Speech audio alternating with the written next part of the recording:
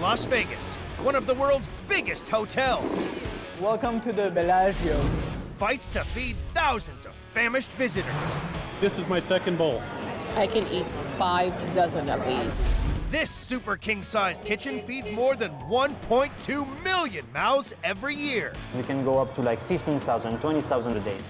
On one of the busiest days of the year, we meet the faces Et voilà. I'm hungry now. and food It's awesome. It's phenomenal. behind one of the world's biggest kitchens.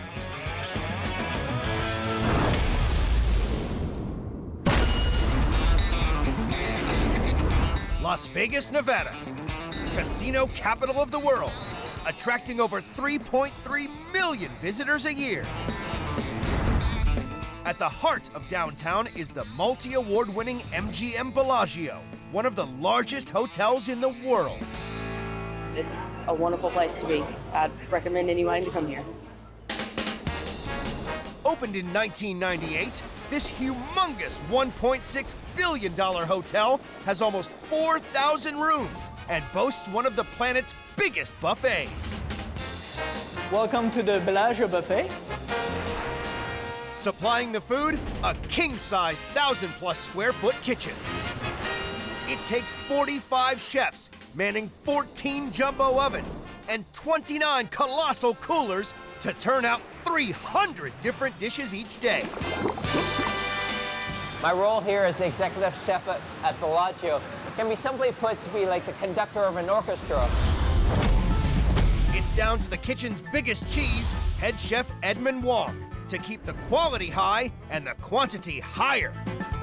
We have 2 larger ovens here that can cook close to 2,000 steaks at one time. Here we have a kettle of about 75 gallons making barbecue sauce. In order for us to create over 4 tons of high quality food, the equipment is very vital to our operation. Cooking up enough 5-star food to feed 1.2 million guests a year is an incredible undertaking. This is just non-stop all day long, from the time we open to the time we close. It's not like a normal buffet. In Sin City, this is the only place to come for sinfully delicious dishes. It's a great selection, but the quality's even better. From pizzas to prime rib, finger-licking chickens to tongue-tickling sweets, this is one belly-beguiling behemoth of a buffet. The good thing is you get to go more than once.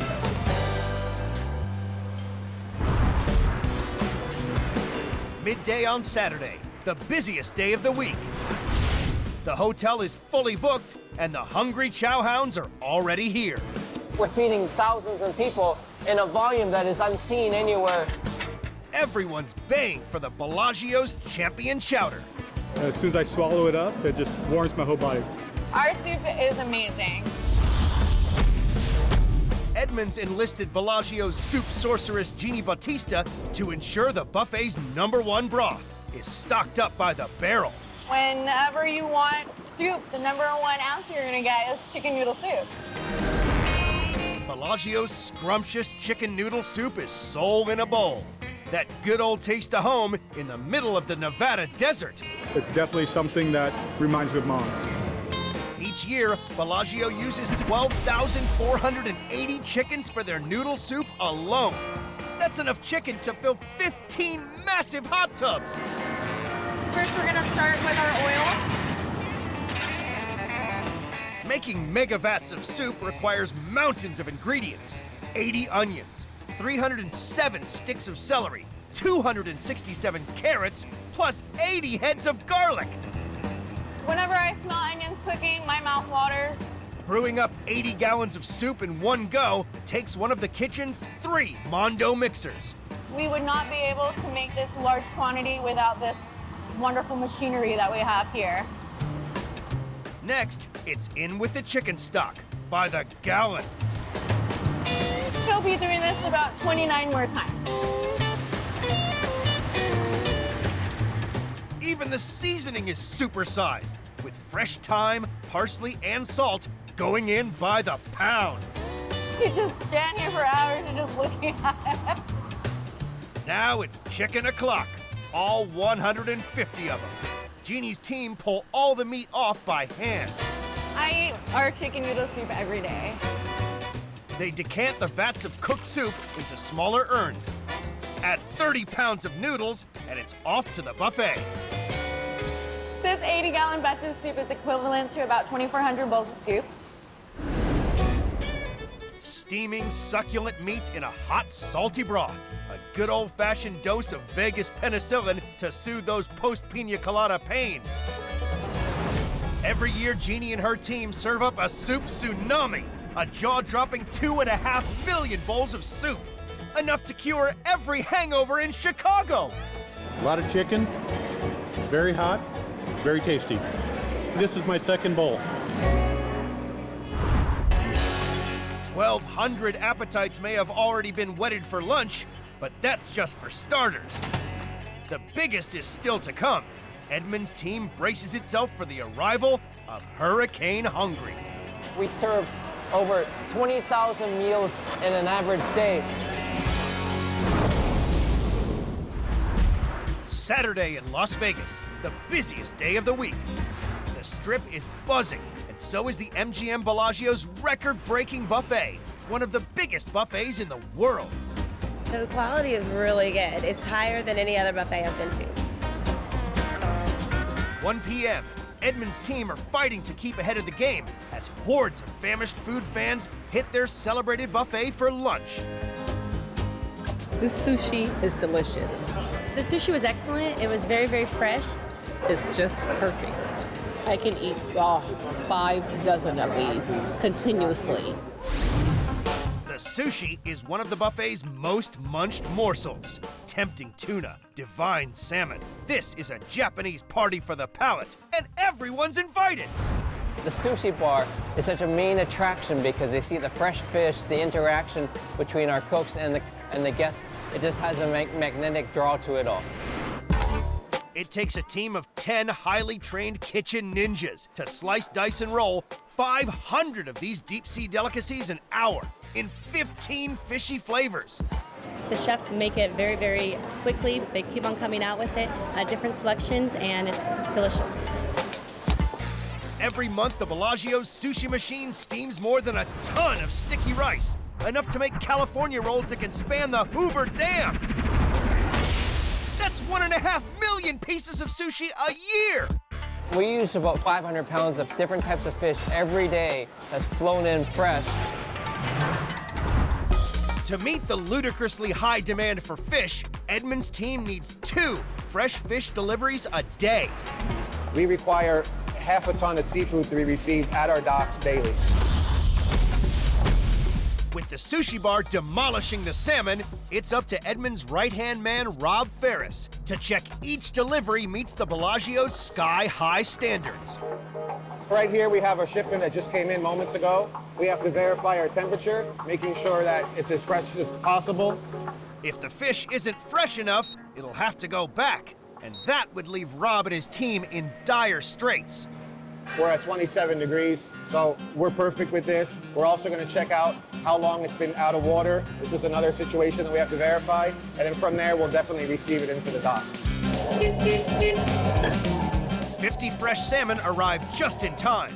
The ravenous buffet goers are hankering for the first batch of Bellagio's finest fish dish. The salmon I'm eating is very good. I'm loving it, and I'd go back for more. Sumptuous pan-seared salmon on a bed of buttered veg, dressed with a zesty tarragon beurre blanc, haute cuisine for high rollers. The Bellagio leaps through 45,500 salmon a year, the same weight as 8 killer whales. This is a dish that people are going to love in the buffet, so I'm going to take you through the steps right now of how we prepare it. The seared salmon has to be served fresh, so Rob cooks it up in smaller quantities, batch after batch.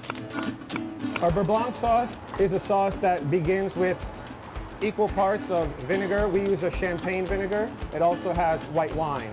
To that, we're going to add shallots, and then we're going to reduce our tarragon. And this is our fresh orange juice. This gives, obviously, the acid to it. While he reduces the beurre blanc, he sweats off leaks in butter. We don't want to let our butter brown. Beautiful leaks. This is a very popular dish. We'll actually serve about 800 portions on a weekend. Next, he individually sears the salmon fillets. Cooked nice and evenly, golden brown. Looks great. To finish the beurre blanc, he whisks in cream, adds fresh tarragon, and then passes the mix through a fine sieve. We really want to get all that flavor out of there. One batch down, another 29 to go. A pan-fried salmon with soft buttered veg and a lavish citrus sauce. A perfectly seared crowd pleaser. Now we're ready to bring the pan of salmon out to the buffet for people to enjoy. It's really, really fresh, bursting with flavor and kind of melts in your mouth. The fish may have gone down swimmingly, but with 2,000 mouths fed and the kitchen stretched to its limit, Edmonds pulled in an expert to bump up the buffet with an extra special dish. I've been doing the Peking duck more than 10 years. Saturday, 6 p.m. Dinner time at the Bellagio on the busiest day of the week. As well as having a full house, hundreds of extra tourists are lusting for the gloriously gut-busting buffet. One of the more popular stations that we have is the rotisserie. This is a carnivore's cloud nine, with every kind of meat under the sun being turned out by the ton to keep up with demand from the meat-seeking food files. Over here we have spice-rubbed Kobe beef, our version of St. Louis-style ribs. As a holiday special, Big Cheese Edmond has drafted in an expert to prepare a rare meaty treat from the Far East. Right? It's very juicy and the taste is really good. Peking duck, Bellagio style. Tender, moist meat with a crisp, sweetly spiced skin. This is one mighty fine duck. Our recipe make the Peking duck more crispy than all other ducks. Executive Chef Patrick Lee is Bellagio's king of the Peking duck, turning out 70 in a day. Making the perfect Peking duck takes a lot of time and a lot of love, and no one loves duck more than Patrick. I'm going to doing the most popular dishes in the buffet. The whole process takes 2 days. Step 1, prepare the seasoning for the first batch. And then we have the marinated sauce, and then we have hoisin sauce mixed with the ground bean sauce. And then this is important. Star anise, the ginger, garlic, at the same time, you put on the mixed bowl. It smells so good. Wow, fantastic. Now it's rub-a-duck time. Patrick massages the aromatic amalgam deep inside each of the 14 ducks for maximum flavor penetration. 1 spoon is not enough, so another spoon, look at that. Now the most important, you need the skewers. He sews up the duck to make it extra moist and tasty. Look at that, no dropping. The next step is a hot bath in boiling water, followed by a sweet and sour shower. This is the secret sauce. Red vinegar and maltose. The secret to perfectly crisp skin? Hanging the duck out to dry for 24 hours. Then, it's on to the second batch. Now it's time for the roasting. Look at that. Whoa, the fire. Woo. Good luck. Patrick roasts the batch of birds he prepared yesterday for 75 minutes. Wow, look at that. It's crunchy and beautiful. Now I pull out the skewer. From here you can see the juice is coming out. Get ready. Oh, yummy. I'm hungry now.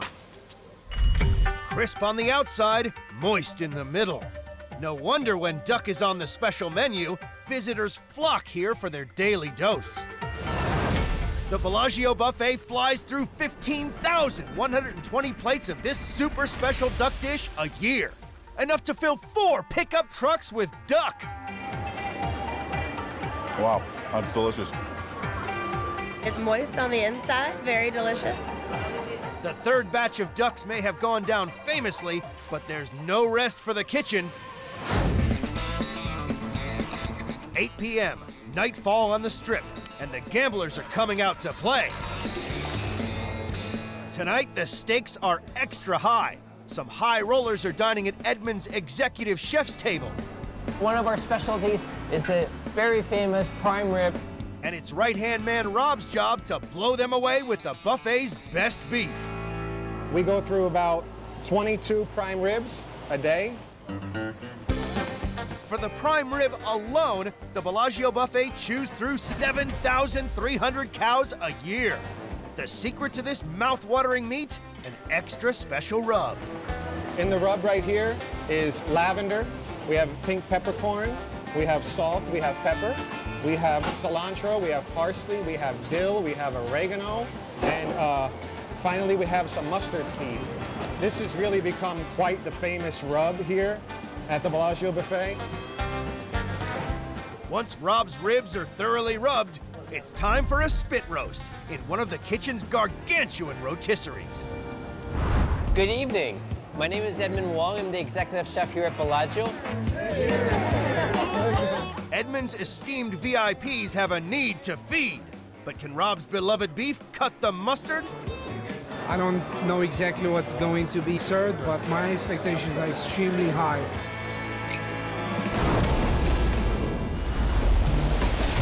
In Vegas, it's a full house at the Bellagio. And at the peak of the Saturday supper time surge, the buffet is being blitzed. Have fun and really enjoy all the food. The heat is also on for Edmund's right-hand man, Rob. That's exciting. At the exec chef's table, it's prime time for his prime rib. The flavor, it's incredible. Bon appetit, amazing, amazing. So far, everything's great. I mean, the guests are loving everything. They're really impressed with the spread they have in front of them right now. After bellyfuls of beef, it's Edmund's turn to sweeten the deal for the hungry high rollers. Our finishing course is a white and dark chocolate fondue, which is specifically only for you tonight. Enjoy. 9 p.m. It's battle stations at the main buffet as Edmund's team prepares for Operation Dessert Storm. Here, to cater for the incoming sugar rush, even the desserts are made on a super colossal scale. We produce a lot of pastry, a lot of them. There's only one man Edmund can count on to manage the Bellagio's mountain of mouth-watering morsels, executive pastry chef Sylvain Bortolini. We do over 5,000, 6,000 desserts every day, and we can go up to like 15,000, 20,000 desserts a day.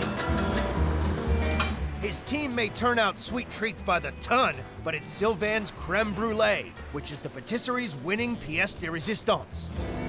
Et voilà. That's my first time to have it, but it's awesome. It's phenomenal. Rich, silky vanilla custard, locked away beneath a sheath of crunchy caramel. To hit the sweet spot jackpot, all you need is a spoon. Sylvain and his team burn through 73 tons of sugar a year.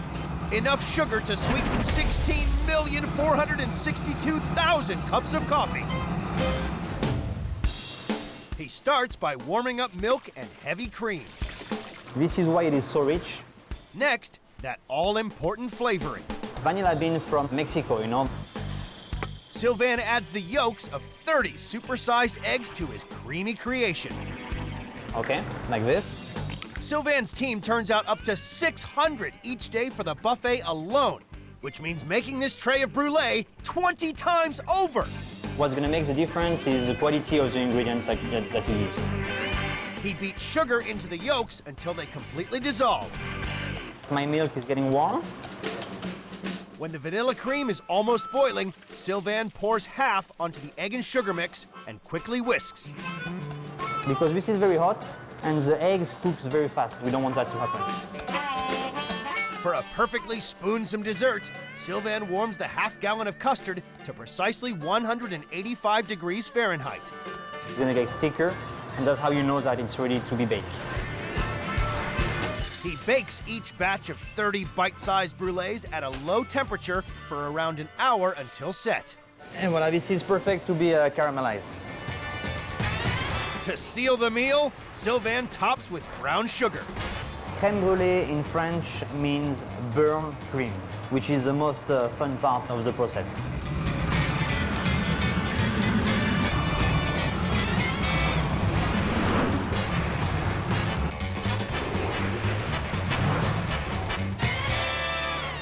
Et voilà. Sweet dreams are made of these. The creamiest French fancy, the Bellagio way. I would not expect a dessert this good at a buffet at all. One of the best I ever ate, so go Bellagio. The buffet cracks through 219,000 creme brulees a year. That's a custard skyscraper the height of the Eiffel Tower 36 times over. 10 p.m., and after dealing out 80 gallons of soup, 4,000 pieces of sushi, 70 Peking ducks, and 600 creme brulees, Edmund's team at the Bellagio Buffet can finally cash in their chips. It's been a very long day here at the Bellagio Buffet. We've done about 4,000 covers for the entire day, so it's a big one. Supreme. It's a perfect ending to a wonderful, rewarding day of cooking. We'll be right back at it tomorrow morning doing the same thing.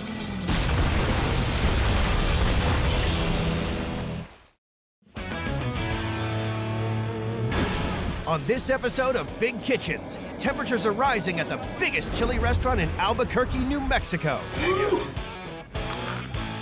This king-sized kitchen cooks up more than 3,000 chili dishes a night. It's all about the chilies. This is New Mexican food, super grande style. Every time we come to El Pinto, it's fantastic.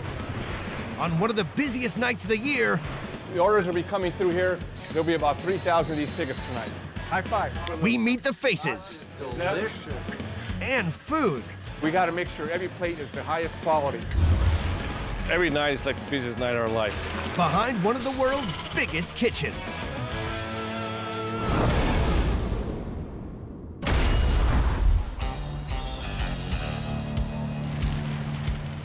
Albuquerque, New Mexico. Home to the most popular chili restaurant in America, El Pinto. On a busy night, it's like going into a battlefield. Feeding up to 20,000 customers a week, this joint does Mexican cuisine on a massive scale. From spicy red chili ribs to green chili enchiladas, this is some of the hottest food in the U.S. El Pinto is owned by twin brothers John and Jim Thomas. They live, breathe, and eat chilies. We're in the chili capital of the world, and we've grown to this size because the customers enjoy our food so much. Been eating this for 25 years, and every time I come here, this is what I get. El Pinto was opened in 1962 by the Thomas family, with 10 tables serving their grandmother's recipes. It was an instant hit. Today, it seats more than 1,000 customers and feeds 250,000 people a year, including celebrities and presidents. El Pinto makes me feel like I'm at home, like, you know, just like at my grandmother's. How you guys doing? Doing good. El Pinto's kitchen is 5,000 square feet of giant grills, oversized ovens, and king-sized cauldrons of food. A kitchen staff of 100 cooks 1 ton of food a night. But the real key to keeping this monster Mexican running smoothly is a constant supply of fresh chilies. 5 million a year. The chili is the most important part. We hand pick it, we hand peel it, we treat it like it's the most important part of the meal. Jim and John grow chilies on a 100-acre farm nearby. It feeds their kitchen with 100 gallons of red and green chili sauce a day, serving more than 3,000 dishes a night. Roasting the chilies to bring out their flavors never stops for Jim. You can smell that aroma. Oh, nothing better. Ho, ho, ho, I feel like Santa Claus here. Got some fresh green chili. This is a typical roaster that you'll see throughout New Mexico during the roasting season. This is the best way to roast chili. It comes out, just caramelizes it and brings out the flavor of the roasting.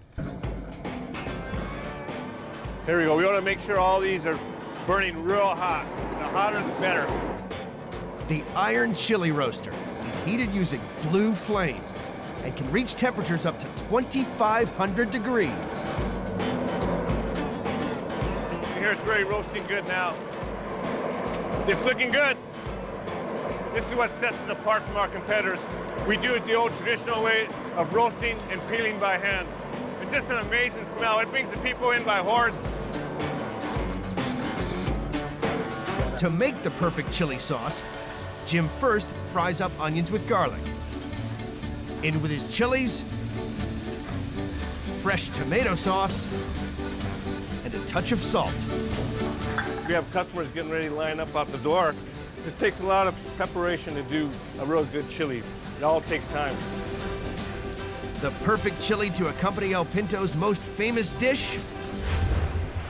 The green chili chicken enchilada is really the whole enchilada. 3 layers of shredded chicken, cheese, and piles of hot green chili. All stacked between fresh-baked corn tortillas. El Pinto goes through 10,000 tortillas a night. It's love, passion, and chilies here at El Pinto. Preparing the enchiladas is down to Brother John. We add the green chili onto here. We add the chicken, some more green chili. Now we have 2 types of green chili here. We have a hot and a mild. This one is actually the hot. I prefer hot. Cheese, not too much cheese. That's not a pizza. We add some more chili. 3 more layers of chili, chicken, and cheese top the dish. The green chili chicken enchilada is a masterclass in New Mexican cuisine. Every year, they serve 350,000 of them. Since El Pinto opened, it has made enough enchiladas to stretch across America. I love it. It's fantastic. Every time I come here, I order it. You know, I've always been a fan of El Pinto. Always great food, great atmosphere. And I love their enchiladas. They're great. Good.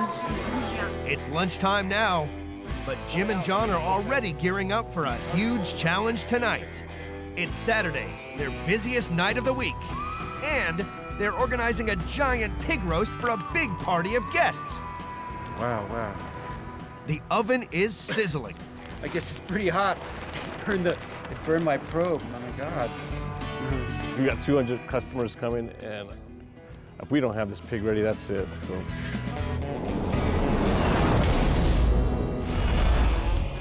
In New Mexico, the biggest chili restaurant in the world is gearing up for Saturday night, the busiest night of the week. We got the A-team on, and they're just kicking ass. Tonight, Jim's team must cook more than 1 ton of delicious New Mexican food, including a 150-pound dressed pig that they'll roast in an ancient Native American oven. Always risky. It burned my probe. Cooking this beast is down to executive chef Patrick Hancock. Everybody wants to see it. The whole goal with the pig is to have the pig be the star for the evening. Patrick's reputation for roasting pigs to perfection adds to El Pinto's popularity.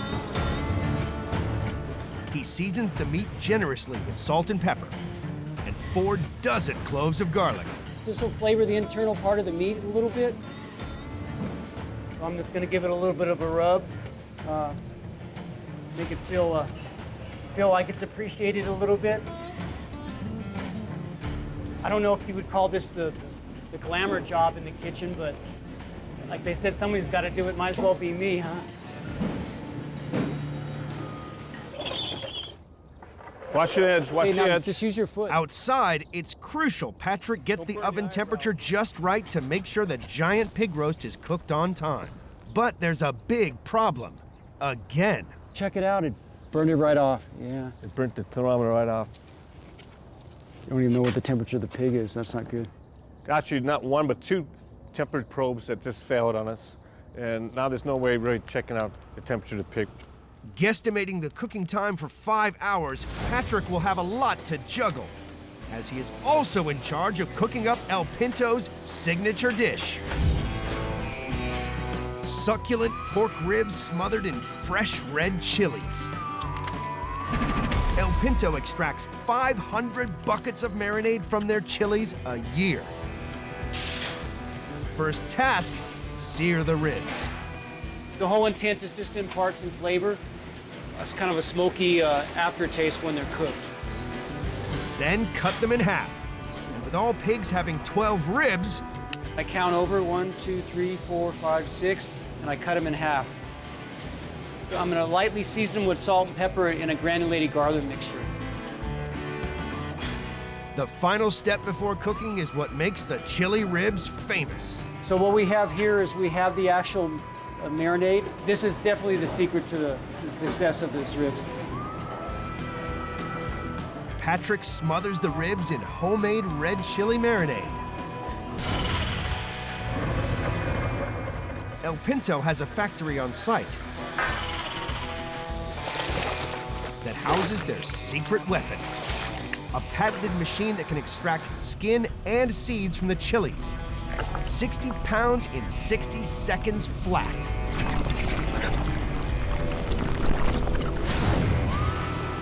The temperature of the oven is about 250 degrees. These will be cooked for about 6 hours. El Pinto sells 25,000 plates of red chili ribs every year. That's 40,000 pounds of pork. The finished dish is a sensory overload of chili spice explosion in the mouth. I like when I ate them, it just fell off the bone. It was really easy to eat. El Pinto has it down. Yeah, they're the best in Albuquerque, obviously, and probably in the Southwest. Our favorite spot, once a week. Making sure El Pinto matches quantity with quality has taken years to get right. We have 15 terminals here throughout the restaurant where waiters are constantly putting orders in every minute. The orders will be coming through here. There'll be about 3,000 of these tickets tonight. Everything's got to run just like a machine. It's got to run like a clock. So it's all about communication between the front of the house, the back of the house, and we have a massive house. As the lunch rush heats up, so does the demand for the green chili sauce. Let me grab my green chili sauce here. With more enchiladas being sold than expected, Jim now needs to make a fresh batch of green chili sauce from scratch, ASAP. I don't want to say balls to walls, but I'll tell you, it's going to be balls to walls. It's going to be tough tonight.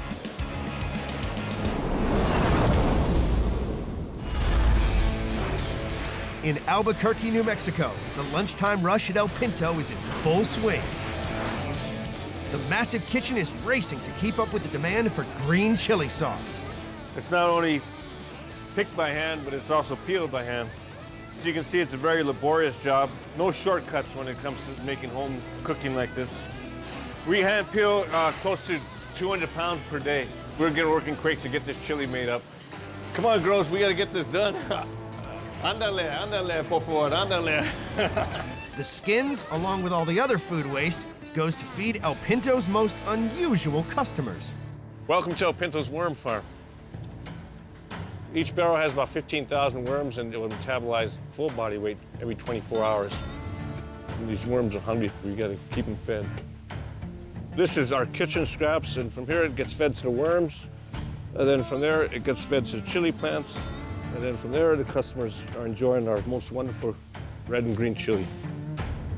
With the nutrients deposited back into the soil, they collect any waste liquid in barrels to fertilize next season's crops. They call this liquid gold in the industry. Ah, Mother Nature is in the palms of my hand. But it's back to work. 2 p.m. The kitchen is working flat out to keep pace with 500 orders an hour. It's always busy. You just got to stay on top of it. There's no time to think about anything else. There's a lot of action here. All you've seen is shoulders and elbows, and everyone's just focused on getting it done. Yeah, you guys, I need that Pinto One chicken fingers. The people that are working on a busy night have to focus on what they're doing, and they got to be right on their game. They work as a team. Quite a machine here at El Pinto. We call it the Machina.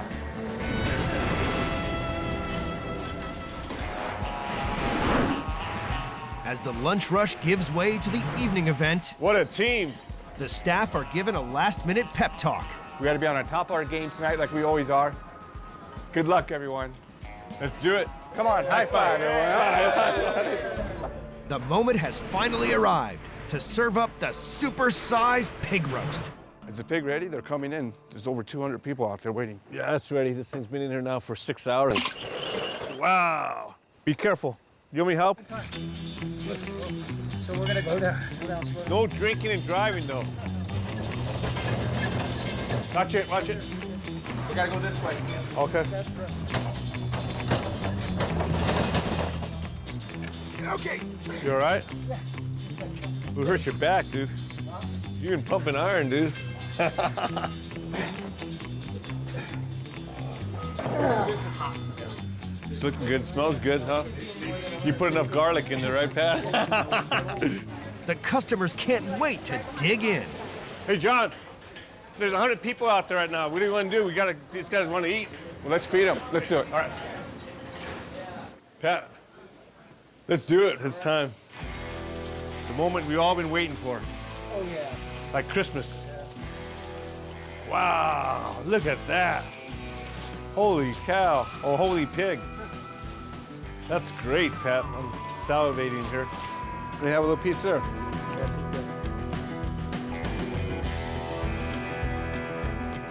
Wow.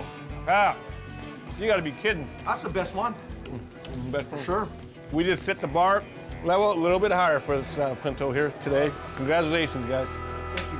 Good job. Here, Javier. Can I get some of that cheek meat, please? Sure. That's the best part of the pig. Fantastic. We're here for the montaza. We're at the pig roast, so I've got some rice, some guacamole, and some pig. It's delicious. We keep coming back because the food is amazing. Every time we come here, it's always just above and beyond.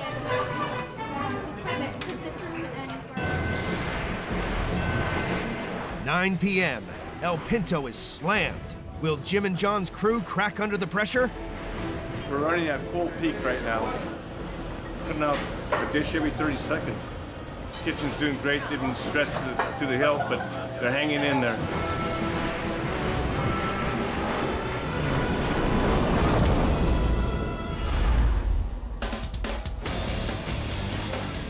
In Albuquerque, New Mexico, the 100-strong staff at El Pinto are working at a breakneck pace to feed more than 2,000 customers. The pig roast a success by the hair of their chinny chin chin. El Pinto has saved the best for last. The Levante, a New Mexican tiramisu. Layer upon layer of cream, custard, and sugary biscuits. It's heaven on a plate. It's El Pinto's most popular dessert, and the baking team gets through a staggering 5,000 bizcochitos every month.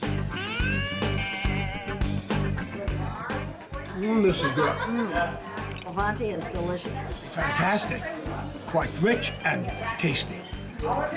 It's delicious. People just fall in love with this dessert.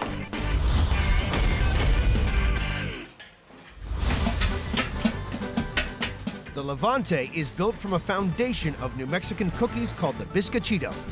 We make tens of thousands of these. People just can't get enough of this dessert. We're gonna put them in the oven. Next step, create the creamy custard. This is egg yolk, sugar, and XO Café liqueur. So now I'm gonna take the custard mix here and take it up front and cook it up for 30 minutes. You just cannot rush this recipe. That's Levante. Ronnie marries the custard with a mountain of mascarpone cheese and whipped cream. Okay, we're gonna go ahead and put the final touch on these bizcochitos, and that's cinnamon and sugar. You can never have enough cinnamon and sugar. Hacer Levante means to fall in love. That's why people love this dessert so much. Okay, now the fun part. We finally get to build the Levante. It's like a puzzle. It's looking good already, huh? Okay. My goal when I make this dessert today is to make sure each and every customer that orders this dessert falls in love with Levante. Topping it off, chocolate spiked with chili. We're gonna infuse chocolate with some red chili. The heat is gonna complement the sweet. The red chili, it doesn't affect any of your tongue. It's just, when you swallow, it just hits you right down here on the throat. It's unbelievable filling. It's just so warming and lovely. Voila, Levante, the dessert you'll fall in love with.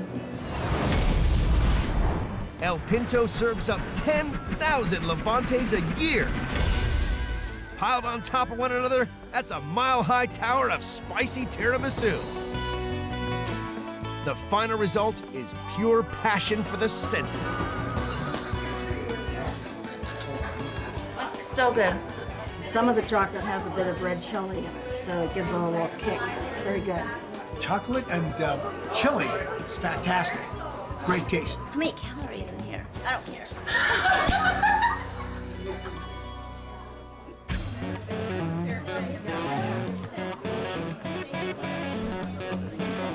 100 gallons of chili sauce and 100 pounds of cooked ribs and pork later, it's been another successful night at El Pinto.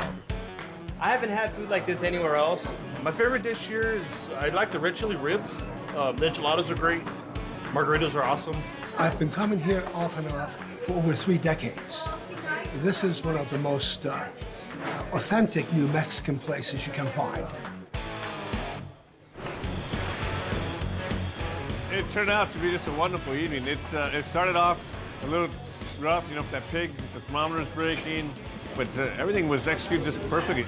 Making things special for the customer makes it very difficult for the kitchen, but that's what it's about, pleasing the customer. Like my grandma says, panza llena, contente corazón. That's probably the most important thing. Full stomach and happy heart.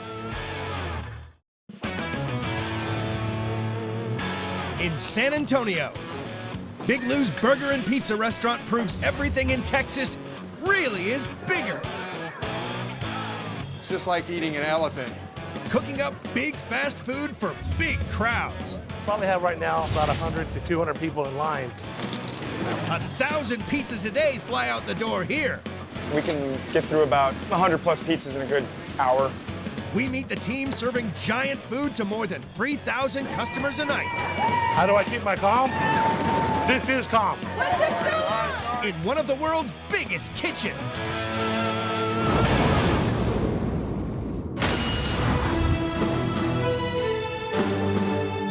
In San Antonio, Texas, just a few miles from the Alamo, is the biggest and busiest pizza restaurant in America. Need 5 miles, please, 5 miles. Pep lasagna. Somebody getting the pep lasagna?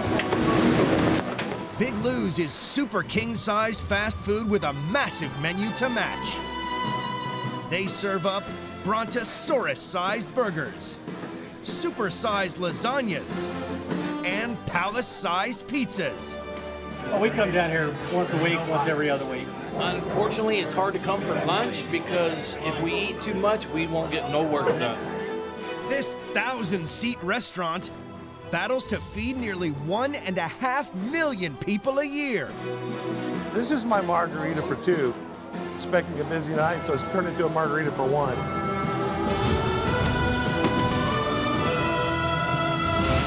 Come on, baby. This isn't amateur night. To keep up with surging demand, Brian has an army of more than 100 fast-moving staff. We can get through about 100 plus pizzas in a good hour. 4 industrial-sized ovens and equipment made especially for gargantuan food all help. It is something that has taken us years to design, years to perfect, has cost us thousands of dollars. Along with one very large cop. Mr. Chambers here, who is one of San Antonio's finest here, helps us keep some law and order here. It wasn't that long ago that Big Lou's was just a pizza shack. With a personal loan from his parents, Brian opened in 2000. They thought I was insane. They're like, you don't even know how to cook, and they were right, but I guaranteed them that I could learn.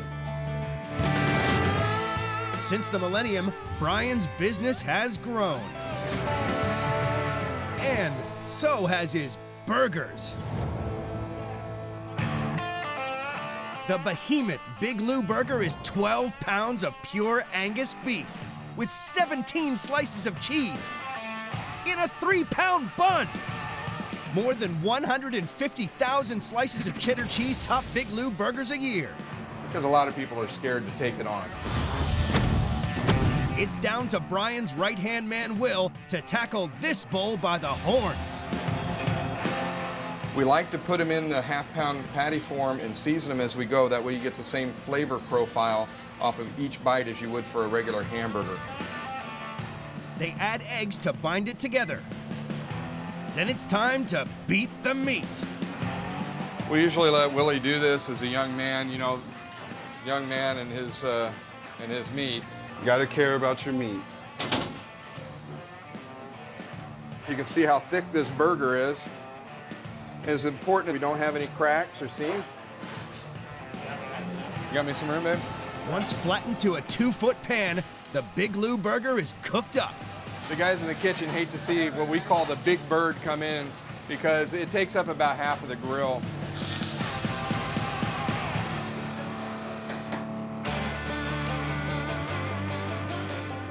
This is our version of the hamburger bun.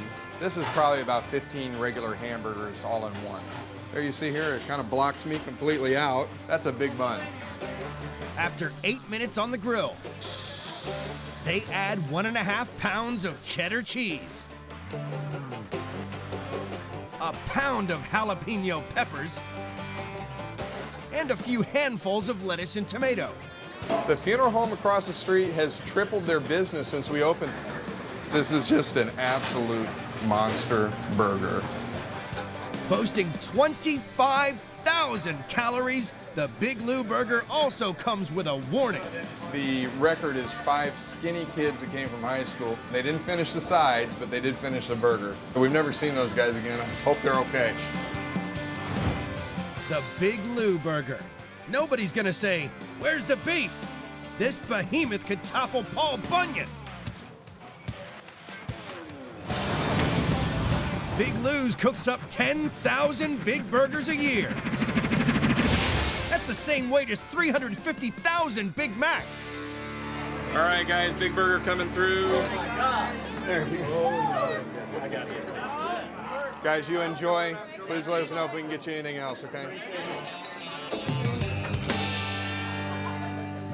There's nowhere else where you can get a burger like this. We're gonna have one heck of a try finishing this burger up. We're gonna give it our best shot. Let's get breakfast for today's burger. I think you could feed 20 people off of this thing. I may be good for one more slice.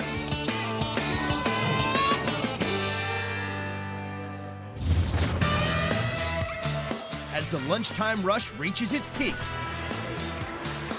I need a pep lasagna, please. Pep lasagna, please. Brian and his team will need to keep their guard up. They're about to get hit by some very demanding customers. I am hangry, which means I am hungry and angry at the same time. How do I keep my calm? This is calm.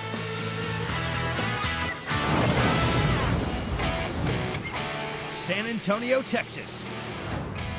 It's the lunchtime rush at Big Lou's, and big lines are already forming. They're hitting us hard. We've got to bring our A game here every night, baby. You got to keep up with the pace. Only several hours into the day, and the kitchen has already fed a staggering number of customers. We as a crew have done at least about 800 plus pizzas. To keep up with demand, Brian has perfected a military-style operation. Hey, Will, got to make sure everything's good to go for tonight. What it really boils down to is we have about 4 restaurants all wrapped up in one location, and I see my crew working their tail off. Creating food on a massive scale requires a constant stream of huge deliveries. 2 million pounds of ingredients a year. This huge delivery of cheese will last 2 days. We go through a lot of food. Big Lou's doesn't just serve burgers and pizzas. For those who love pasta, they serve up 1,000 dishes every night. It's down to Brian's niece Valerie to serve up their biggest pasta dish. Everything in Texas is bigger. Bigger is better. The Big Lou Cheese Lasagna, Texas style. 12 layers of pasta pleasure glued together with cheese and a secret sauce. Customers at Big Lou's down 5,000 crates of pasta a year.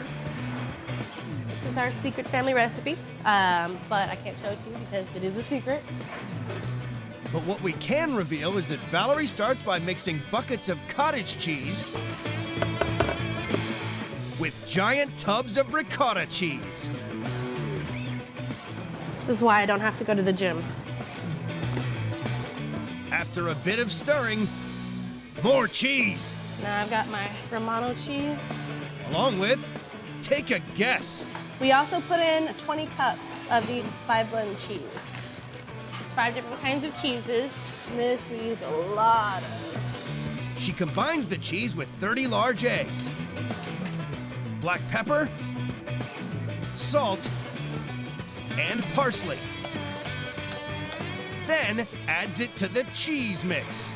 Gotta stir it up really well. Almost all of our sauces are actually very labor intensive. Now it's time to build the Big Lou cheese lasagna. We're gonna take our secret homemade sauce right here and we're gonna coat the bottom of the pan. What we're gonna do is we're gonna get our lasagna, we're gonna get it to fit in here best as we can. Valerie adds generous heaps of cheese filling between each layer of pasta. It's almost like laying a wood floor. Sauce, spread it all over, kind of paint it on there. So that way you get the sauce in all the little crevices. That way that flavor kind of just sinks on in. 4 layers of pasta, sauce, and cheese. Topped out with 4 cups of our 5-blend cheese. So that way you got a nice cheesy topping. It's gonna look beautiful when it comes out. Into the oven for 45 minutes to bake till brown. I've learned one thing, if you're counting calories, it's not going to taste good. The Big Lou lasagna, pure cheese satisfaction. Big Lou serves up more than 55,000 portions of lasagna a year. Over 15 years, that's enough to fill a 747. The lasagna is very good. It tastes very homemade. And it tastes like something that you would take all day to prepare. The sauce is delicious.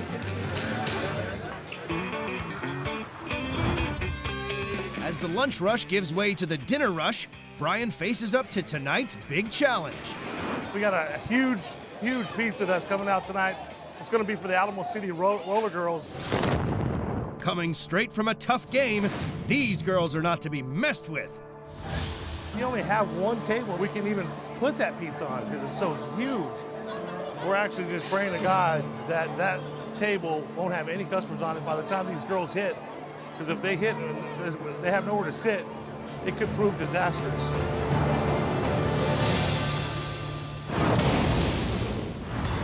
At Big Lou's in San Antonio, Texas, the dinner rush has kicked in. The volume of orders has doubled. I need a dozen mile, please, dozen mile. To make tonight even more of a challenge, Brian's team has an order in for their biggest pizza. We're actually making it for a special group of young ladies, the Alamo City Roller Derby team. And believe me, you do not want to get on their bad side.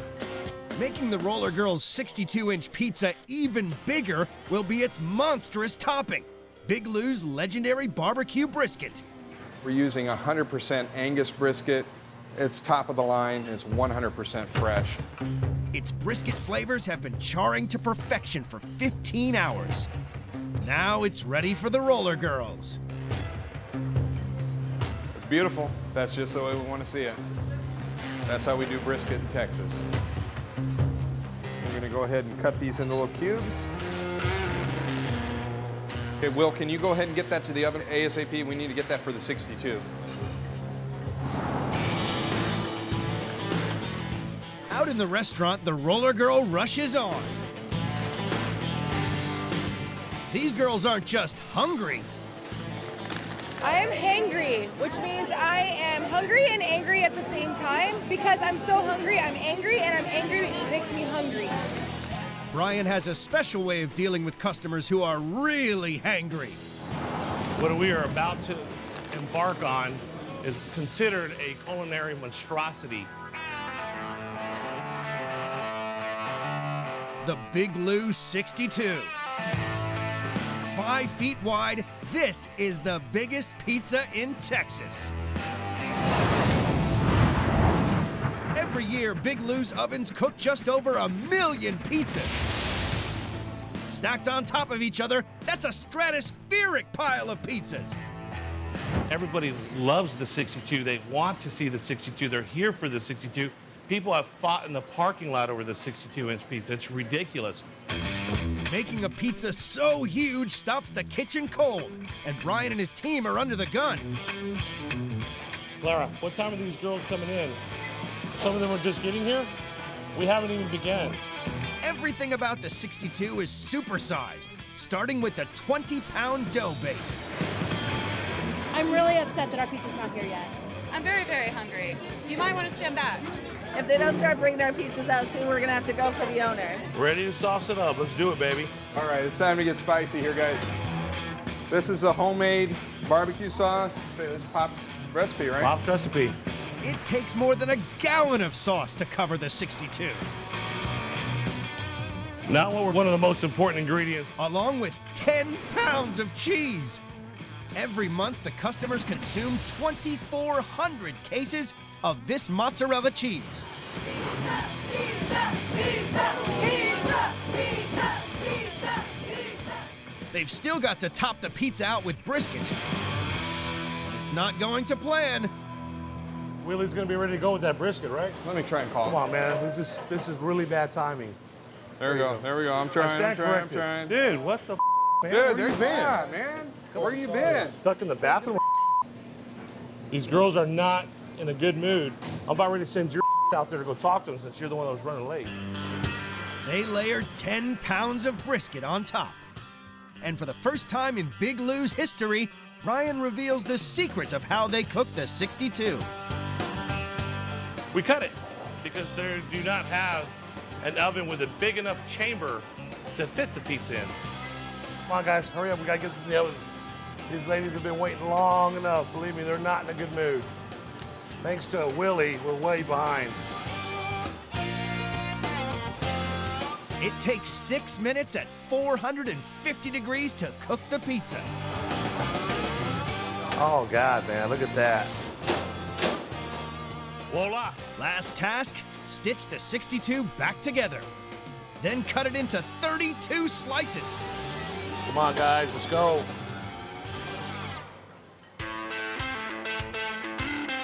The 62-inch behemoth Big Lou Barbecue Brisket Pizza, weighing in at 40 pounds.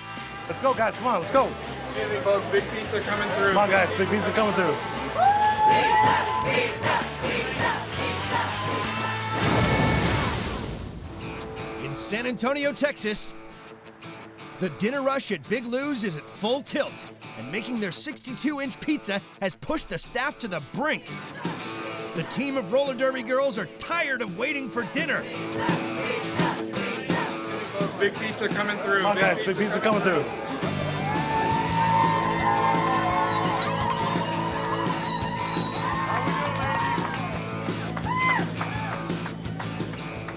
It's not big enough! Big enough! What took so long? Sorry. It took so long because of him. Big Lou, cutting! Please, enjoy. Thank you.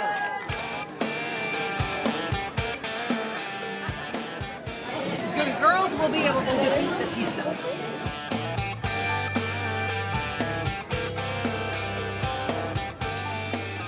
He is absolutely incredible. I am not a big fan of barbecue anything on pizza, but this is incredible. It's not what I expected, it's better. It's really, really good. This pizza's delicious. Definitely worth the wait. We pretty much demolished it in about 5 minutes.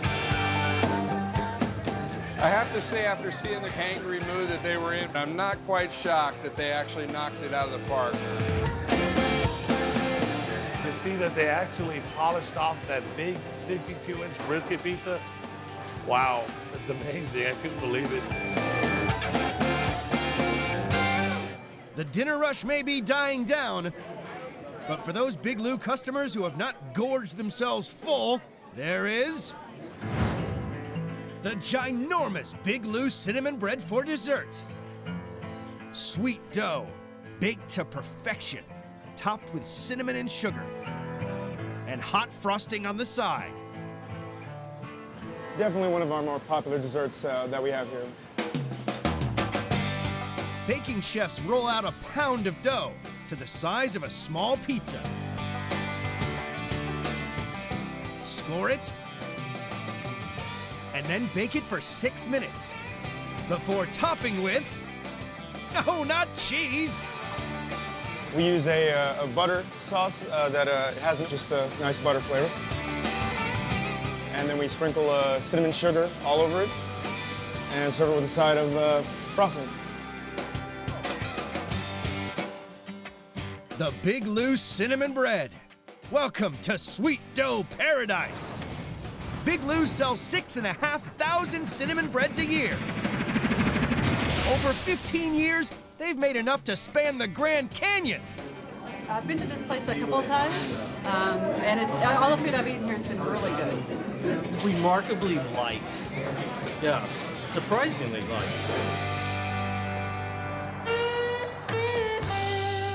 After 10 hours and nearly 5,000 orders, including 2,000 pizzas and 1,000 burgers, Big Lou's big night is over. The food here is really, really good. We've been coming here for years. What's really good here is the atmosphere, the food is fantastic, and the staff is awesome. In San Antonio, Big Lou's is probably the only place where you can come and get lasagna, pizza, wings. The taste is a lot better. It's homemade, more homemade than a lot of other places. It's a great place to eat. Everybody's always very friendly, and I'm always very impressed with that. It was a brilliant night. I am actually starting to just almost like power down. Just getting ready for the next go around tomorrow. Hey, every day to me is a new day. Every day, hey, we still got to prove ourselves all over again. Just an example of your average Saturday night with all the chaos and confusion, the amount of food that's flying out of this kitchen. This isn't a task that just any restaurant can tackle. It's just what we do. So it's just amazing, and I love doing it.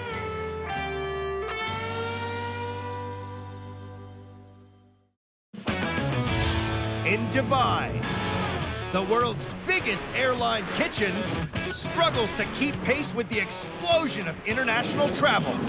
We're always panicking.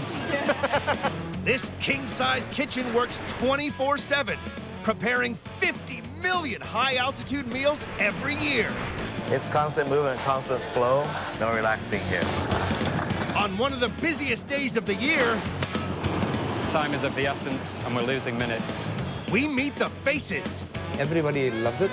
And the food. Good flavors, nice taste. Behind one of the world's biggest kitchens.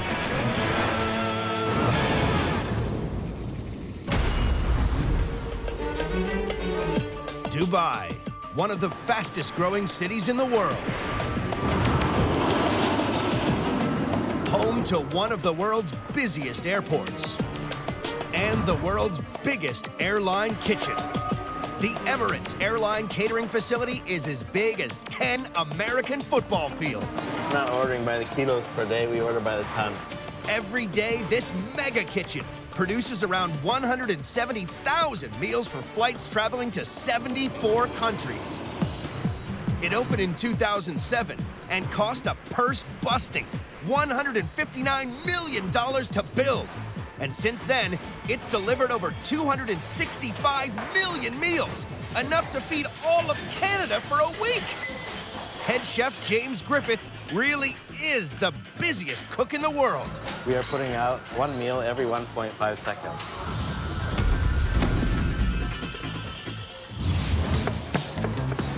His team of 520 chefs from 42 different countries cook up everything from steak to sushi and pastries to pasta. It's important to offer a regional destination dish, giving people something they're familiar with, making them feel more at home on the aircraft.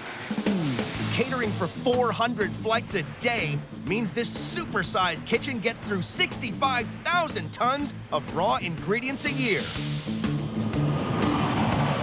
While James masterminds the meals, flight dispatcher Michael Deacon must put them on the right flight at the right time. The pressure is on. We need to get that aircraft cleaned, catered, fueled, and back out. This is a 24/7 operation here in Dubai. Flights are departing and arriving all the time. Today, Michael and the team are up against it. The airport is operating at full capacity. Departing for New York in less than 2 hours with 489 hungry passengers on board is an enormous Airbus A380. And the lucky folk in first and business class are in for an Arabian extravaganza. The airline's signature starter, a mouth-watering Middle Eastern meze, mutabal, kibbeh, tabbouleh, and their world-famous hummus. And to make it, they smash through 500 million chickpeas every year. Everybody loves it, all nationalities. The only man for the job is Lebanese chef Saeed El Ilam, a real master of meze. The main point that you need to make a dish which is authentic. To make the ultimate hummus, Saeed cooks the chickpeas for 3 hours and blends. This is what I'm looking for. He then adds ice to preserve his precious puree, salt, tahini, olive oil, and lemon juice. A second blitzing gets it pipably smooth. Beautiful. Jumbo jets need jumbo-sized portions. To make meze en masse, the chefs here blend 650 pounds of hummus a day in these massive machines. The hummus is the pièce de résistance in this Middle Eastern masterpiece, with the essence of the Emirates in every bite. Cooking high-quality food in such high volume puts the chefs here under high pressure. Just gonna do a final check before we cover it. And Saeed won't compromise. Every plate has to meet both his and the airline's sky-high standard. So we'll make sure that everything is perfect. Anything less, and it's back to the chopping board. So we're gonna change these dishes. It's a bit dirty from the sides. Let's clean these things. With just minutes to spare, the loading team gets Saeed's mezes onto the Airbus bound for the Big Apple. It's important to stay calm under pressure, and that pressure is something that we thrive on. The chefs turn out 1.46 million plates of this Middle Eastern medley a year, enough to stretch from Boston to New York. It's up, up, and meze. And for business class, it's hummus o'clock. The hummus was nice. For the amount of dishes they make every day, I think this is a very good standard. Really nice, definitely in competition with those downtown in Dubai. That's one giant of the sky airborne and fed. But for every plane that leaves, another one lands. Next on the tarmac is sold-out flight EK09 for London. With less than 2 hours till departure, the kitchen is about to get slammed. We're under pressure because we need to make sure the food is ready on time so we don't have any flights delayed. To feed the ravenous passengers, flight dispatcher Michael needs food. There's so much to be loaded. If you can imagine catering a whole restaurant from scratch within 25, 30 minutes. But Chief Chef James is busy elsewhere. This is a big day. We're getting the final sign-off after 8 to 9 months of development work. He's about to present 3 brand new dishes to airline bosses, with the hope they'll star on the new in-flight menu. They're a tough crowd. We have some worries. Don't want too many changes.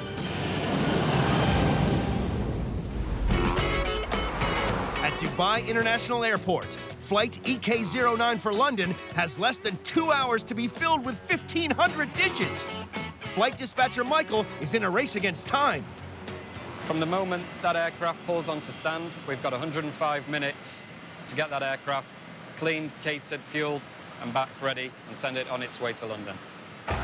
While Michael watches the clock, head chef James should be overseeing the London flight's food, but he's tied up preparing 3 new dishes for sign-off that he hopes will end up on an all-new in-flight menu. If there's a dramatic change, I think I'd quit. The fate of James's brand new menu lies with the Emirates' big cheeses, and they're notoriously tough to please. Hi, good to see you. You all right?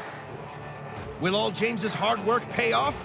The decision lies with head honcho Stefan Lotz. Color-wise, dish looks nice. Sumptuous tomato and pine nut ravioli, delectable black cod with vegetables, and tempting Tunisian spiced lamb. They're all perfect dishes. We tasted everything. I'm happy with all of them, so they're all approved from my side. So again, thanks very much. Oh, wow. Thank you. Thank you. Perfect. They are all approved for takeoff. That was very good. Well pleased. After 8 months of work, a big team, they put a lot of work into this, and we got it signed off just like that. Quality control is key in this colossal kitchen, and it doesn't stop once a dish gets on the menu, which is refreshed every 3 months. Every day, specialists spot check 300 meals to ensure they're up to the high-flying diners' high standards. Quality for us is number 1. And nowhere is it higher than in first class. And that's the turf of executive chef Mike Borsdorf. He's making sure the London flight gets gourmet grub to fly for. In terms of the products we're using and also the food we are cooking, it has to be a highest standard. Passengers on flight EK09 are being treated to the barbecued kingfish, crowned with a velouté sauce and sitting on a throne of walnut-studded barley. This really is the king of cloud-level cuisine. Emirates chefs will fry up over 2.1 million fish fillets this year. That's a lot of Nemos to find. First, Mike makes fresh stock for the sauce by boiling fish bones with vegetables, fresh herbs, and peppercorns. Now it smells really good. We're using the bones of the kingfish, so the flavor is quite intense as well. To pack a real gastro punch, Mike makes a knockout barbecue rub. He mixes a secret blend of spices with brown sugar, slicks the kingfish with oil, and gives it a spicy rub down. Nicely coating the fish. He grills the kingfish steaks a minute each side for that fresh off the barbecue flavor. We have sugar in there. It's gonna get lightly caramelized. For a deluxe velvety sauce, Mike cooks out flour and butter and adds the kingfish stock. It should be slightly creamy. Then it's in with some cream, that punchy spice rub, and lemon juice. A little bit spicy enough from the cayenne. I think it's right. Seasoning on plain food is vital, as high altitude reduces perceptions of sweet and salt by up to 1/3. It also affects the food's texture. If the sauce is too thick and you reheat it on the aircraft, it will not look good. It will basically too thick. If it's too thin, then it's gonna, after reheating, basically look like water on the plate. So you have to make sure consistency is right. Covered in that royally rich velouté sauce, this delicious kingfish really is haute cuisine for high flyers. Mike & Co. produce around 38.5 million gold standard mains a year, enough to feed the whole of California.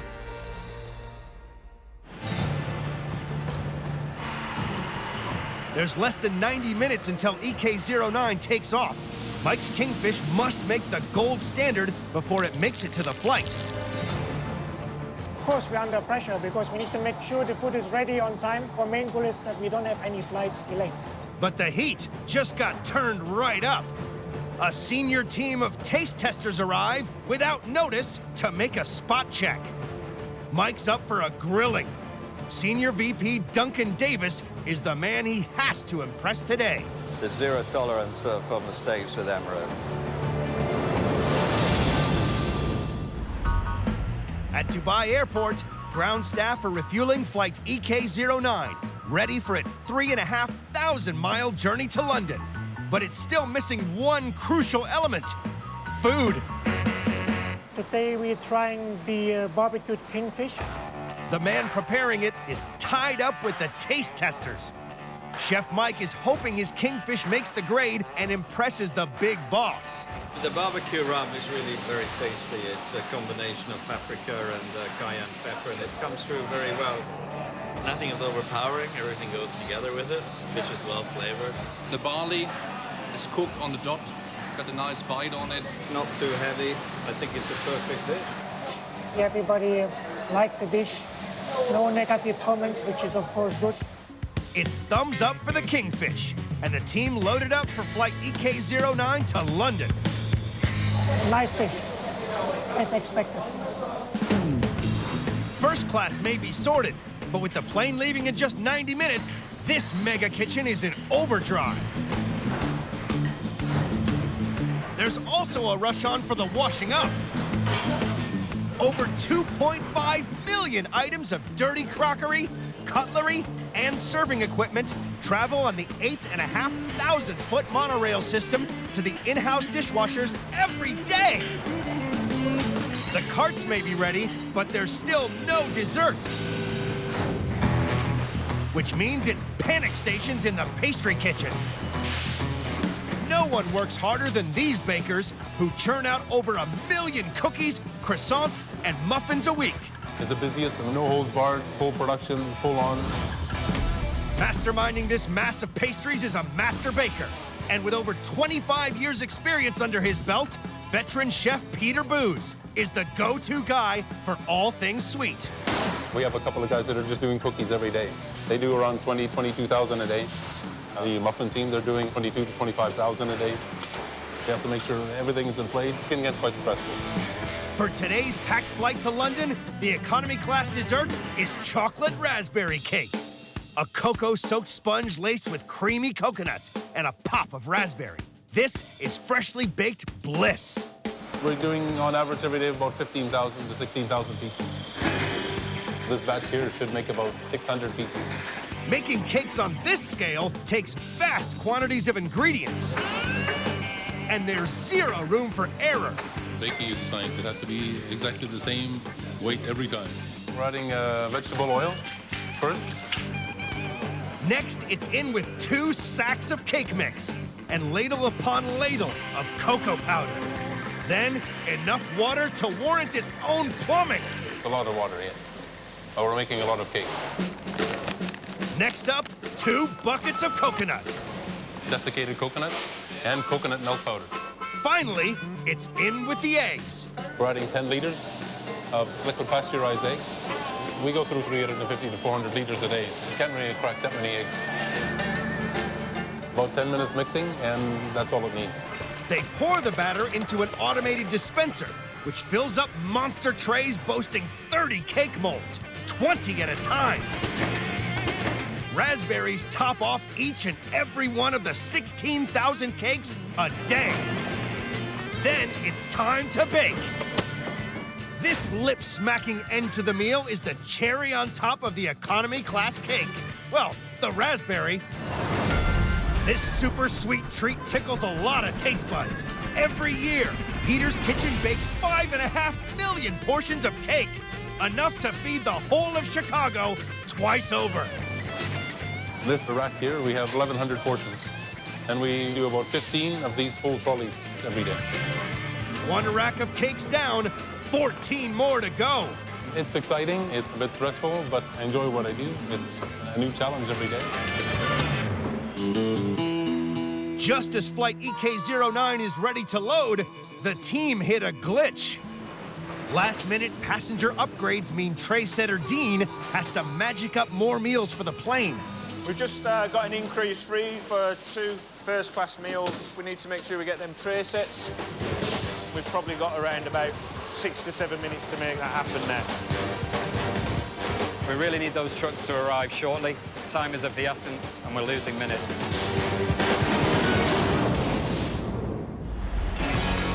In Dubai, flight EK09 to London is waiting. There's just 1 hour to go for the ground team to stock it with carts carrying 500 3-course meals. Cheers, Lindsay. Okay, ready to go? Tray setter Dean has less than 10 minutes to magic up 2 first-class meal upgrades. It's tight, but it happens. Time to relax then, Dean? We're always panicking. First class is still minus dessert. Over in the supersized pastry kitchen, veteran chef Peter is breaking a sweat to turn out 100 plates of pastries in time. We make it fresh. They're made as close to departure time as possible, so we can make, bake, and send it on the plates quickly. This mouth-watering medley is the ultimate show-stopping finale to the first-class meal. Cherry crumble, chocolate ganache, and coconut cake all lead up to the star attraction, the Turkish baklava. A delicate pistachio-filled phyllo pastry, baklava is a tough treat to master on a small scale, let alone turning out 5,000 of them a day. It's a highly skilled job that Syrian Fadi Alzir has been doing for the last 20 years. This involves quite a bit of skill, taking the dough and rolling it to paper-thin width. Fadi dusts sheets of dough with corn flour and layers them up 10 times. Now this is where his pastry skills really come in, rolling all 10 layers paper thin. You can actually see through them. Yeah, they'll be so thin. Next, Fadi cuts the pastry into identical squares and fills each one with sliced pistachios. Time for some Turkish origami. He skillfully folds every single one of the thousands of baklava by hand. To complete one tray, 180 to 200 pieces, takes about an hour. Not everybody can do it. It's highly specialized. They douse the titanic tray of Turkish delights in butter, bake, then lash with syrup. That's perfect. That's destined for a A380 flight for sure. The Turkish baklava is the final flourish on this quartet of delectable desserts. Every year, Peter and his team get through a mind-boggling 6.7 million pistachios for the baklava. They produce 250,000 first-class pastries a month, enough to stretch the length of the Golden Gate Bridge 10 times over. Now's the time for the mass meal mobilization. Workers arrange every last one of the 1,500 dishes onto trays, stack them into 140 empty carts, and load them onto 2 trucks bound for the waiting aircraft. With minutes to spare, the cakes make it onto the plane, which can finally head out to the runway. And from Dubai to the sky, the chef's Herculean efforts are soon going down a treat. First up is the first-class fish dish. I thought maybe they had a chef actually on board because it's so fresh, it's such a delicious taste, and it's so beautifully presented. Next, a little something to sweeten the deal. The baklava was great. It was sticky, sweet, and gorgeous. I reckon that's as good as you get on the streets of any Arab city in the Middle East. And in economy, the food is also going down a storm. Started with a prawn salad, which was delicious. I had a mustard and chicken for the main meal, lovely vegetables, and for the dessert we had chocolate and a raspberry cake. It was really chocolatey, really nice. A nice cold raspberry filling in it, it's really nice. With hundreds of smiles 5 miles high, Peter and the rest of the team reflect on a job well done. It was pretty stressful at certain points, but it all came together. I can go home and relax and look at tomorrow like it's a new day. Looking forward coming back tomorrow and then the same all over again. But they can't kick back for long. Clock's always ticking, even when I'm not here.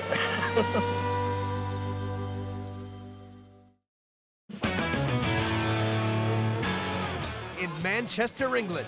Pass. Come on, darling. The heat is on for one of the world's most renowned curry houses. This king-size kitchen cooks up 720,000 curries and 32,000 pounds of rice every year. From lamb chops to halim, we got it all here. This is spicy cuisine on a super-sized scale. Jagir, can you go and check main course outside? Asim, can you check the lamb chops as well? Are they ready or not? On their busiest day of the year, Come on, Mama, hurry up. we meet the faces. A lot of chilies. And the food. It's absolutely delicious, completely wonderful. Behind one of the world's biggest kitchens.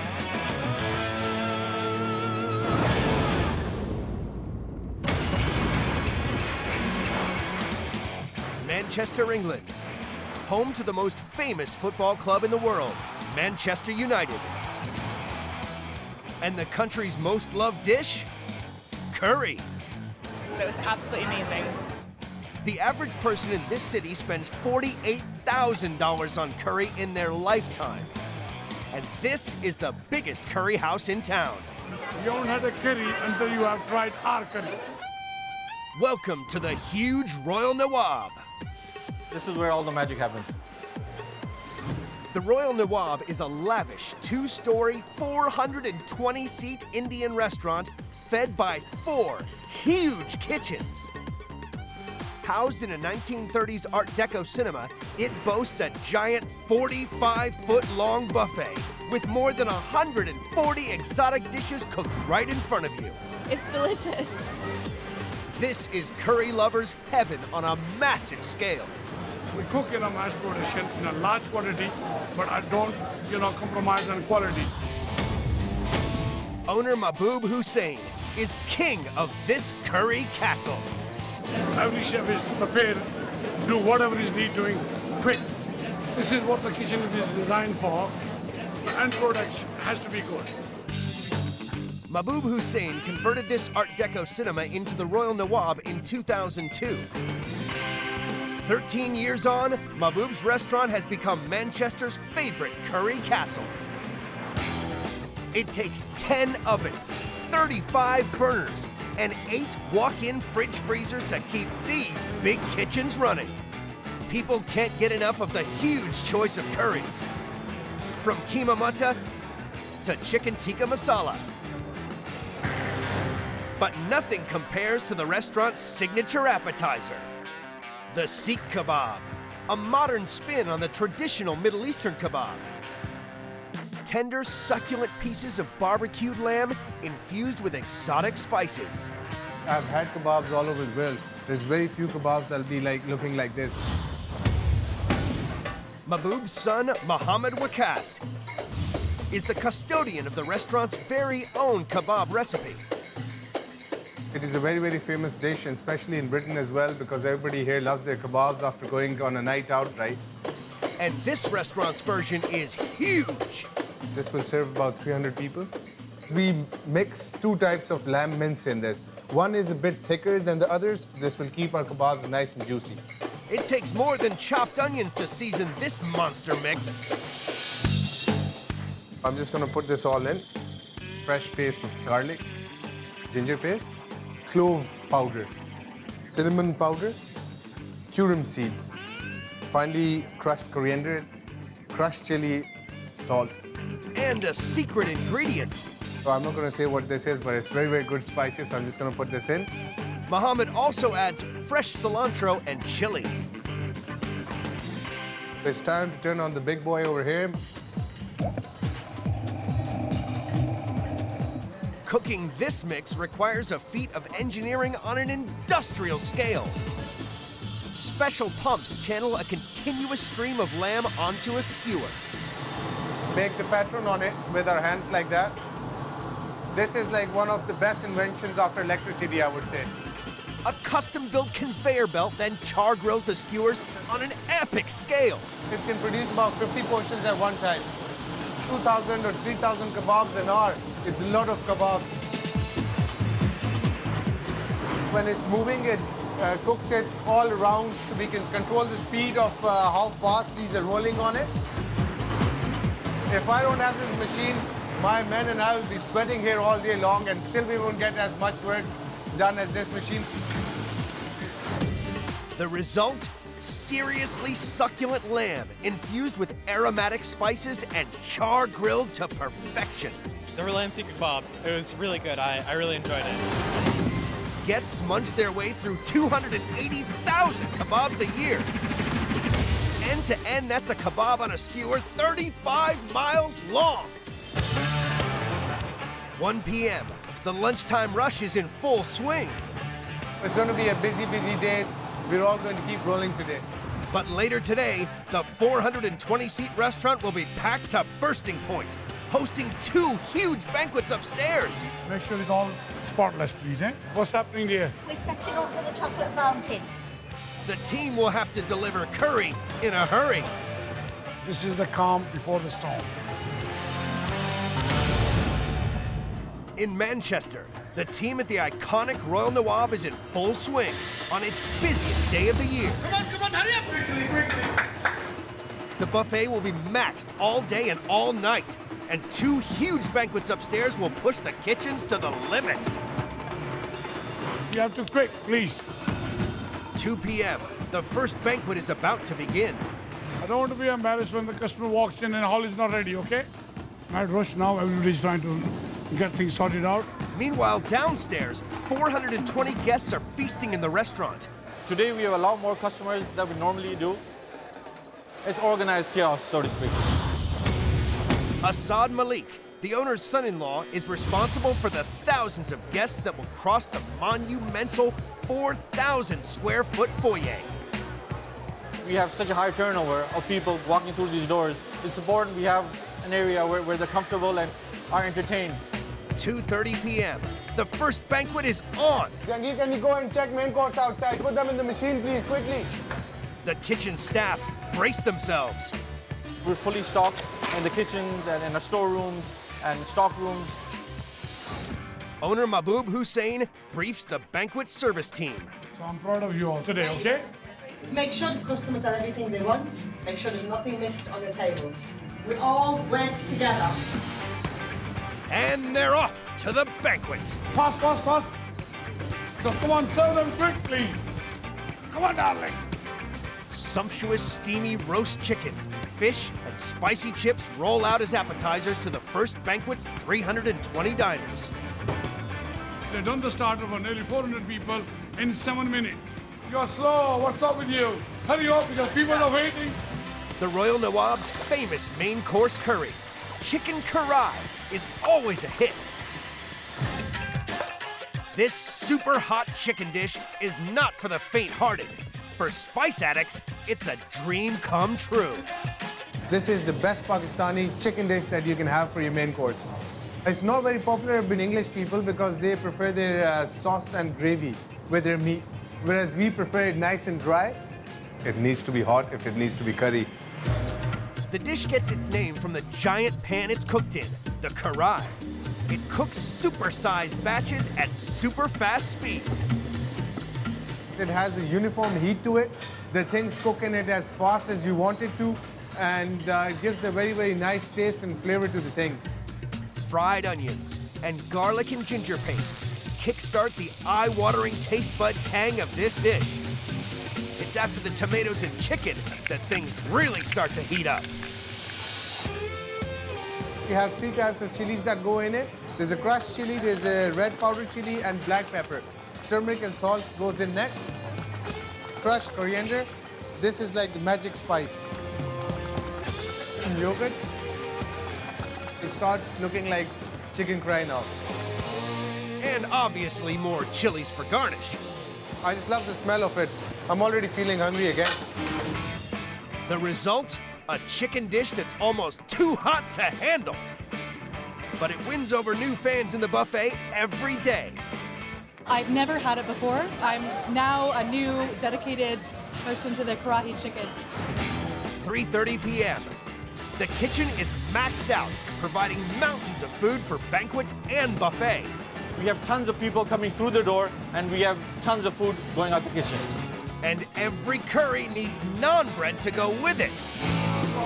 An unending supply of yeast and flour mix is turned into delectable dough balls. Over 1,000 fluffy naans roll out every day. We got this machine, which is very efficient. A gigantic turntable toaster can churn out 400 pieces of this beautiful bread every hour. And we can cook the naan all day.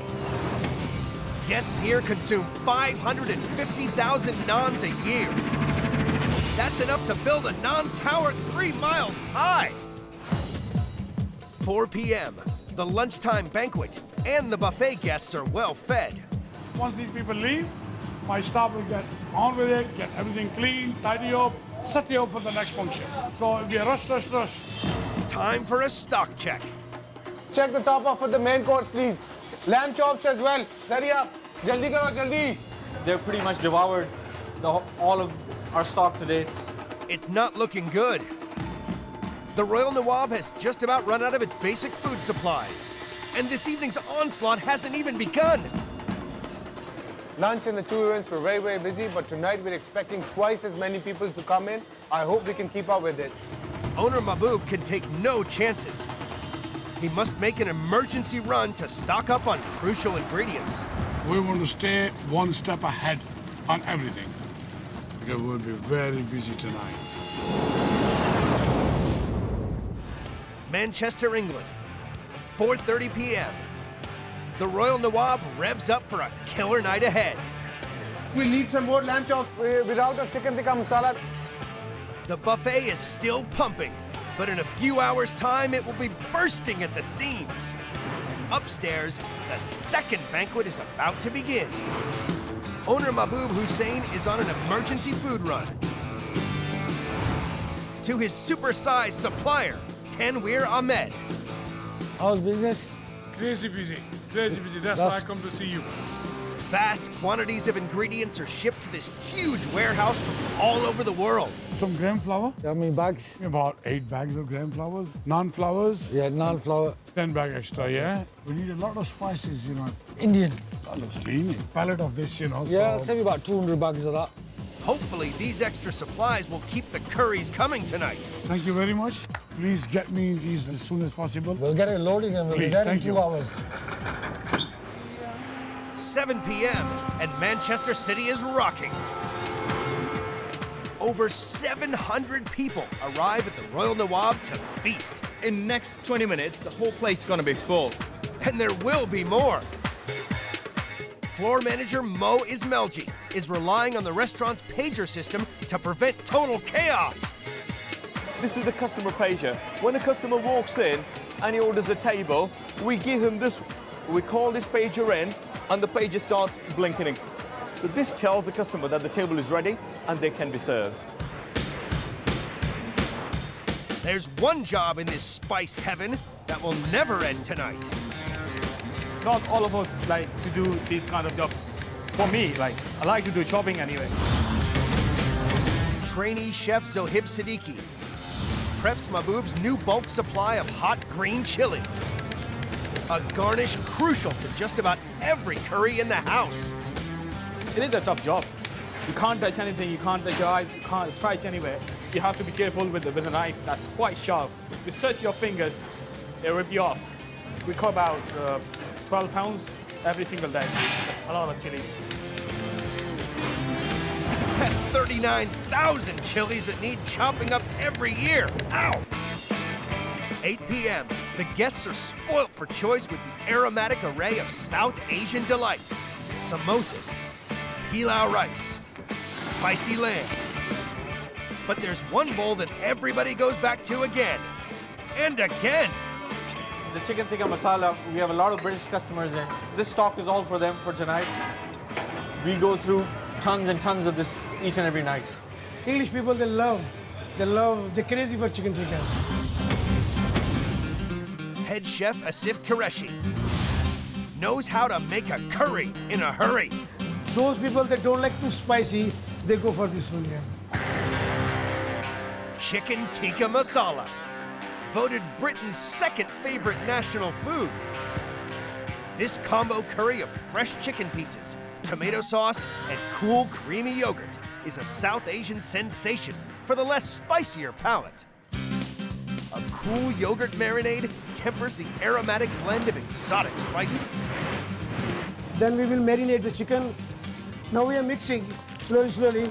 Yeah. Slowly, and then it will be mixed nicely. We are going to cook now. Even more yogurt tempers the onion and tomato masala sauce. Now chicken tikka we add into the sauce. Final touch, a big bowl full of cool cream. Oh, it's nice smell, you know, it's really is very good. I love chicken tikka masala. It's really very creamy. It's very nice. Chicken tikka masala go. Another 3 gallons of the creamy, aromatic delight. This has been a really lovely and unique tikka masala. It's one of the best that I've had. Guests munch their way through 80,000 servings of chicken tikka masala every year.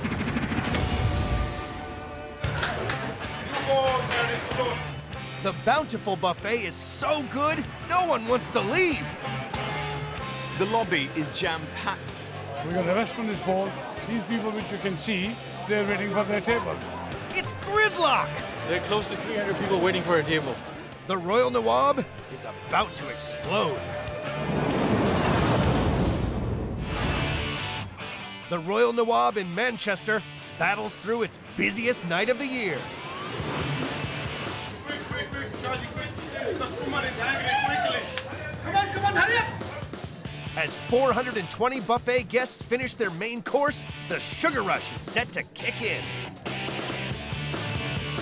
At the Royal Nawab, the dessert tray is epic. 30 scintillating sensations.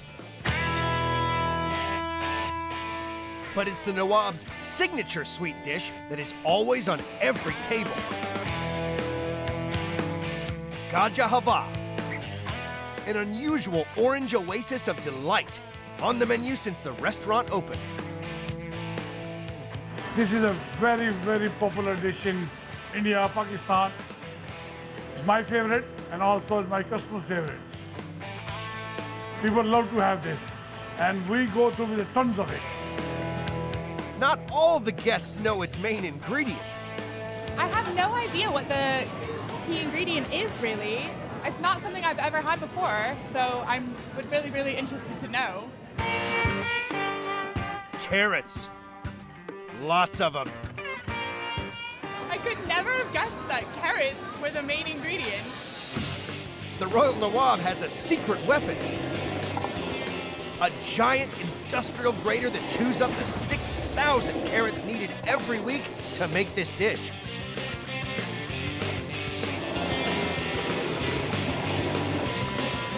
Without machine, you can't do 20, 30 ton a year. 22 pounds of sugar and 10 pints of milk transform massive batches of carrots into dessert. It's quite heavy now for chef to just mix it. And then we'll let it cook for good 1.5 hours, 2 hours, until this carrots get very tender and sugar is caramelized. Clarified butter and powdered milk concentrate the flavor into a crunchy delight. It's quite simple. It's not a complicated dish, but it's fantastic. Garnished with pistachio and almonds, this finale dish is always a winner.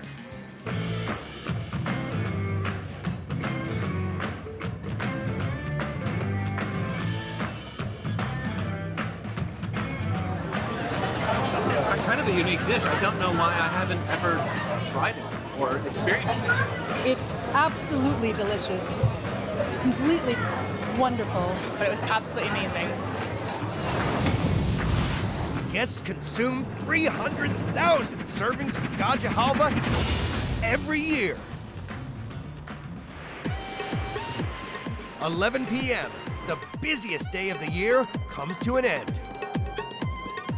Thank you very much for waiting for your table. You know, every customer that I spoke to, in spite of waiting for a table, when they had the food, they all went down saying thank you very much and you guys are doing a wonderful job.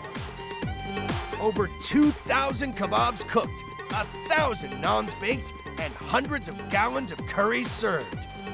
We actually feel proud that we've done something at the end of the day. It's always like smiles and cheers at the end of the day. I've never been here before. It's my first time, and I'm definitely coming back. It's absolutely superb. It's just lovely. My book is a winner. Only 2,000 plates and 9,000 pieces of cutlery to wash up, and the team can relax. Ready to do it all over again tomorrow. How are the kids? The kids are okay, yeah? It's like this is my big family. I look after them as if I look after my family. People just enjoyed it and they're very pleased, they're cheering, laughing, they're leaving now. So I'm happy that I have spread the happiness to my customers.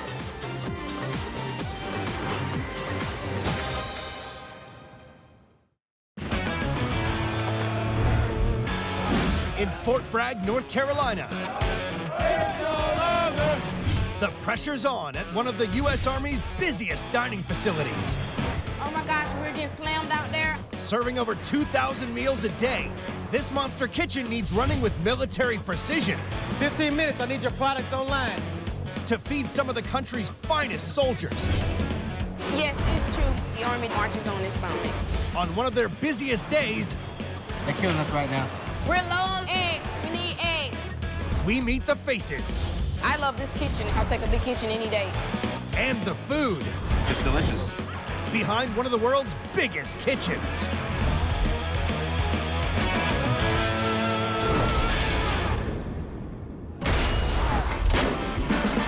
The 82nd Airborne Division. The U.S. Army's parachute assault specialists. When these elite soldiers get hungry, they eat big. Can I get eggs, bacon, and potatoes, please? The soldiers are very demanding. It's not like they miss a meal. They never miss a meal. And this is where they come. The Falcon Inn at Fort Bragg, North Carolina. A 3,700 square foot dining facility open to 50,000 active personnel. I'm gonna be honest with you, I never miss a meal. I'm always eating there. Boasting 8 serving stations, serving up 3 square meals a day, this 580-seat king-size cafeteria feeds almost 12,000 soldiers every week. This dining facility is the best one on post, in my opinion. This place is always packed. Keeping this monster kitchen running are 105 cooks, 8 oversized ovens, and 5 giant grills. You got to be able to handle the pressure, the stress. It's a big responsibility. Where you going with that? In charge of it all is Sergeant First Class Lamikius Gardner. I manage everything that happens in this building, good or bad. So it's a lot that's on my plate. Hey, go get the rest of those guys out of that office. And she'll accept nothing less than perfection. I'm very big on presentation. Look at these pans. That's a mess now, come on. We're the best dining facility on Fort Bragg. And not because I'm saying it because I'm the manager, it's been proven. 8:15 a.m. After a morning of physical training, 800 starving soldiers invade the Falcon Inn for a big, bad breakfast. I want as much protein, as much food as I can get. I just ran 5 miles this morning, feeling kind of bad. So this breakfast is about to help me re-energize and get my day started. The race is on in the kitchen to churn out 800 breakfasts every hour. In the course of 2 hours, we make bacon, sausage, turkey sausage, steamed rice, egg whites with spinach. The list truly goes on and on. The cooks can't work fast enough. They're running low on sausage, they're running low on bacon. And one breakfast essential is running out faster than most. Really good. I enjoy it every single day. It's delicious. Cream of ground beef. Lean minced beef mixed in a creamy sauce create this Army staple, a cornerstone of the military diet since World War II. Today, it's as popular as ever. In just 90 minutes, the Falcon Inn will make over 4 gallons of it. 35 minutes after we opened, we already had to start on the second batch because it was gone. Still got 45 minutes to go, so. The kitchen crew must constantly cook up new batches to avoid a breakfast revolt. It's one of those things that you have to have for breakfast. It's the job of specialist Kopi Rice to get more creamed beef on the line as quickly as possible. If you don't have cream ground beef, people look at you like, no cream ground beef? At the core of this dish is beef, a mountain of it. Every year, the Falcon Inn goes through up to 4,380 of these 10-pound slabs of meat. Specialist Rice browns it off in the kitchen's secret weapon, a massive tilt grill. It'd take anywhere from 5 minutes to 15 minutes, depending on your elbow grease. With the beef browned, specialist rice adds onions. We're gonna saute these up for about 5 minutes. Butter and flour. The flour and the butter, it makes a roux. It's like a thickening agent to our sauce. Seasoning adds flavor, while 3 gallons of milk finishes off the blend. After 5 minutes of simmering, this breakfast stalwart is just the right consistency. That's good cream beef. Time for the tilt grill to earn its stripes. Over the course of a week, it pours out more than enough creamed beef to fill a bathtub. This is coming out excellent. The result of Specialist Rice's efforts is a healthy dose of protein-filled fuel for a day in the field. Every year, chefs here cook up 40,150 servings of this essential Army fare. That's enough to fill the fuel tanks of 41 military Hummers. And on the front line, the latest batch arrives just in time. I'm actually on my 3rd pen over here already. Here you go, and you have a great day. The cream beef is actually really good. It's delicious. The Falcon Inn's been open for just 90 minutes, and already it's dealt with a breakfast barrage. It's 9 o'clock and we've already fed close to 700. That's one breakfast every 8 seconds. But this is merely the calm before the culinary storm. Once it starts, no stopping. Lunchtime is on the horizon, and it promises to be even busier. Guys jumped last night, and they got to jump today, so probably trying to get their meal before they go out for the airborne operation today. As the Airborne Division fuels up for an afternoon jump.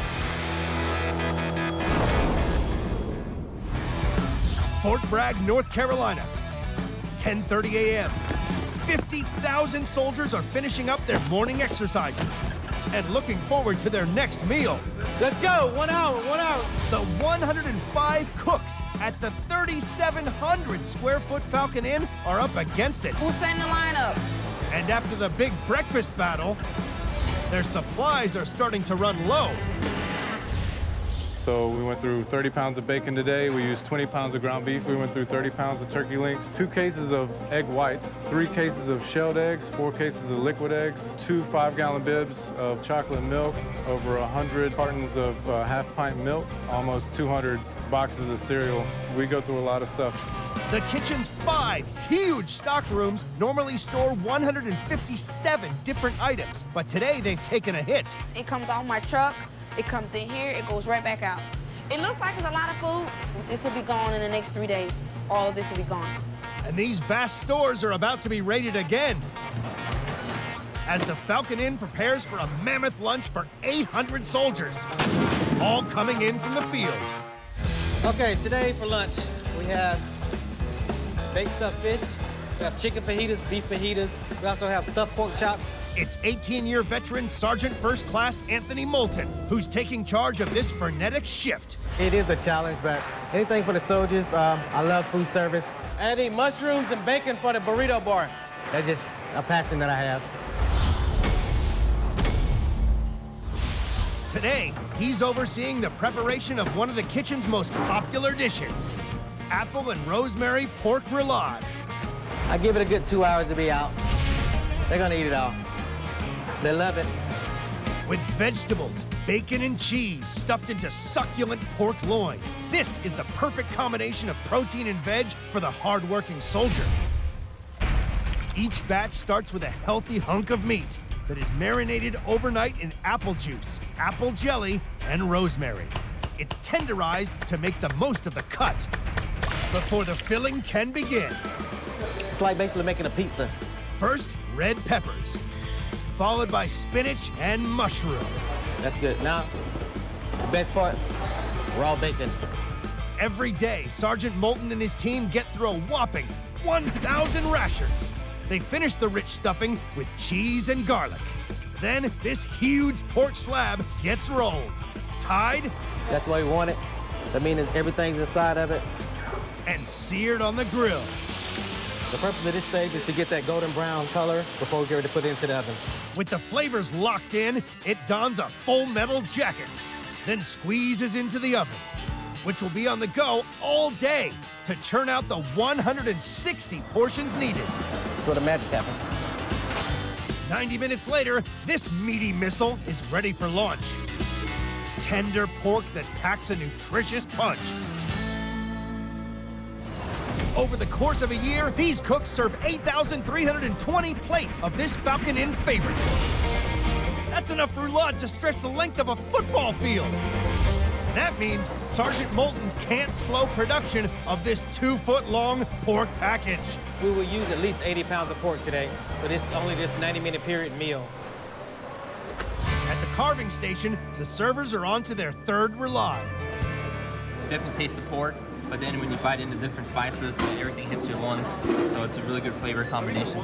Excellent, very tender, very juicy, and the fill is very good. Half an hour into the lunchtime serving, the lines in the Falcon Inn are getting longer. But out the back of the kitchen, there's a problem. The storerooms need resupplying. Where's my truck at? We're just waiting on the truck to show up. The morning delivery has gone AWOL.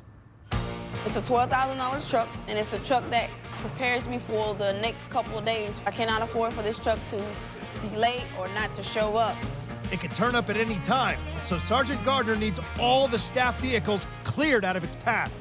Sergeant Turner, I need you to call MPs so that they can come in and start trying to make these soldiers move the truck. I call the MPs, which is our military police, to come out and see if they can get some of these guys to move their vehicles so that we can get our vendors in. With 800 hungry soldiers expecting a large lunch, the kitchen can't afford delivery delays. Let's go, 30 minutes, I need your product online, let's go. It's midday in Fort Bragg. The lunchtime rush is reaching its peak. It's busy, it's constant. When we think we're gonna slow down, it doesn't. And as hungry soldiers crush into the Falcon Inn, You gotta refuel the warfighter. Sergeant Gardner is dealing with a supply crisis. A missing delivery. Where's my truck at? Vehicles outside the loading bay are stopping her delivery truck, drop off crucial supplies.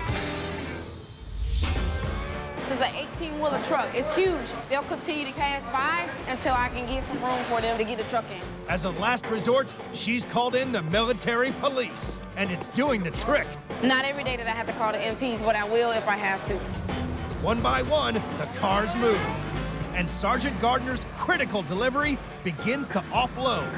A whole heap of food that includes over 1,400 eggs, 300 pounds of bacon, and 120 pounds of flour. But it won't last for long. This right here covers me 2 days, 6 meals. Yes, that's a lot of food. As the new stock is hurried through the back door, out front, the hot meals are being hit hard by the lunchtime rush. Hey, I need every wrap in the next 2 minutes. Right now, we're really getting slammed. Just make sure the soldiers get in and get out at a prompt time. Over the course of 90 minutes, this colossal cafeteria will feed the next sitting of 800 soldiers. You can see out there, they're killing us. And right at the end of this main course line is one of the most popular lunchtime options. Baked stuffed fish. Herb-crusted stuffing wrapped in fresh pollock. Smeared in a creamy cheese sauce. I heard it was really good, so I wanted to try it. Chefs here churn out up to 500 servings every week. It's Private Marcus Larkin's job to make sure that every batch is on spec. As soon as you see the plates that we make, you're automatically gonna wanna eat some. Private Larkin deploys the stuffing mix first. It's breadcrumbs, red pepper, green pepper, and celery. You wanna get a 4-ounce ice cream scoop. That's what's gonna make it the dome. You put it on right in the center. Next up, the pollock. Every year, the Falcon Inn gets through 15,600 of them. You wrap it around. You put a toothpick in the side of it, and you just pop it in the oven for about 8 minutes, 8-10 minutes, and you got yourself a dish. Well, not quite. This dish needs arming with a smooth white sauce before it's ready for action. It takes a carton of whipped cream to make each batch. You want to have your flame on low so it doesn't scorch the cream. Along with over a pound of cheese. Next, you want to put the block of cream cheese in. It could be a little bit thicker. I'm gonna add some more cheese, actually. enough to get the sauce to just the right consistency. I just got about another 8 ounces of cream cheese. I'm about to add it into the sauce to make it thicker. It's just a little too loose. You don't want it to drip like that. You want a continuous line of drizzle. You don't want it to be dripping. With the sauce at its cheese peak, Private Larkin adds some seasoning and gets his fish from the oven. Garnish tops out this fishy feast. That'd be your stuffed baked fish. I wouldn't be surprised if we ran out today. Every year, the kitchen crew here cook up a whopping 26,000 servings. Stacked up, that's taller than 3 Empire State Buildings. And out in the cafeteria, the dish is a hit. It just tastes really good. I don't even know what's in it. The stuffing, it kind of tastes like a Thanksgiving stuffing, and the sauce kind of complements the fish and the stuffing. It was superb. It was wonderful. With 30 minutes of lunch left, Sergeant Gardner needs all the help she can get. Hey, go get your people to help them out. Tell Rations come out of their office to come help the shift out. I need to get everybody out in the front area because we're getting slammed. That and here. Next man. I normally don't come out here, but right now, I need everybody out. It's how it is. Busy all the time. Every service station is down to its very last portions. And one has almost run out entirely. He needs some pizza. Pizza. They eat pizza today for some reason. He just put one in here. They normally don't eat pizza like that. Today they want pizza. Nothing's left over. They're eating everything right now. In Fort Bragg, North Carolina, there's half an hour left of the manic lunchtime rush. What you need? I need the pizza cutter. Oh, it's very busy. As you can see, everybody's scrambling. Nobody's sitting down at a desk or anything. Hey, somebody get the pizza cutter. Go back to the pizza. Somebody. Hey. The 25-strong team on duty are rushing to restock every service station. No one works harder than the salad bar crew. We definitely are the busiest. 50 items need constant replenishing. This is one of the toughest jobs around. Salad team has the most products to look over. We run out of multiple things at the same time. We got to replenish all those things. To make matters worse, the team is short-handed today. Right now, we're kind of short personnel. That's just me and Specialist Toledo. It's a 2-man chopping crusade, cutting through 250 cucumbers, pallets of peppers, and over 800 tomatoes. You can't let stress get to you. We got quite a bit of work to do. Nacho board needs to replenish the ground beef, the nachos, tomatoes, all that stuff. Okay. Yeah, I'm feeling the pressure now. You don't want to make Sergeant Gardner angry. The salad bar is at full throttle. And the soldiers are also turning their thoughts to dessert. Today, they're set for a dish that's a million miles away from Army slop.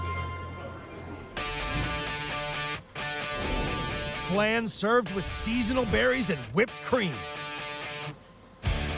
Vanilla custard with a soft caramel topping gives the hungry lunchtime crowd a taste of fine dining on an Army base. I would never imagine the Army to put out something like this. In the kitchen, it's the job of Specialist Madoka Armstrong to keep these dessert delicacies coming. We've been practicing to put out better products every week, so this is one of them.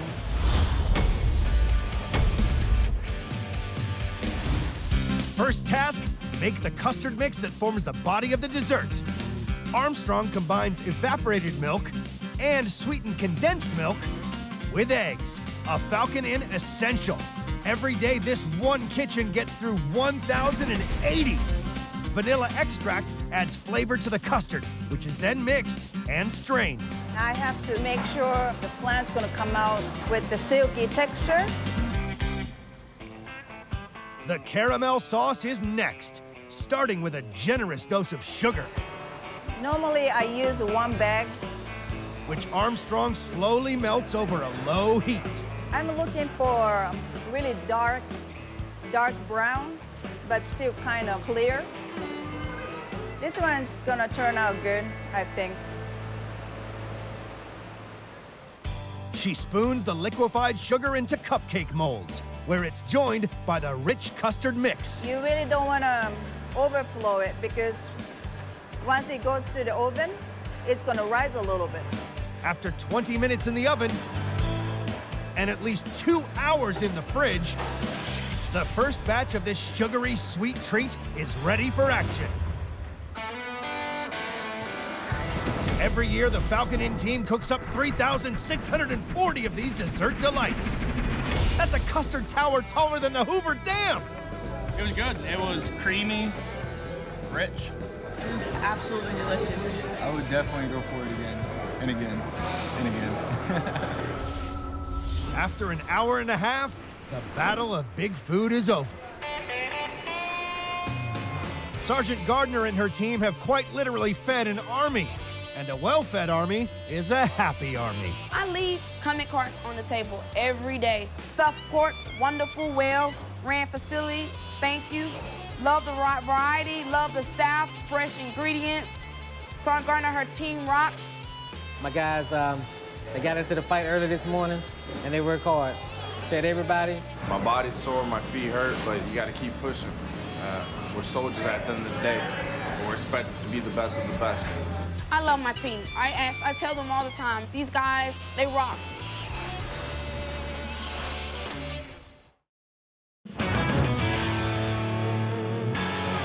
In New Orleans, it's Mardi Gras. The party is here 24/7. New Orleans kicks ass. And the heat is on for one of America's most iconic seafood joints. That's cooking Creole. This king-sized kitchen cooks up 10 tons of the freshest fish and 300,000 shrimp every year. Everybody's working hard, everybody's sweating, we've all been here for hours. This is Creole cuisine on a colossal scale. That's Mardi Gras New Orleans, man. On their busiest day of the year, I have a whole bunch of people already eating. I have a whole bunch more screaming at me. we meet the faces. Colin, come on. And food. It's over the top, delicious. Behind one of the world's biggest kitchens.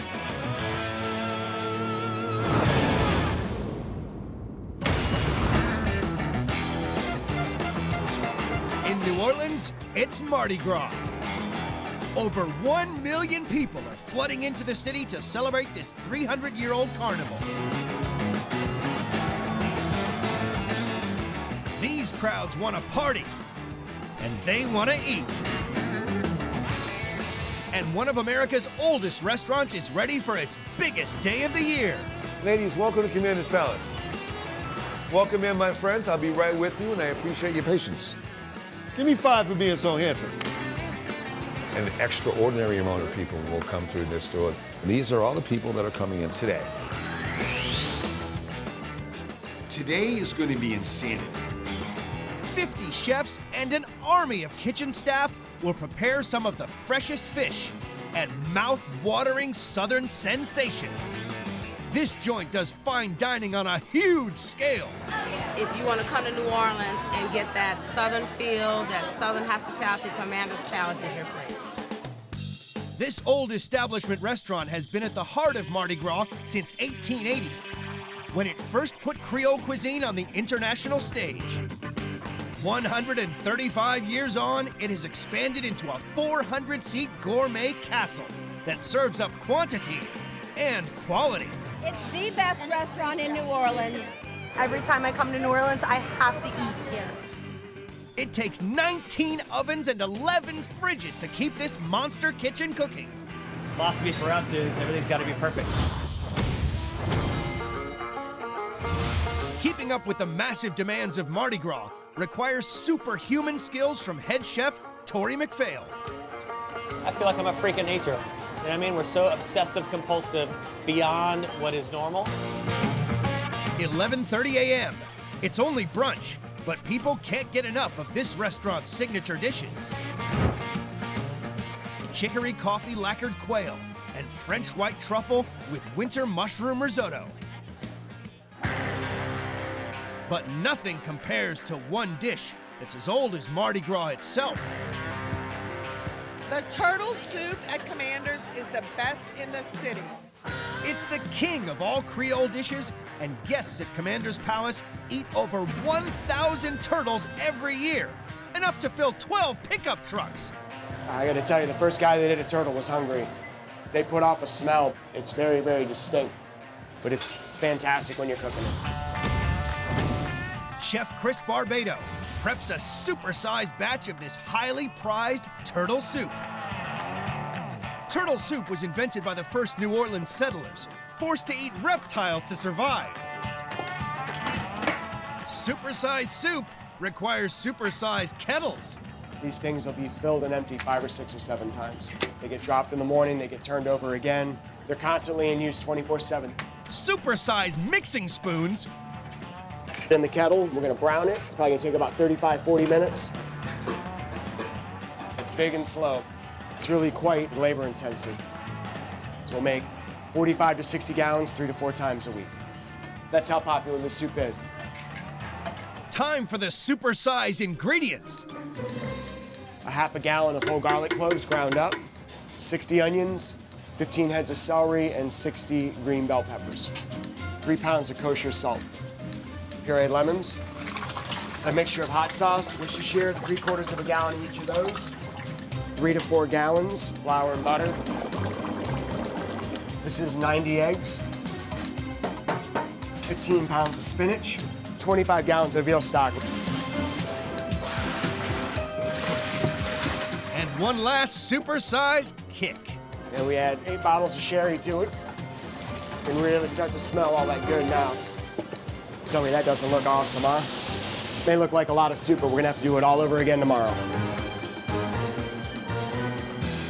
The result, an old Creole soup elevated to exquisite fine dining for Mardi Gras lunch. It's hot, it's delicious, it's everything that you think of when you think of Southern cooking and grandma's kitchen. Guests sip their way through 6,000 servings of turtle soup every month. That's 25 beer kegs.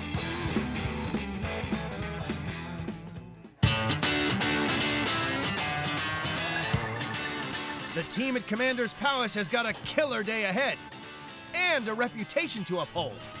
It's a really high bar. I mean, people read about us from all over the world, and they have incredibly high expectations. Today, the Mardi Gras crowds will demand hundreds of the world's greatest appetizer. Spice, salt, smoke. It's basically like Louisiana flavor all in one bite. If they can keep up. Shaving off the seconds, yeah, I mean, that's where the technique comes in. In New Orleans, it's Mardi Gras. And the busiest day of the year for the iconic Commander's Palace. Everybody's working hard, everybody's sweating. We've all been here for hours. Executive Chef Tori McPhail rallies the kitchen troops as the big Mardi Gras lunch rush gathers pace. I want our guests to sit down at Commander's Palace tonight and have the best meal that they've ever had. Get yourself jacked on caffeine, but after that, slam some water. Get your set. So it is Mardi Gras in New Orleans. 12:30 p.m. and they're off. Call it, come on. Waiting on 4X, 2 romaines, 1 S&T, please. New Orleans is the shrimping capital of the South, and today the team needs to process a huge supply of Louisiana's famous white wild shrimp at lightning speed. When we're talking about big jobs like these, I mean, seconds really count. Commie chef Jordan Wolfgang is out back shelling the shrimp. We're talking about 50 pounds to 100 pounds of shrimp a day, 10 to 15 shrimp per pound, up in the volume of about 3,000 shrimp per day. That adds up to 374,000 shrimp a year. A technique, I do it in 3 motions. I take off the first 2 sections, back 2 sections, pinch the legs, slide it off. Now I'm gonna devein them, slice on the back, scoop it out. Reason why we devein shrimp is because it's shrimp poop, and so it's gotta go. Head's intact, tail's intact, all the legs are off, so that's a beautiful shrimp right there. A leisurely pace is not an option. If you take 3 seconds to devein each shrimp, it's gonna take you an hour to do a 50-pound box. If it takes you 4 seconds to devein each shrimp, now we're talking an hour and 20 minutes. Shaving off the seconds, yeah, I mean, that's where the technique comes in. And the kitchen needs the shrimp fast to serve up one of the restaurant's most iconic dishes. shrimp and tasso. 3 huge shrimps laced with a Louisiana hot sauce on a bed of peppered jelly. The gold standard for Creole cooking across the nation. It really hits on all the parts of Louisiana flavor. Spice, salt, smoke. It's basically like Louisiana flavor all in one bite. The flavor from this sensational southern seafood comes from meat. Spicy Cajun ham. These pieces are gonna go inside of our shrimp, make a pocket for the ham to sit in. We're just gonna skewer them like so. But with Creole cooking, the seasoning doesn't stop there. The flour contains 8 different spices. Our Creole seasoning is a blend of salt, cayenne pepper, black pepper, garlic powder, onion powder, and a little bit of fresh thyme and oregano. It'd be very embarrassing to have people come to the restaurant and then they reach the salt and pepper shaker. I'd be so embarrassed, I would crawl under the table. So we take our shrimp and then right into the fryer. It should only take just a couple of minutes to cook. There's a secret to Tori's hyperspeed cooking. It's all about efficiency. You're basically standing here stationary, so you have one half of the station here and the other half over here, so you can reach all the way over here and get to the end of it, or again, all the way over here. So you always want to have food to the plate, never plate to the food. You don't want to double your steps. Tori coats the fried shrimp in a sumptuous hot sauce, and a 5 pepper jelly finishes the Creole flavors. This is exactly how we do it here in the kitchen at Commander's. The result? An exquisite eruption of Louisiana's finest food. It's over the top, delicious, with a little kick in the back. Tori and the team cook up to 6,000 shrimp and tasso every year. That's 20 wheelbarrows.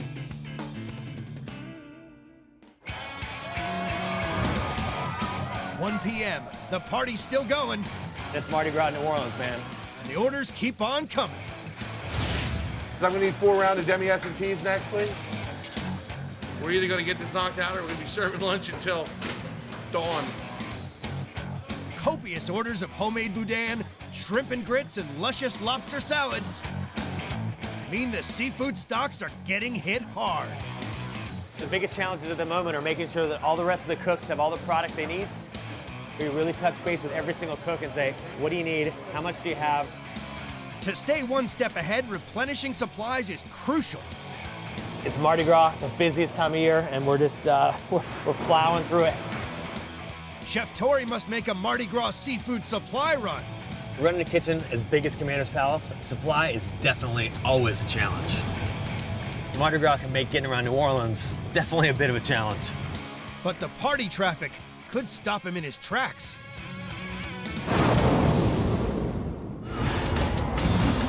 It's Mardi Gras in New Orleans, and Commander's Palace, one of America's most famous restaurants, is slammed out for lunch. Waiting on 4X, please. And this is how we dance.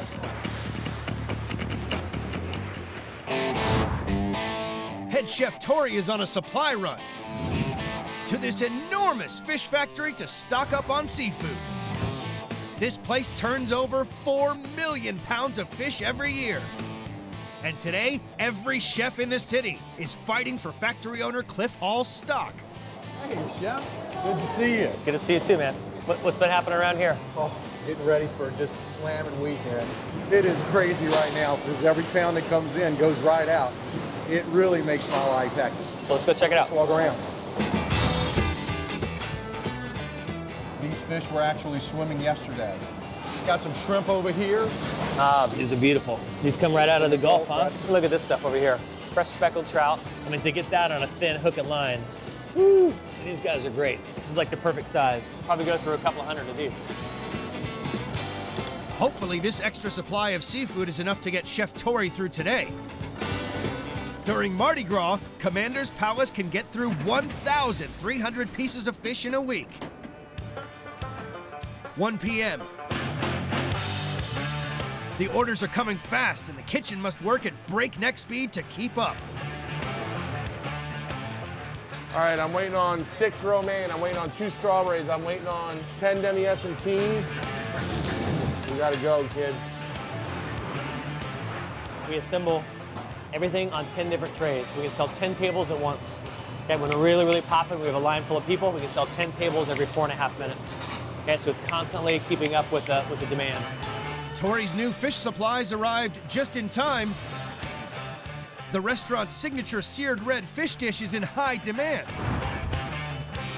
And there's a queue getting ready to order even more of it. Thank you for your patience. Last name in the reservation. Welcome in, my friends. I'll be right with you, and I appreciate your patience. Commander's Palace's taste bud tingling seared red fish is the hottest fish dish around. Fantastic. It just melts in your mouth. The success of this fantastic traditional dish is down to good old Creole campfire ways of cooking. And this is a dish that is born and bred right from Commander's Palace. This is our old antique cast iron pan. This pan was passed down from all the chefs here over the last 40 years. It's just had just enough oil, okay? So you just wet the top of it. We have a beautiful fillet of redfish here, and make sure it's very, very dry. Tori coats the fish with a mix of hot Creole spices, salt, pepper, cayenne and onion garlic pepper. Take our fish and lay it bone side down. And we're not gonna saute it, we're not gonna move it. It's just gonna sear in that hot skillet. About maybe 3.5 minutes on the first side, and we'll let it turn over and do its thing on this side. The simple red fish is complemented by a mix of quick-fried local vegetables, spiked with a dash of liquor. A little shot of brandy. You're just gonna shake it up. That's cooking Creole. Finished with basil vinaigrette and a dash of chili oil. Great local vegetables, a simple piece of fish across the top of it. It doesn't need to be complex or overly fussy to have great flavorful food. The result, a taste bud tingling red fish infused with all the Creole flavors of campfire cooking. It's a simple dish, but I'll tell you what, we have a lot of these to get out tonight. Guests munch their way through 17,000 fish every year. End to end, that's 4 miles of fish. 1:30 p.m., the parades are in full swing. And the endless throng of lunchtime guests pushes the team to the limit. Super, super stressed. It's Mardi Gras. A lot of energy, a lot of anticipation, a lot of emotion. But hey man, this is what we're here for, right? I have a whole bunch of people already eating. I have a whole bunch more streaming at me. I've got 2 phones ringing telling me what tables are coming up, which one's on. I'm calling people what's coming up. Help me.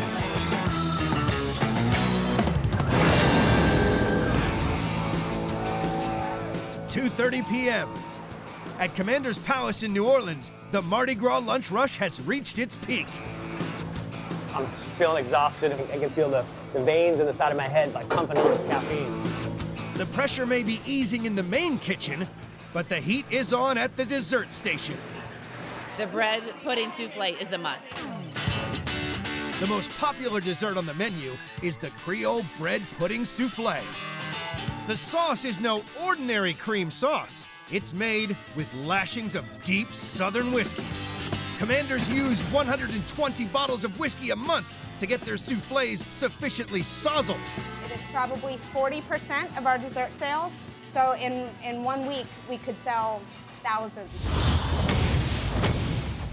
Chef Meg Bickford has the monumental task of rustling up an infinite supply of souffles. I think I'm a bit of an adrenaline junkie. Just the sheer volume of it, it's just constant. Meg's team must make each souffle to order. Timing is crucial, and you need some superhuman skills for this job. So every morning we come in and we'll bake up to 6 sheet trays of bread pudding. The bread is from a local New Orleans bakery, and the inside of the bread is very, very soft. So it needs to be small enough pieces to fold into the meringue. The most important thing is that the meringue is stiff enough to hold up our bread pudding. I need it to be at a very stiff peak. So our bread pudding's nice and golden brown. They crumble and fold the bread into the meringue. We're gonna load our ramekins. Today, Megan will bake over 100 of these spectacular souffles. These will bake for about 20 minutes. So many people order them, and it's so time consuming. I mean, each souffle takes about 20 minutes to bake. So getting them started and in the oven and in a timely manner is absolutely crucial. Once cooked, they must serve the souffle immediately, or it could lose its shape before it reaches the guest. Diners here eat over 9,000 souffles a month. Stacked on top of one another, that's a souffle skyscraper a mile high!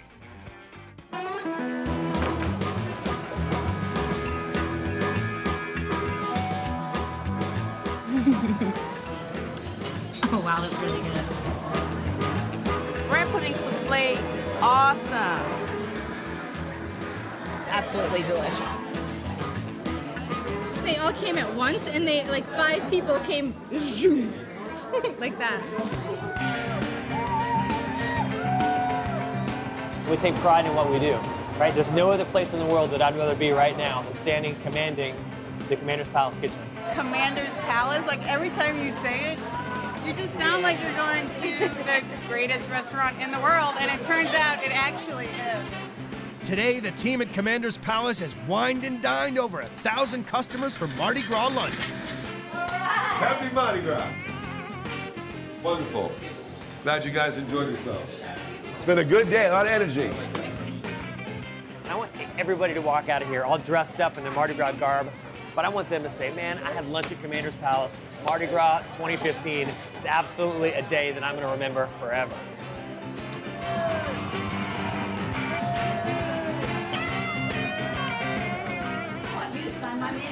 I would love to sign your menu. Happy Mardi Gras. We don't serve food. We make dining memories, and that's what makes it special.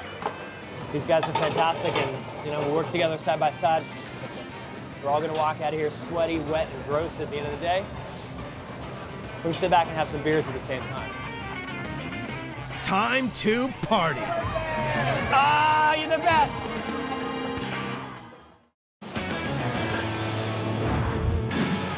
On one of the world's biggest cruise ships, the supersized galleys are at full steam ahead.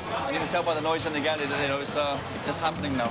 With over 3,500 hungry holidaymakers to feed, The best food on the cruise that I've had. these are the hardest working chefs at sea. There is no margin for error. Fingers crossed. On one of the busiest cruises of the season. With no veg on the line, things are going to get a bit heated. We meet the faces.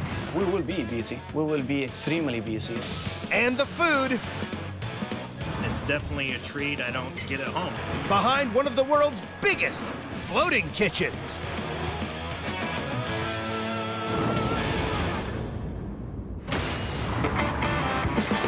In the Caribbean, the Regal Princess is making waves. This giant of the seas carries more than 3,500 passengers and over 1,300 crew. Welcome to Regal Princess. And they've all got healthy appetites. So it's 12,000 meals per day. It's a massive, massive operation.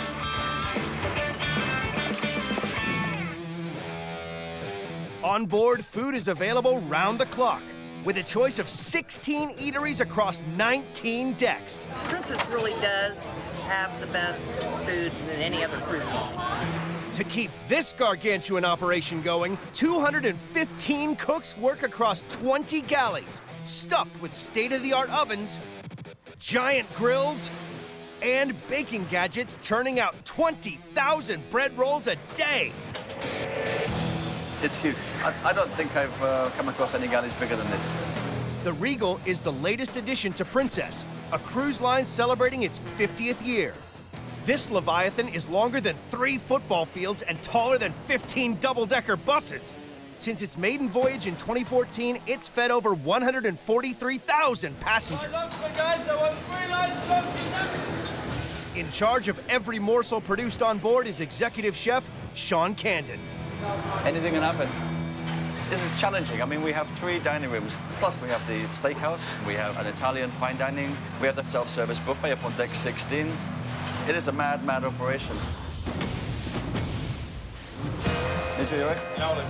Sean must make sure that every bite is up to scratch. Okay. On a daily basis, I do basically 3 rounds a day. I think it's actually food that sells cruising. If the food isn't any good on the ship, then people just don't want to go back. On this ship, we demand perfection. It's the Saturday night of a 7-day cruise, and the ship is between the Bahamas and the Florida coast. The demand for deluxe dining is stronger than ever. High priority is the food. If the food isn't that good, we're not coming back. Tonight, lobster's on the menu. And for the kitchen team, that means a lot of cracking, cleaning, and cooking. Let's go! It's going to be like this until about 7 o'clock. You can feel the adrenaline rushing right now. In just one serving, Sean and his team will shift 2,700 of these flavorsome crustaceans. It's kind of a free-for-all, you know? We just give it until they don't want any more. We really want to just make sure that the flow just is continuous, and we haven't got time to stop plating. Lobster isn't the only deep-sea delicacy in high demand. They are tender and sweet, and these have been cooked perfectly. Sean's serving up another ocean treat tonight. Seared scallops in a 3 citrus nage. A ring of Japanese scallops covered in a light citrus sauce and surrounding a bed of summer vegetables makes for one of the ship's most popular dishes. Just spit it out. There's a heavy run on the scallops tonight. First task, prepare over 6 gallons of sauce. It's a very delicate sauce, so it's important that you stay with it every step of the way. Each cooking station mixes a healthy slug of orange juice, lime juice, and lemon with a ladle of white wine and brings the mix to the boil. It's kind of getting syrupy at the edges right now, which for me is just about right. With the juices reduced, Sean's team add fish stock, thyme, and shallots. Thickened cream takes the acidity out of the mixture, while butter adds richness. Paradise. I mean, it's just, I can smell the fish and seafood. I can smell the wine and the citrus fruits. With the vegetables already on the go, Sean turns his attention to the star of the show, the scallops. Every year, the Regal Princess passengers chomp their way through 1.8 million of them. They're still very firm. They've kept their shape. And they still have that salty, kind of sweet aroma, which is exactly what I'm looking for. Just 30 to 40 seconds each side, and the scallops are ready to turn. Over the course of the night, Sean and his team will have to flip 4,000 more. Just giving me that color there. That's what I'm looking for. With the scallops seared evenly, the elements of this favorite come together. In the words of a famous chef, it's summer in a bowl. Every year, Sean and his team cook up 38,676 plates of this dish. That's enough scallops to cross the Golden Gate Bridge twice. Okay, let's move on the scallop line, guys. Let's go. Tonight, we'll get through about 1,200 portions. That's a lot of scallops for sure. You got the next batch ready? Okay, let's go, let's go. As you can see, the queue of waiters is building up right now, so I want to keep this line moving. To keep up with demand, Sean must open up a second service station. Okay, like this, okay? Veg, scallops, 1, 2, 3, 4, 5, and then potatoes on the top. We've never had to open 2 lines before. Scallops are great. They're just perfect, actually. They're to die for. It's an excellent meal. 9 p.m., the shellfish bedlam is dying down. But below decks, the ship's massive provision rooms are looking bare. These galleys need restocking fast. This giant ship only gets 1 chance to come to port and fill them up. We cannot miss 1 kilo of anything. 5 a.m., Fort Lauderdale, Florida. One of the world's largest cruise ships creeps into port to take on crucial supplies. In just 10 hours, the Regal Princess needs to be back in Caribbean waters, fully laden with 140 tons of food. Delivering high restaurant level food to 4,000 passengers per day, 3 times per day. There is no margin for error. It's the job of Food and Beverage Director Mirko Milo to make sure every last item is safely on board. If we miss something during our cruise, we cannot go to Costco and buy something. With 5,000 passengers and crew to feed, Mirko's shopping list is epic. Spices, chips, peanut butter, juices. We have flour there, 9 kinds of cornflakes. That's on top of 432,000 eggs, 5,000 pounds of potatoes, and 6,000 lobster tails. The numbers are huge. It's a massive, massive operation. All 140 tons is stored in 15 massive provision rooms across 2 decks. And every last inch of space is filled. 4 p.m., and with the last stock stowed, the Regal Princess heads back to the Caribbean sunshine. There are over 3,500 new passengers on board, and it's not long till they're hungry. I'm an eater, so I look forward to a good meal. I like to eat. The kitchens are back in full swing. Manage chaos. This afternoon, the ocean-going holidaymakers are gorging on a taste of the tropics. Beautifully presented and delicious.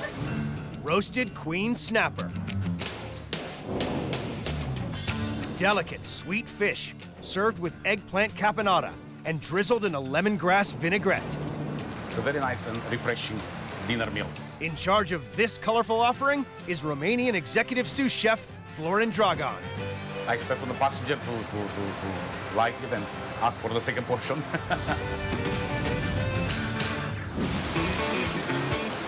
Florin starts with the caponata, an eggplant and vegetable stew.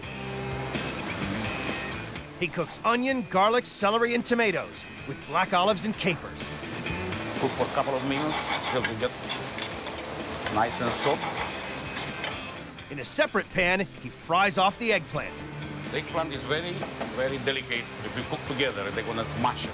With a little tomato paste and vegetable stock, Florin combines the ingredients to complete the caponata.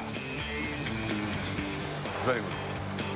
Last but not least, the snapper hits the hot pan. The snapper we serve with the skin on, so we put first on the skin. Every month, Florin and his team go through 2,400 fillets. Half cooked, he carefully turns the fish over. Gives a nice golden brown color. It's exactly what we're looking for. With the snapper cooked to perfection, Florin serves it on a bed of thinly cut vegetables, with the caponata and a drizzle of lemongrass vinaigrette. It's very important. It's every single plate of them to go perfectly outside. Every year, Florin and his team produce 12,324 perfect plates of this light summer fish dish. That's enough snapper to run up and down Wall Street. Right now, the grill is full, and the fish is in demand. It's actually got the nice red color, and it's cooked just right. The snapper was good. It was crispy. It was moist. I really enjoyed it. I think it's just very tasty. The restaurant customers may be satisfied. So far, so good. But 3 decks below, there's no rest for the food and beverage team. This day, unfortunately for us, is a lot of pressure. The Regal Princess is in the Bahamas for her first stop at a tropical island. And 3 hours from now, staff need to have a monster beachside barbecue up and running. We're gonna open 2 buffets and 4 bars as soon as possible. The 120-strong team loads small shuttle boats with mountains of food to send ashore. But there's a problem. Glass bottom boat should be here. The food may be on its way to land. We need somebody here.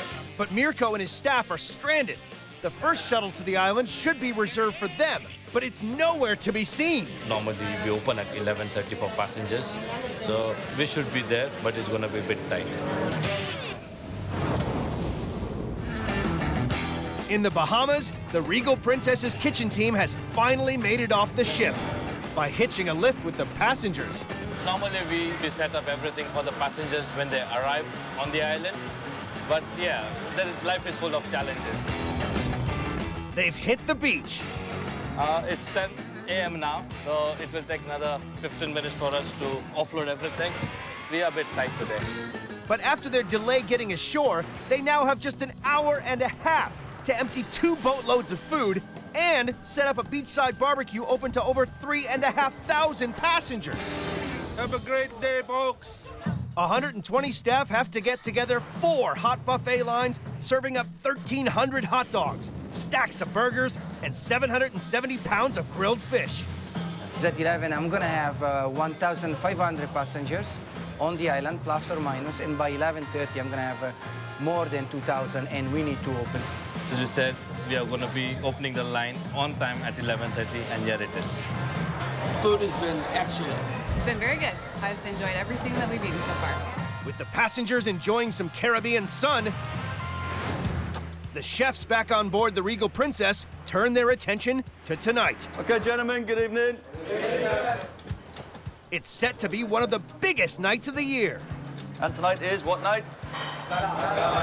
Gala night, so the signature menu for the week, okay? To mark 50 years of Princess Cruises, the Kitchens are rolling out a deluxe celebratory menu. It's going to be full on tonight.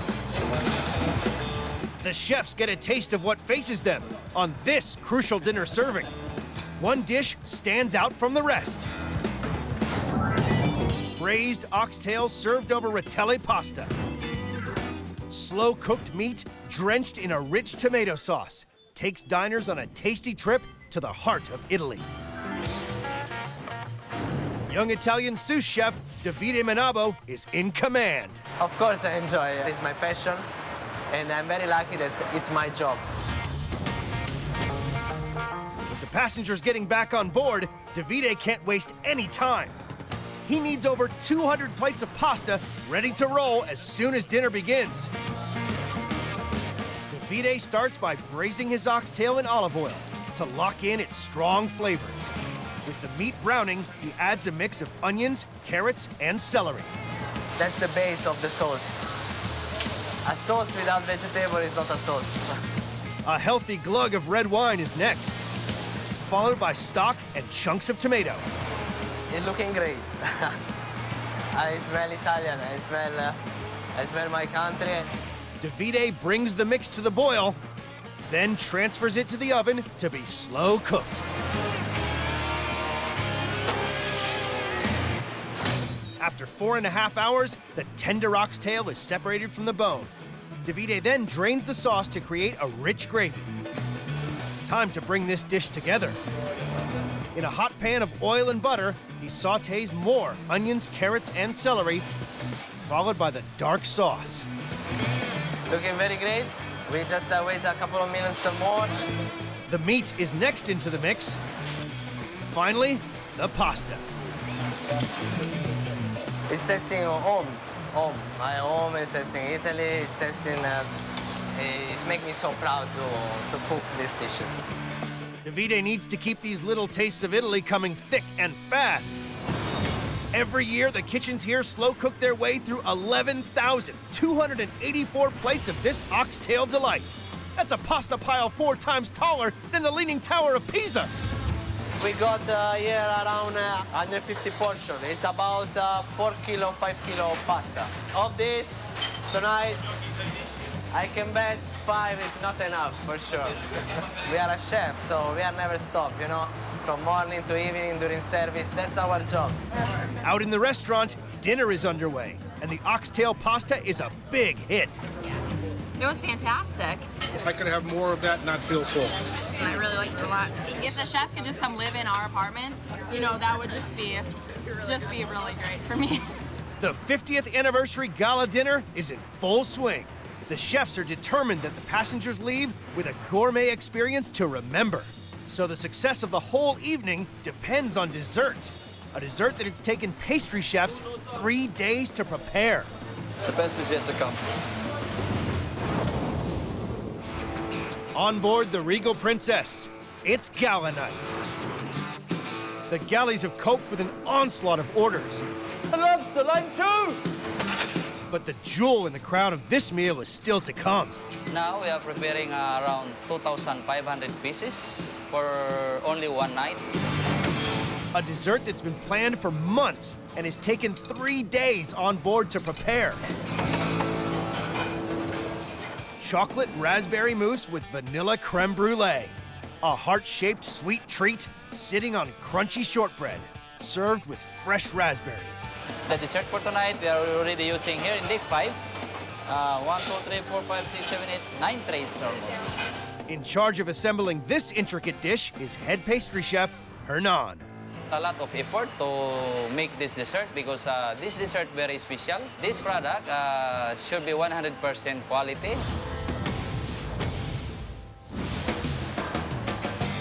With a pre-made raspberry creme brulee filling setting in the freezer, Hernan sets to work on the mousse. He mixes creme anglaise and raspberry puree before adding gelatin and the all-important chocolate. Every week, the Regal Princess gets through the equivalent of 9,000 bars. Now the texture is getting shiny and smooth, so this mixture is almost done. A quick taste test. Yeah, the taste is good. And Hernan is ready to mix in whipped cream. He pipes the first batch of mousse. Tonight, he'll get through over 2,000 of these heart-shaped molds. It's a 50th anniversary of this company, so the presenting should be 100% quality. He tops the chocolate mix with the frozen creme brulee, more mousse, and chocolate biscuit. After freezing, Hernan's team gets artsy. You can call me an artist if you want. I can do a lot of things with chocolate. It's graffiti, pastry style. We have this special machine that we use. Hot compressed air from a spray gun fires out rich, velvety cocoa butter. On our mousse is going to form a nice crust of chocolate. The finishing touches leave a plate of pure chocolate enchantment. The quality is good, the taste is good, so I hope the passenger will come happy about that. Every year, Hernan and his team make 76,000 of these complex creations.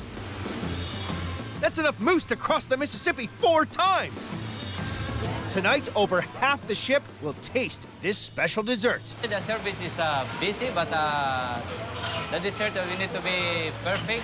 It's all hands on deck as the mousse march begins. Go creme brulee, raspberry, give me the raspberry. And in the restaurants, the guests are smitten. It was wonderful. It was decadent. It just melted in my mouth. This was very good. Best one we've had on the cruise. Can we have it tomorrow? As the final dessert leaves the galley, the chefs can finally wind down. This is the last tray of the dessert. I prepare 50 trays. It's all gone to the dining room. And a monster cleaning operation gets underway. Guests are leaving the Regal Princess's restaurants after a 50th anniversary meal to remember. I always think the food makes the trip a lot better. There's a wide variety. There's a lot of food experiences to be had. Overall, it's been high quality. I haven't had anything that I don't like. The galley team can notch up another successful night in one of the biggest kitchens on the high seas. A great success. Everything flowed as smooth as a Swiss watch, so I had no issues tonight. It went very, very well. We are all tired, no issue. Everybody's been fed, everybody's happy. It's successful. It's excelente. You can see my face? Of course, I'm happy.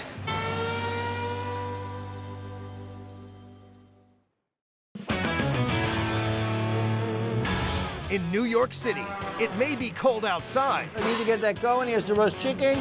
But the heat is on at America's most famous cheesecake joint. Things are starting to get a little hairy right now. This immense kitchen cooks over 150,000 cheesecakes and 25 tons of pastrami to feed over 90,000 customers every month. It's one of the busiest and biggest 20 restaurants in the United States of America. This is classic American dining, supersized. This is big baking for a restaurant, and it's done the old-fashioned way. On one of the busiest days of the year. I got 3 on-order blintzes, 1 pastrami, 1 corned beef. It's crazy right now. We meet the faces. It's not a matter of skill, it's a matter of stamina. Every bite I enjoy. And the food. It's dense, it's creamy, it's perfect. Behind one of the world's biggest kitchens.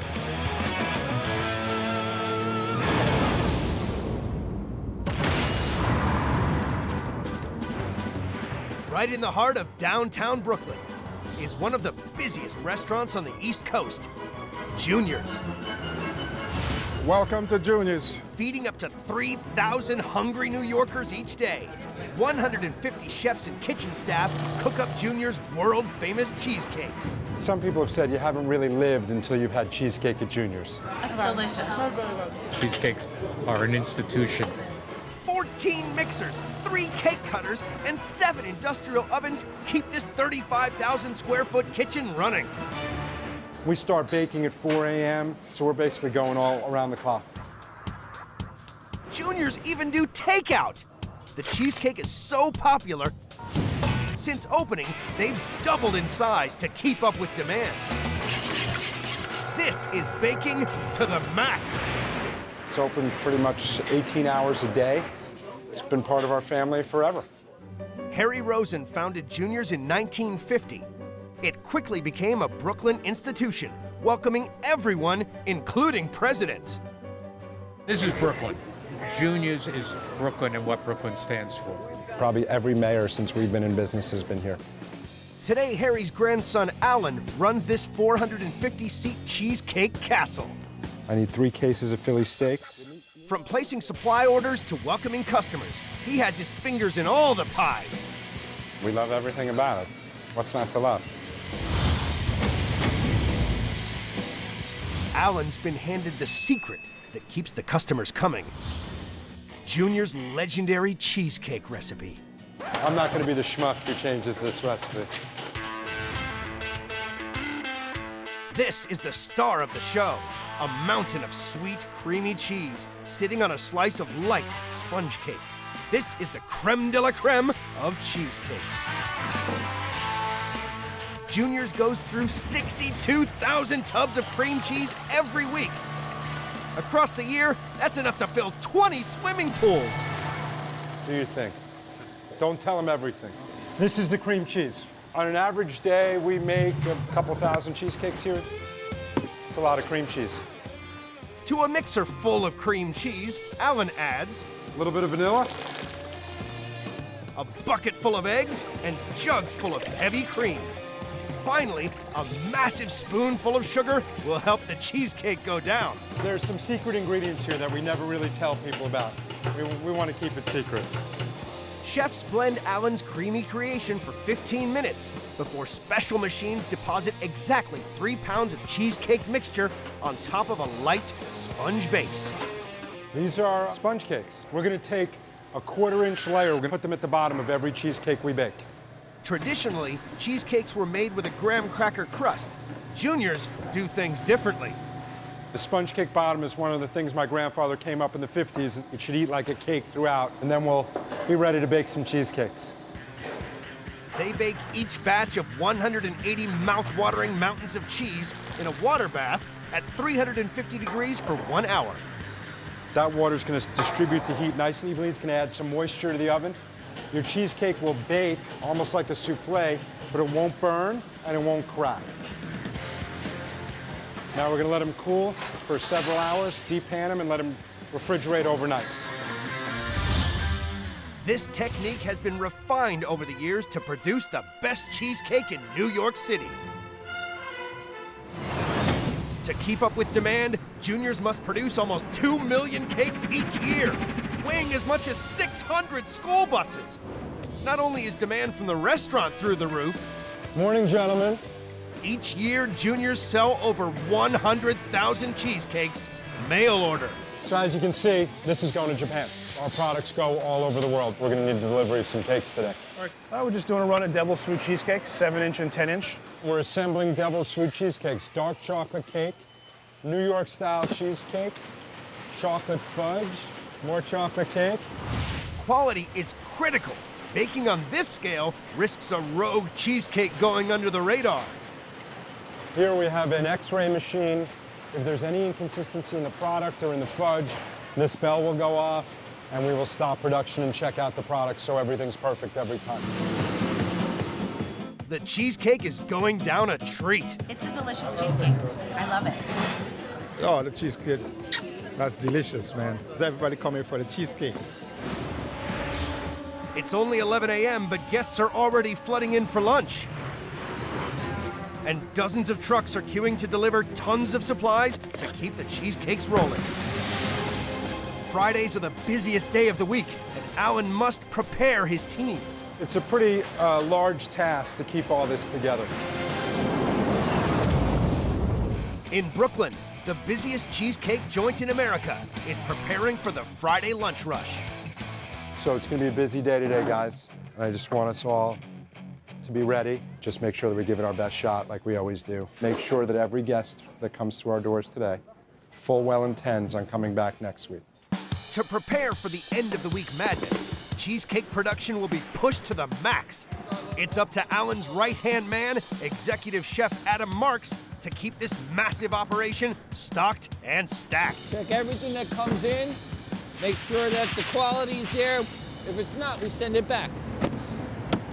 The things that we have coming into the restaurant for the weekend is staggering. We go through anywhere from 400 to 600 flats of strawberries in a week to top all the strawberry cheesecakes. It's very busy today. My guy's waiting for them right now to get started cleaning on them. Working flat out, 8-hour shifts every day. No one is busier than the 6-strong strawberry prep team. For the whole weekend, from the morning all the way to close, people are cleaning strawberries, topping cakes. It's not a matter of skill, it's a matter of stamina.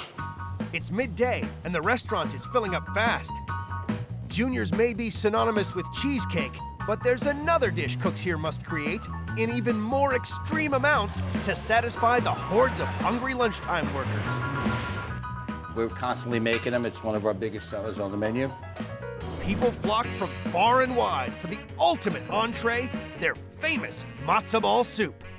Bite into one of those matzo balls, and it just tastes like home. The soup is one of the best that I had tasted in a while. The texture was great. This soup is seriously special. On top of a delicately flavored stock floats mouth-watering matzo balls, Jewish dumplings made from scratch in-house. Oh, we sell a ton of matzo ball soup. A lot of balls to be making. Executive Chef Adam must make 250 gallons of matzo ball soup each week. I mean, we go through a lot of eggs here. You know, we bring in 20, 30 cases of 30 dozen at a pop. Adam's matzo ball team smash their way through 1,200 eggs every week, enough to make almost 300 bucket loads of batter. Each mix takes 45 eggs. We're going to do a double batch here, 90 eggs. Mix it up well, make sure all the yolks are incorporated. Adam adds matzo meal, baking powder, white pepper, and salt. It's nice and sticky, goopy, and then by the time that it sets up, it'll be pliable to roll into balls. Adam's team will have to hand roll over 4,000 matzo balls each week, taking over 20 man-hours. I've made a lot of matzo balls in my time. Maybe 50,000, maybe more, who knows. Each week, it takes 300 carrots and 280 pounds of chicken to produce the consomme needed for this supreme soup. The matzo balls are going to drop down to the bottom. As they start to cook, the baking powder gets activated. The matzo balls will swell, and they float to the top. Even in the depths of a New York winter, this soup is sure to warm the soul of the coldest Brooklynite. And they're soft and fluffy, and they're delicious. It's just a great soup.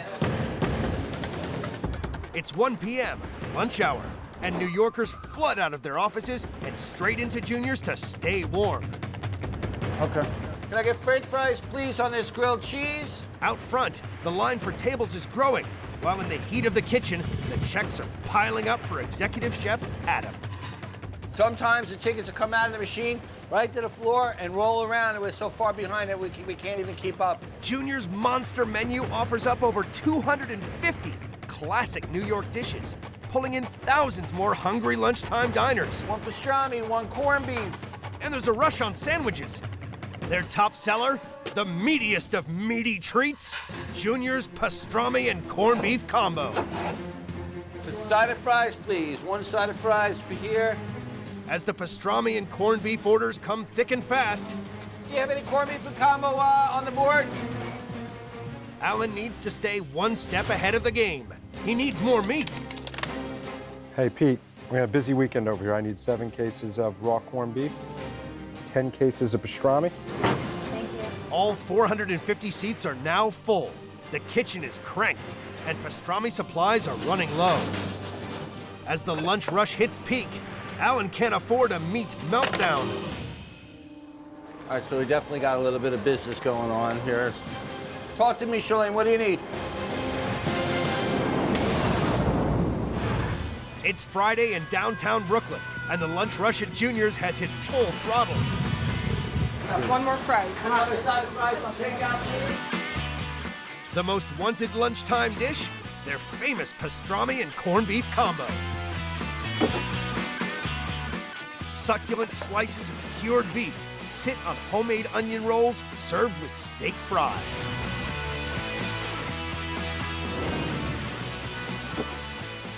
Pastrami and corned beef on twin onion rye rolls. It's very good. The pastrami in Junior's rolls is no ordinary meat. It's prepared by hand at this special plant across town. Each year, workers here make a mountain of meat for Junior's, big enough to feed over 1 million hungry New Yorkers. Everybody wants New York corned beef, New York pastrami. We process hundreds of thousands of pounds of meat, and quality is our main concern. The same cut of meat is used for both corned beef and pastrami, beef brisket. To make the corned beef, the meat is first trimmed, then brined. But to make pastrami, the beef is cured for 3 days, then smoked for 12 hours, before it's carefully hand-rubbed with a crust of juniper berries, garlic, and black pepper. A lot of companies do this stuff in a large tumbler. Juniors will not accept that. That makes a big difference from a texture standpoint. The pastrami is then cooked at 200 degrees for 5.5 hours before it's chilled, packed, and shipped to Alan's right-hand man at Junior's, Adam, who, right now, has got beef. These are 2 more pastrami. Okay. Yes. I'll take the rest of the pastramis. Just so I'm checking to see the firmness of the pastrami. We're looking at 200 pieces of pastrami here just for the weekend. Then it's down to executive chef Matt Giros to serve up the perfect sandwich. They get a lot of meat here. They never leave here on an empty stomach. With meat supplies maxed, Matt must bake bread fit for the finest beef. These are our signature onion rolls, which we make every day, 2 or 3 times a day. Juniors bake almost 800,000 rolls each year, enough to fill 230 pickup trucks. It takes a mix of 85 pounds of high-gluten flour, rye, onions, and a bag of sugar to make the 200 pounds of dough they need every day. Rolling the dough into balls demands precision. It's very important that they're consistent, that they're the same size. You don't want to have a sandwich with 1 roll like this and 1 roll like this. The solution? An ingenious gyrating cutting machine that can perfectly form 36 rolls in seconds. And that machine's probably older than all of us. It's from way, way back. It's an amazing machine. They bake the onion rolls at 400 degrees for 35 minutes until they are golden brown. Do you have any corned beef and combo on the board? So we just got an order for a corned beef and pastrami combo on onion rolls. Make that real fast. 2 p.m. Armed with fresh rolls and meat, Matt's team must make 5 pastrami and corned beef combos every minute to keep up with the orders. Corned beef? Ready. An ordinary kitchen would collapse under this pressure. This machine is absolutely a lifesaver. Dealing with the high volume that we deal with, to cut all these sandwiches by hand would be a nightmare. Sandwiches are 8 to 10 ounces, but we give a little more. Don't tell my boss. Take out. Juniors will sell over 50,000 of these supreme sandwiches each year.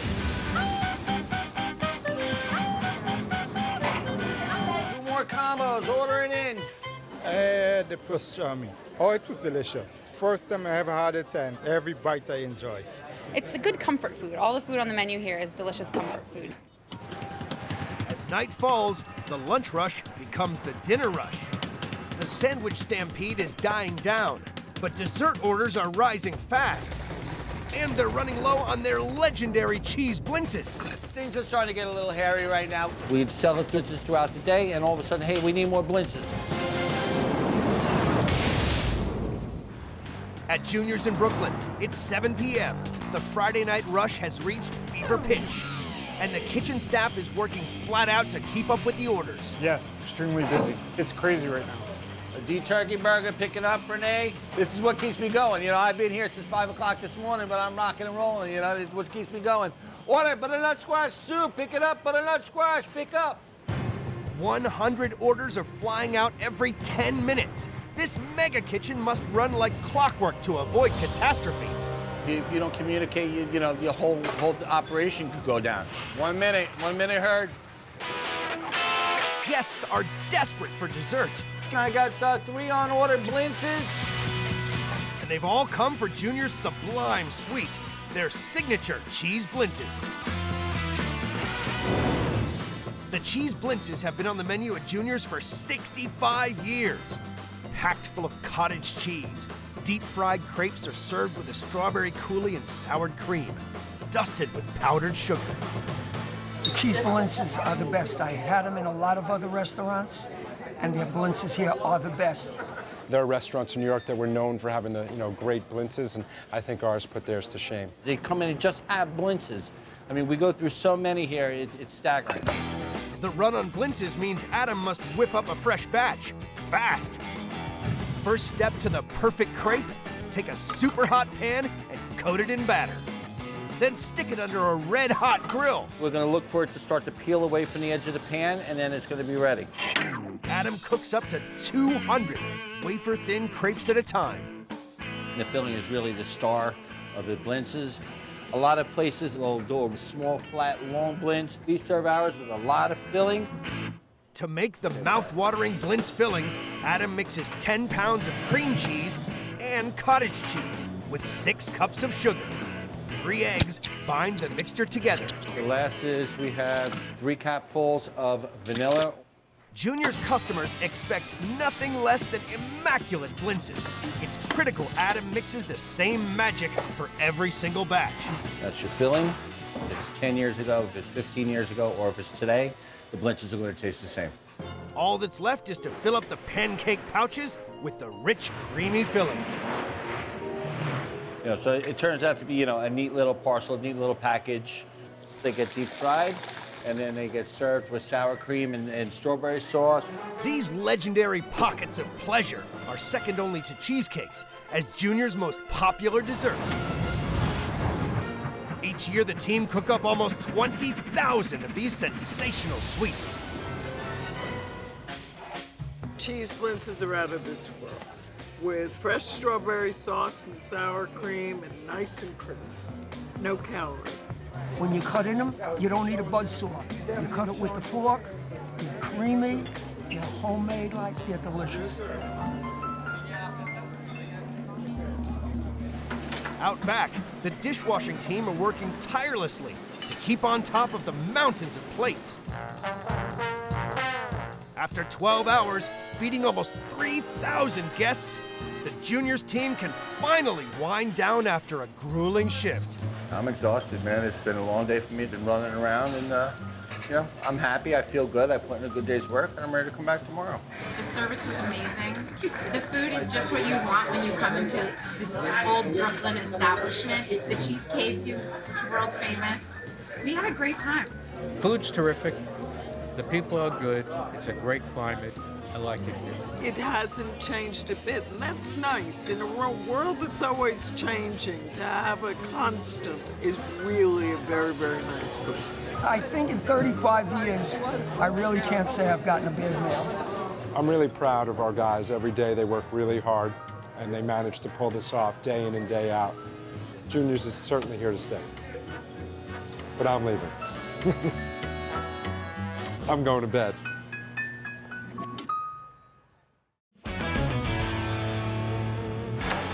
In Chicago, the heat is on at one of America's busiest steak and seafood joints. You can't stand the heat, get out of the kitchen.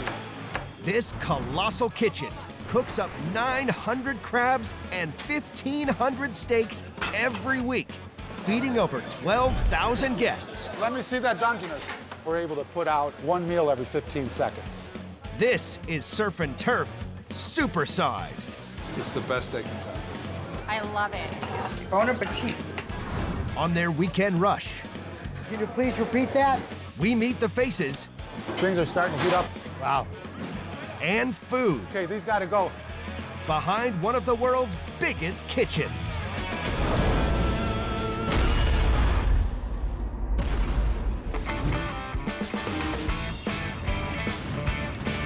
Just 30 miles from downtown Chicago, Bob Chin's is one of the busiest restaurants in the U.S. Hi, welcome to Bob Chin's Crab House.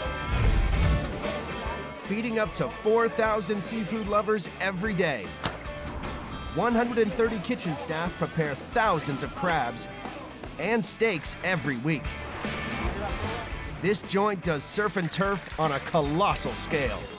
We got a big kitchen. This is a big broiler, and I love it. Bob Chin opened the original Crab House in 1982. The 175-seat restaurant was an instant hit. 30 years on, it has exploded into a 700-seat crab castle. The food is fresh, delicious. There's nothing better. Explosion of flavor. I've been coming here forever. Everyone's been coming here forever. It's a great place.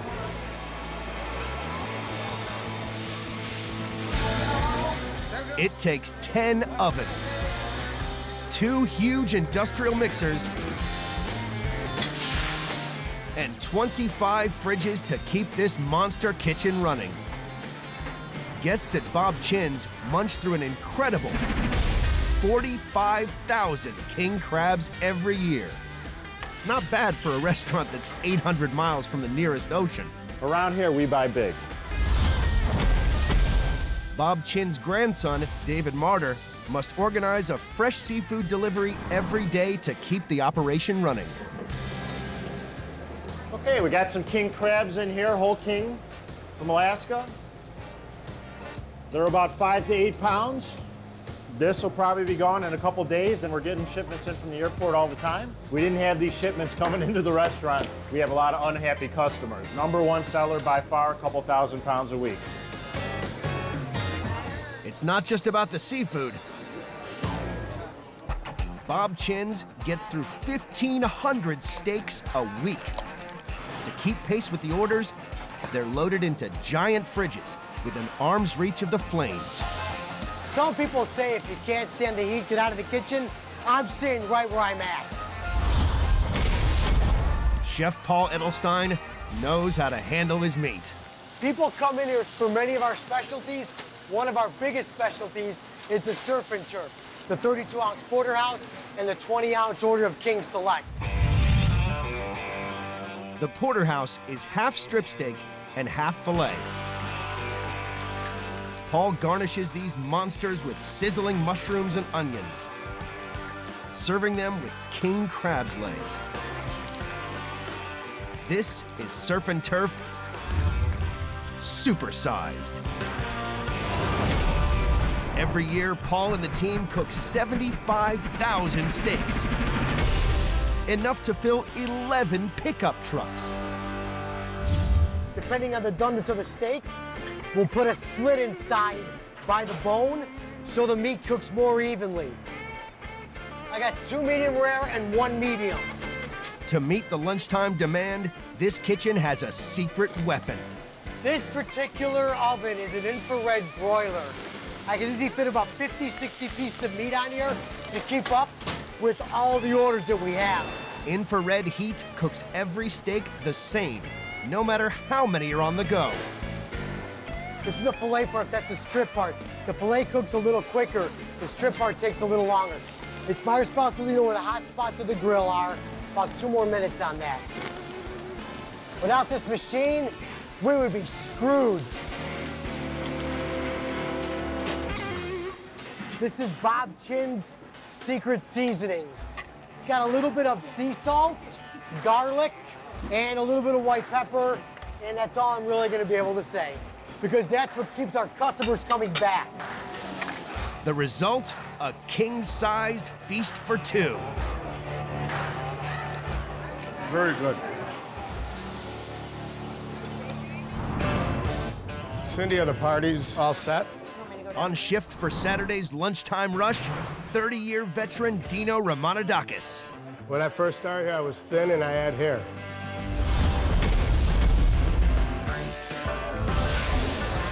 We're expecting to serve about 2,500 to 3,000 people. Our push is our 8-ounce strip with 2 pieces of king crab claws, crab cake nuggets, prime rib, and blue crab claws. And we are going to do a contest on crab vermicelli. 5 orders or more, and you get one for dinner. How's that? All right, guys, have a great shift. Be safe out there. The news for the kitchen is they're going to get slammed, and they're going to get slammed really soon.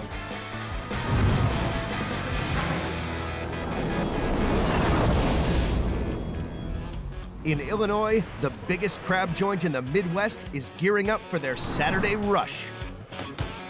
Hello, Blanco. See and taste. It's going to get pretty crazy, and hopefully there's not too much yelling. Let me see that Dungeness. Okay. In the kitchen, Dino's brother Manny is the boss. I'm in charge. The buck stops here.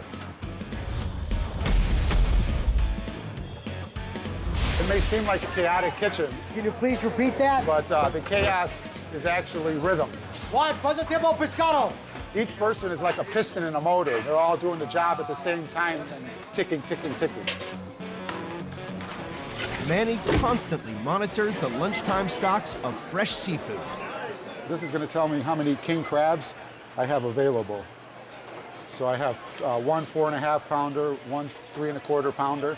This is designed to maximize the orders. And this way, the server won't bring something in that we don't have. With this system, we're able to put out 1 meal every 15 seconds. With their supplies of crabs running out fast, David sends his trusted driver, Israel, to collect more from the airport before the dinner rush. We have a shipment that's coming from New Zealand and another shipment that's coming from Alaska. 1,000 crates of seafood are flown into Chicago's O'Hare Airport every year from as far away as South Africa. We come up here, pick them up, and we gotta go back as quickly as we can. But Israel's not the only one expecting a delivery today. It seems like it's pretty busy right now. There's a lot of trucks up here. So who knows how long it's gonna take us to pick up the shipment here.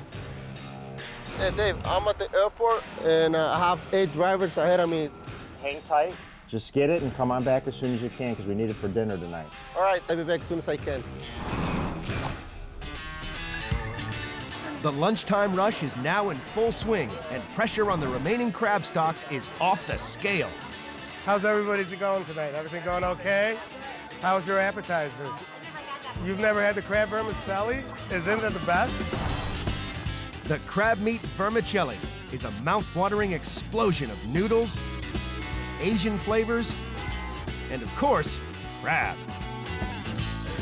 I've been working in the wash for 30 years. Abel Arias fries up 400 of these shellfish sensations every weekend. So what we're gonna do, we're just gonna throw the vermicelli noodles inside.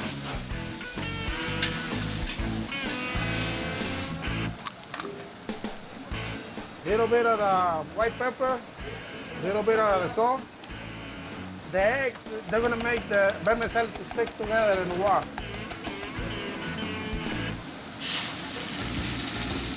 With such a hot wok, timing is crucial. 40 seconds, should be ready. The hot vermicelli noodles heat up the pre-cooked king crab. Now we're gonna top in with the oyster sauce, onions and cilantro. Now these things gonna go straight out to the table before they get cold. This eye-catching crab feast is Bob Chin's signature dish. And Abel and his team still have another 100 of these mouth-watering mountains to prepare before Saturday's rush is over. With supplies dwindling, they need more crab to see them through the coming evening. At Chicago International Airport, Israel is finally loading the shipment of frozen seafood onto his truck. So I'm gonna go ahead and take the temperature too on them. If the king crabs have defrosted, Israel won't accept the shipment. All right, 30 degrees, it's good. Now we're gonna take this back to the kitchen.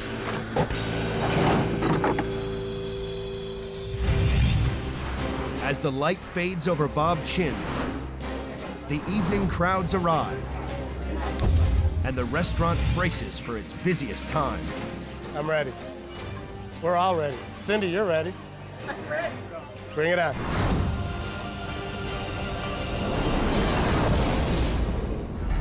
On the outskirts of Chicago, the evening crowds are descending on Bob Chin's Crab House, one of the biggest kitchens in America. We're about 3/4 full right now. It's getting there. I'm starting to sweat a little. Every order comes with a basket of Bob Chin's legendary garlic rolls. The bakery makes over 20,000 a week from scratch. And on a night like this, there's no let-up. People love it. I mean, sometimes we can't keep it in stock. It's a simple mix of water, yeast, flour, salt, sugar, and olive oil. We start with all raw materials, and we make our own bread. Pretty much everything that we make, we make it from scratch. But this is baking in bulk, and there's no rest for these master bakers. Every week, they use these mighty mixers to churn through 1,500 pounds of flour and 40 gallons of water just to keep up with demand. That's the equivalent of 13 bathtubs of dough. The double walk-in oven can take enough racks for 700 rolls at a time. In the peak rush, they turn out over 2,000 rolls an hour. This is a very high-pressure job. It's a very high-pressure job. Once upstairs, they drench the rolls in a garlic sauce, made daily using 5,000 cloves of garlic and a smooth blend of extra virgin olive oil. These gourmet garlic rolls are a side dish to die for. This is the best. Everything is so fresh, delicious. They wouldn't be able to stay here if it wasn't this good. With Israel arriving back with stocks of fresh seafood. All right, let's take these upstairs. We'll get them ready for the dinner shift. The chefs need to extract every last ounce of meat from this, the final delivery of the day. The best part of the king crab meat is actually the maris piece within here and within here. That's what we serve to our guests. Is I'm gonna go ahead and make it ready so we can get the meat out. Paul can butcher an entire Alaskan king crab in under 10 minutes. It's the reason I'm wearing the apron. At this speed, Paul and his 3 dedicated crab crackers can get through 400 crabs a day. The most critical thing you have to do is make sure that when you're cleaning this meat, that you get all of the cartilage out and all of the shell out, because when you're eating it, you want to have a great crab experience, not a great crab shell experience.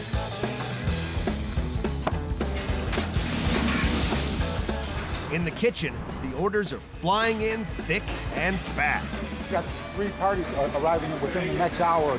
The total is over 100 people. Is the 6:30 party here yet? Okay, so I'm gonna go to 310 now. Now we're starting to get a little bit backed up. The tickets are starting to flow in a lot faster. With one meal now leaving the kitchen every 15 seconds. Wow. It's up to the front of house teams to keep up. It looks like it's madness, Everybody's very busy trying to get our guests whatever they need. All right, guys, we have a whole king crab. This could be the biggest night of the year. Things are really crazy out there right now. Got a lot of hungry people this evening. They all seem like they want steak, and I'm glad to provide it for them. The porterhouse was excellent. One of my best meals. And I don't like it bloody. I like it just like this. But these steaks aren't the end of the story. People also come from miles around for Bob Chin's devilish desserts. They sell up to 1,000 slices of pie a day.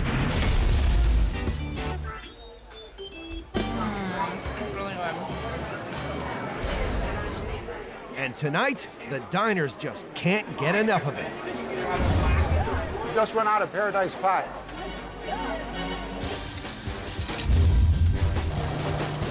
We need to get the bakery going so we can get some more pies out of here before the night ends.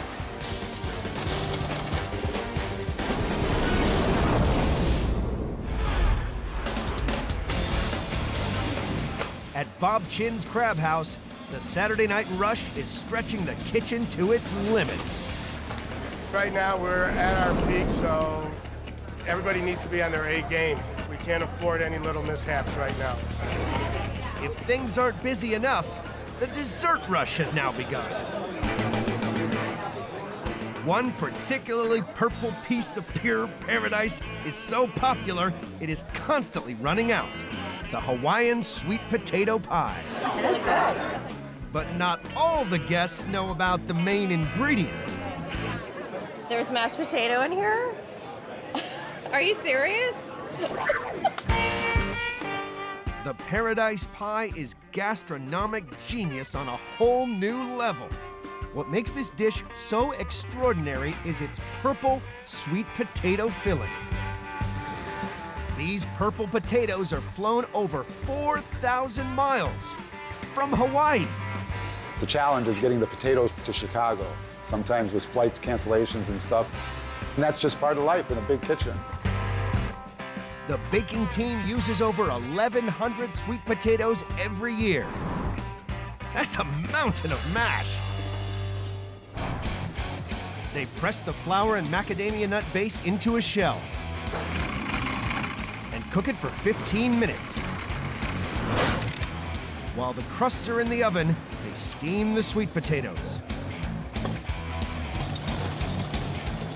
Then mix them with brown sugar, cinnamon, condensed milk, and honey. A dash of cream completes the magic purple mix. Creamy coconut milk pudding, whipped cream, and macadamia nuts top the pie off. Okay, these gotta go. You gotta get them out. This pie is gonna make our guests very happy. Some come just for the pie. Very surprised at how sweet it tasted. Yeah, I didn't know there was sweet potato in it, so it's actually probably a compliment that I didn't realize I was eating a vegetable. At this critical stage in the evening, hey Dino, I need to see you. Communication is key. They never asked the host if we should just go medium or medium well. All the prime rib came back. It got from being a smooth night to a hectic one. That's all right, we'll get through it. We'll be smiling in an hour. This was an easy problem to solve. Some get a little more difficult. You know, of course, this is all part of life in a big kitchen like this. Things will happen. All right, now they're going back out. All right. The rush is over, and all the orders are out. But out back, it's full steam ahead for the dishwashers. Every night, this team washes up to 5,000 plates and 5,000 pieces of cutlery. Winding down now, and we had a few bumps in the road, but that's life in the big kitchen. They don't get bigger than theirs. I love it. It was my first time coming tonight, so I think it's a lot larger than I was expecting, and the food was a lot more fresh than I was expecting. It is a big place. but it does, when you sit down and you're with your friends and family, it feels intimate and small. Hey, well, it's the end of the night. A lot of delicious food went out of our place. This is the aftermath. I love babchins. How can you not love babchins? Thinking about it, 3,000 people live in this restaurant, smiling, with their stomachs full. Just, it doesn't get any better than that. It really doesn't. It's like a baseball player hitting a grand slam. That's how I feel tonight. Tomorrow, I would love to have the same exact business, even double. I'd love it. Bring it on.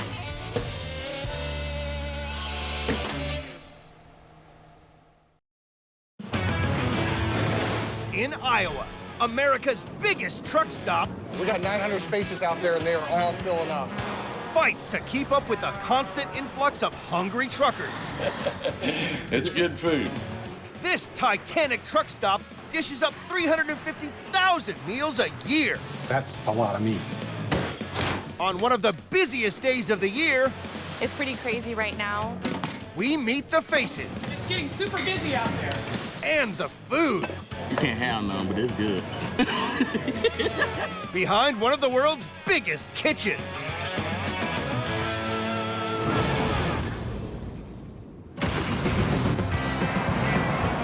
Interstate 80, nearly 3,000 miles of trans-American highway. Home to the world's biggest truck stop. And the world's biggest truck stop restaurant, Iowa 80 Kitchen. It's marvelous. Truckers come from all over America for their favorite home-cooked meals 24/7. You always hear about Iowa 80. It's really legendary. Iowa 80 is the biggest truck stop on the planet, spread over half a square mile, with space for 900 trailers and 250 cars. Welcome to the Iowa 80 Kitchen. At its heart is the restaurant. It's Iowa 80's very own monster-sized food factory. Let's go. Iowa 80's kitchen sprawls over 5,500 square feet. It takes 4 convection ovens, 2 mixers, 4 steamers, 6 fryers, 2 flat grills, and a flame griller to keep this grub-making juggernaut running 24/7. This family-run business opened over 50 years ago when Grandpa Peel opened his truck stop diner here. When my grandfather started this restaurant, I don't think he could ever imagine that it would have gotten this big. Half a century later, the 300-seater restaurant feeds over 1,000 guests a day. That's 18 million customers since its doors first opened. And Iowa 80 is more than just a truck stop. You can't get it here, you can't get it. As well as the restaurant, it has a barber, a dentist, cinema, half-mile-long chrome store, even its own chapel. There's always something to do here. The Iowa 80 truck stop is so legendary, its loyal trucker customers have been coming back for decades. I've been coming in here probably since the 60s or 70s. I came to Iowa 80 with my father, when I was younger. I used to come here back in the late 80s. 9 a.m. Outside, the 900 parking bays are filling up fast. Everyone's lured by the famous food at Iowa's legendary rest stop. Food's great, man. You don't want to tell a hungry truck driver his breakfast isn't ready. General Manager Rick has served over 20 years in this epic interstate eatery. Today is the first and busiest day of the new trucking season, after the deadly winter roads have thawed. I'm going to cover about 650 miles today. I'm traveling to Nebraska. Red-Eye Master Rick's on the early bird shift, feeding the first wave of starving drivers. I started at 4 o'clock this morning, and this is about midway, so I'm going to give me a nice good breakfast. It's breakfast like the gasoline that keeps you going throughout the day. The first rule of Freight Club is start each day on a full tank. And the same goes for the drivers, who come from far and wide for Iowa 80's trademark mega breakfast, the Hungry Man. I came up with the Hungry Man breakfast about 8 years ago. Definitely the breakfast of breakfast. Hungry Man breakfast is my favorite. And who wouldn't love 2 large eggs, bacon, hash browns, sausages, and sausage patties, plus 2 flippin' huge pancakes? This is a supersized breakfast for super hungry truckers. Making breakfast here consumes a lot of eggs, 700,000 a year. Enough to make an omelet the size of a baseball field, twice over. To prepare the pancake batter, we're gonna start off with the eggs. Rick beats 24 extra large eggs at a time. We're gonna have enough pancake batter for about 50 pancakes. Next, it's in with some milk. This is making me hungry. And flour. Then, it's griddle time. The Hungry Man is a short order meal. As soon as a check comes in, Rick must whip it up in under 5 minutes. Now we're those hash browns on. Next goes the sausage links, and 2 slices of bacon for each breakfast. The sausage patties. Big truckers need big eggs.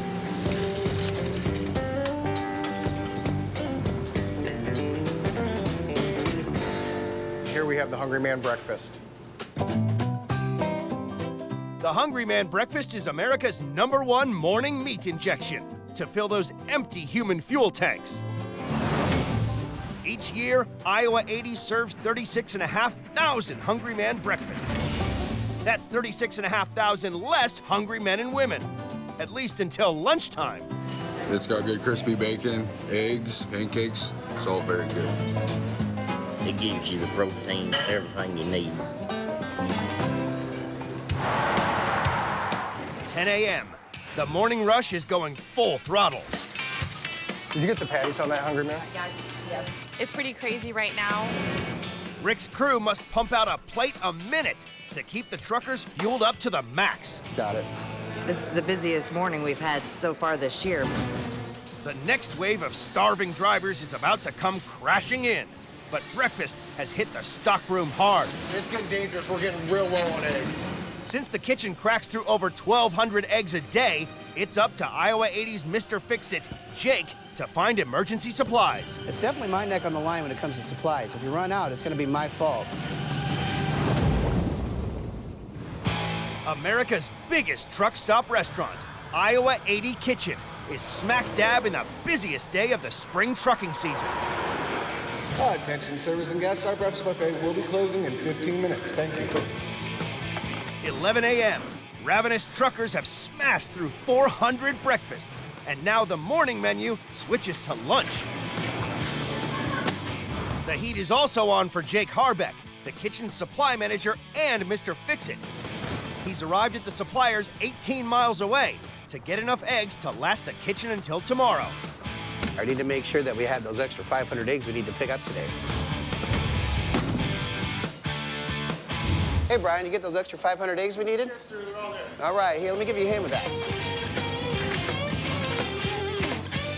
Sure is a lot of eggs in here.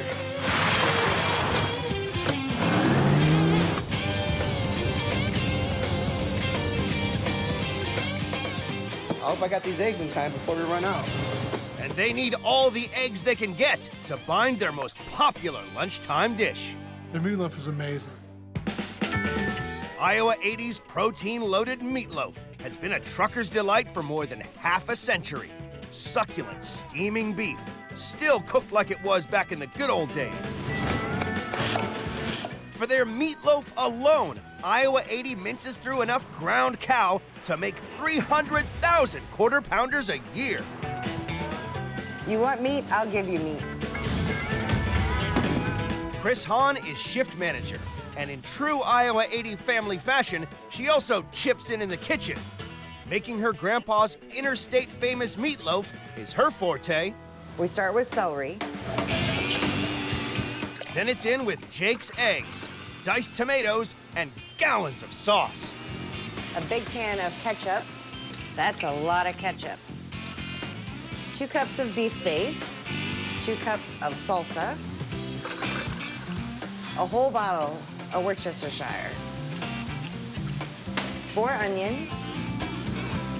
And 4 tablespoons of pepper. Now to mix this all together, I'm gonna use this giant whip. You can't make a meatloaf without pounding some serious cow. Here I have 100 pounds of beef, and it may sound like a lot, but we'll use this much in a single day. We're gonna have to use this industrial-sized mixer. And for that, I'm gonna need this humongous paddle. Truckers like their meat. Chris mixes the beefy blend in the mega mixer before adding that special spicy sauce. Now we're gonna add 4 pounds of breadcrumbs to our mixture. I'm sure truckers are dreaming about this all the way down the interstate. Okay, there's so much meat in there, now I need someone to help me lift the bowl. Thank you. Chris packs the raw meat tightly into trays and gives it a good smackdown. This is really therapeutic. So now it's ready for the oven. It takes 2 hours to bake this tasty, beefy beast. And here we go, Iowa 80's famous meatloaf. Juicy, succulent beef with creamy mash and rich, home-style gravy. No wonder it flies out the kitchen like a plate out of hell. The restaurant serves 73,000 portions of meatloaf a year, enough to feed the real meatloaf forever. Gravy, my favorite beverage. I've been dreaming about this meatloaf since Pennsylvania. I gotta hand it to Iowa, they sure know how to treat their beef. The meatloaf is going down well with these guys, but there are still hundreds of hungry truckers left to go. The lunchtime rush is full on. You gotta check out the buffet. Ribs, chicken. And for the kitchen crew, this means keeping the jumbo buffet constantly topped up. A lip-smacking smorgasbord 50 gut-busting feet long, the biggest salad bar in the state. It's getting super busy out there. It's almost dinner time, the biggest meal of the day, and the kitchen is about to go into overdrive. We got 900 spaces out there, and they are all filling up. But there's a problem. One of the kitchen's key cookers has gone down. This is one of the worst things that can happen to a restaurant. If he doesn't get it fixed soon, we're gonna be in a lot of trouble. On Interstate 80 in Iowa, on the busiest day of the new trucking season, the world's biggest truck stop is buzzing with ravenous customers. We're getting slammed now. 6 p.m., the giant diner is rapidly filling up for dinner. If you can't stand the heat, don't come in the kitchen.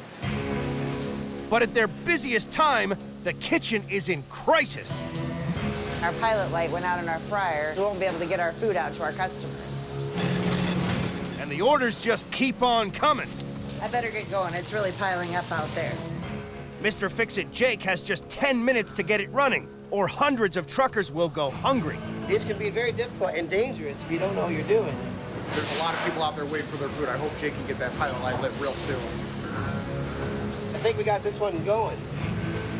Just gotta wait a couple seconds. All right, I think we got it fixed now. The mega kitchen machine is back to firing on all cylinders. There's always pressure, but I have a good team and we can always deal with pressure. Pressure only makes us work better. They need their monster grill to cook the kitchen's best-selling dinner order to piggy perfection.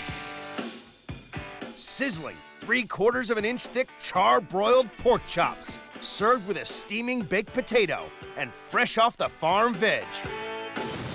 Iowa 80 Kitchen cuts through 125 tons of pig a year, the same weight as 3 fully loaded semis. It's gonna get messy in here. Veteran chef Bobby Mayfield is a past master with a meat cleaver. Tenderize it, slice it, cut it, pound it. No one beats their meat and chops their chops quite like Butcher Bob. Now it's time to get busy. Bobby hacks his way through 100 tons of beef, 150 tons of chicken, and 125 tons of pork a year. That's a lot of meat. I love my job. This is the most dangerous job in the kitchen, and only Bobby's cut out to do it. You gotta be very careful with this. These industrial saws are so sharp, they cut through bone like butter. A bad day in the office means it's hand sandwiches for lunch. One little mishap, you could lose a finger. To keep the meat cold, he must work at a teeth-chattering 35 degrees. I can show you how cold it is in this meat room. So it's not just the saw that's a threat to his fingers. Frostbite is too. Most people can cut meat for about 5 to 10 minutes. I can do it for about a half hour. I'm used to it. I am a bigger guy, too. A little more meat only. To keep up with demand for pork chops, Bobby uses his super butcher skills to cut 30 at once. This is where it all starts, cutting our famous pork chop. This is a day's work right here, 120 pounds of meat. He cuts each chop 3/4 of an inch thick. But Bobby's skills don't stop there. This is one of our #1 sellers. Hear the fat and the bone just sizzling. This gives it a nice flavor. Cooking Iowa's signature pork chops to perfection is a fine art. Charred on the outside, moist in the middle. I've been cooking these chops for 35 years. It's very important to pay attention. You're off 15, 20 seconds, it's critical. And there we go. Perfect pork chop from the Iowa 80 kitchen. A pound of pure porcine pleasure makes this dish the most popular meat to eat at the Iowa 80 truck stop. The kitchen serves up 36,500 of these fork-worthy pork chops every year. Stacked on top of each other, that's a pork chop skyscraper towering 2 Empire State Buildings tall. They have it just right here. I'll definitely come back and eat this again. They are good. They're a thicker cut pork chop than you normally get anyplace else. Another satisfied customer ready to hit the road. How many miles do you think you've logged in over the years? How many millions of miles have you driven? Probably 8 or 9 million, probably. How many coffees is that? You have to count them by the gallons.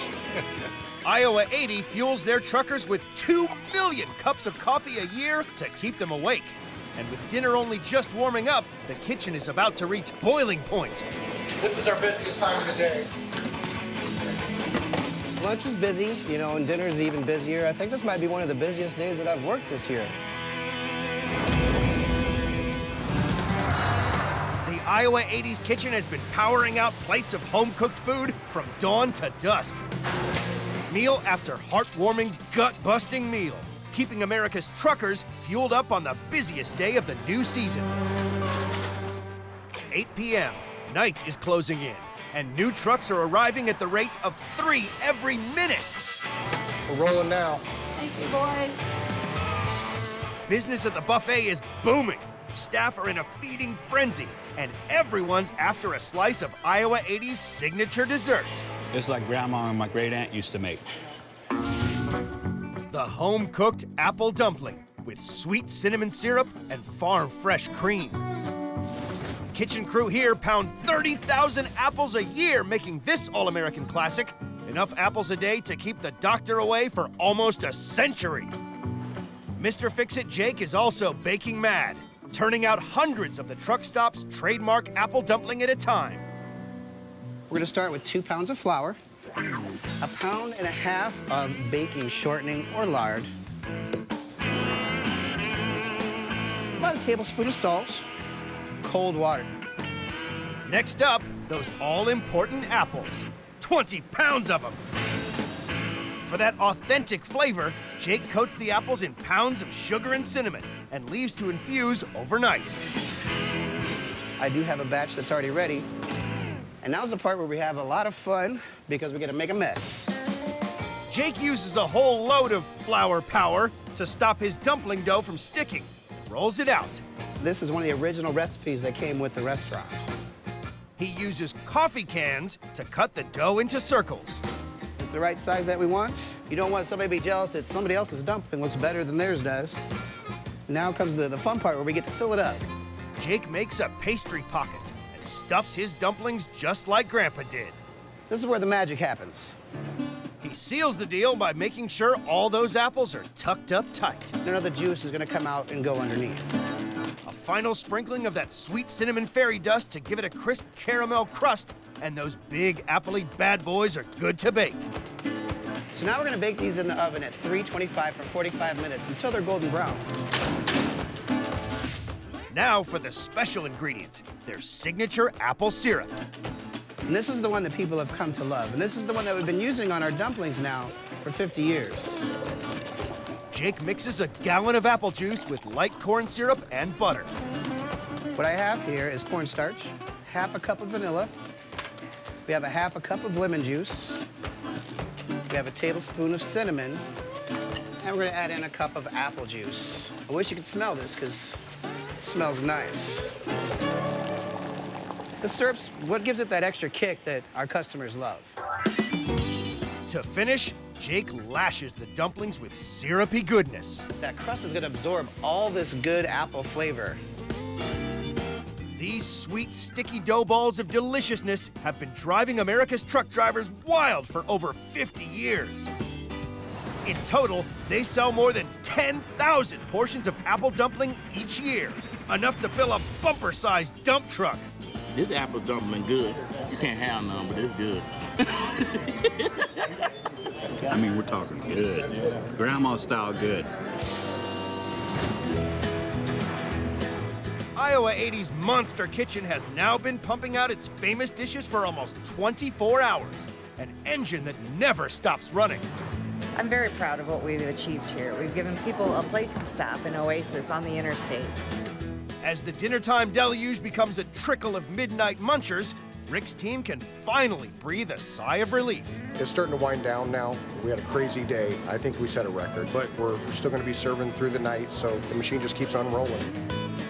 It may be the end of a busy day at the world's biggest truck stop, but here, there are always monster appetites to feed. I was your size when I started stopping here.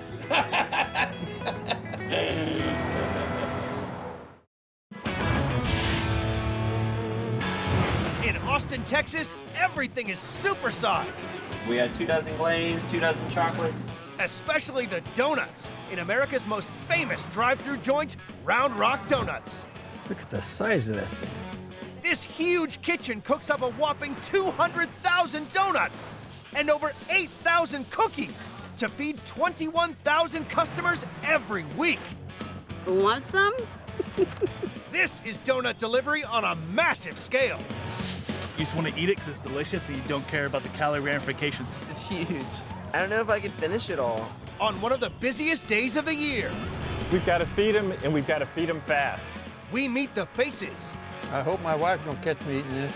And the food. Yes, yes, yes. Donut time. Behind one of the world's biggest kitchens.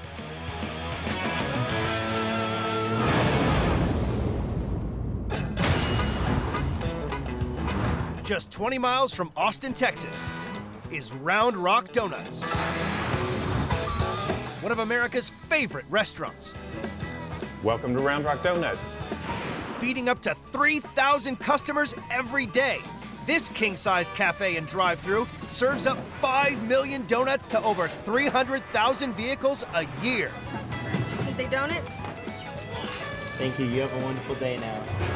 Cooking up super sweet surprises like cookies, cakes, and America's biggest donut, the 14-inch Texan. These are tasty treats on a titanic scale. I love the donuts here. They're delicious. They have not changed one bit over the years. Whatever process I use, it's worked. It takes 60 staff, 3 massive mixers, 2 walk-in fridges, and 3 giant deep fat fryers to keep this 1,500 square foot kitchen running. Everything is bigger than Texas, so why not? Round Rock Donuts opened in 1926 on the outskirts of a small town that bears its name, not far from Austin. Almost 90 years on, this family-run drive-thru is legendary. It's 4:30 in the morning and I'm opening up. Somebody's got to do it. The team has been frying since midnight. The man in charge of making sure the whole operation runs smoothly is Paul Goodillon. So you can't stop because the customers don't stop coming, and it keeps me young at least. From prepping donuts to ordering fresh supplies, Paul's sticky fingers are all over this joint. It's not even breakfast yet, and we've got donuts flying off the shelves. 7 a.m. and the breakfast rush is now in full swing. The next order, send it, please. And hope the kitchen can keep up with the front. So the breakfast team need to max out donut production. To create these incredible crullers, bakers here must mix Round Rock Donut's signature dough using flour, eggs, sugar, butter, and yeast. The team will cut and fry 1.5 tons of dough a day. Manager Paul's son, Colton Goodillon, has the stickiest job in the kitchen to fill the donuts with thick, oozing cream. When I tell my friends I've been pumping custard all day, they tend to get a little jealous. Colton's in charge of one super sweet treat breakfast guests here simply can't get enough of. I like to eat them behind my husband's back. It's like having an affair. Round Rock's famous chocolate glazed eclairs. The filling is great. It's like pudding, and I love pudding. These French-inspired delicacies are filled to burst with Bavarian cream and then hand-coated in rich, milky chocolate. This is one of our most popular desserts. People really do enjoy the Bavarian cream and the chocolate together. It's a good combination.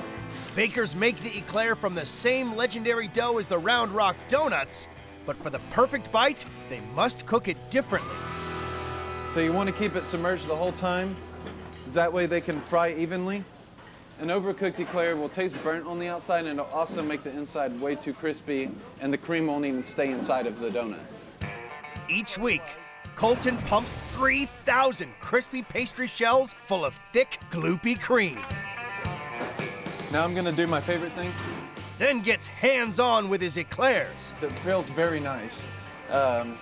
It's kind of like a hot tub for your hands. You're gonna wanna dip your hand in there and just smoothly cover it with chocolate. You just let the chocolate kind of roll off your hand. Colton smears his way through 275 gallons of hot chocolate each week. These dreamy, creamy confections are a breakfast to die for. Round Rock Donut sells over 150,000 eclairs each year. End to end, that's 14 miles of tasty breakfast pastry. The icing on top is perfect. It just kind of melts in your mouth when you eat it. It's perfect. That's good. I like the filling. Delicious. Don't tell anybody I'm on a diet. It's only 10 a.m. and the breakfast sugar rush will soon become the lunch rush. You need a dozen glaze and a dozen chocolate? The team are serving one car every 45 seconds, selling 50 donuts a minute. We're pushing out quantities, but we gotta keep the quality up. And soon, they'll be slammed by 1,000 more customers as one of Texas's biggest classic car festivals rolls into town. I'm ready for them. We have to mentally prepare ourselves to be ready for them. Wow, we're about to get slammed.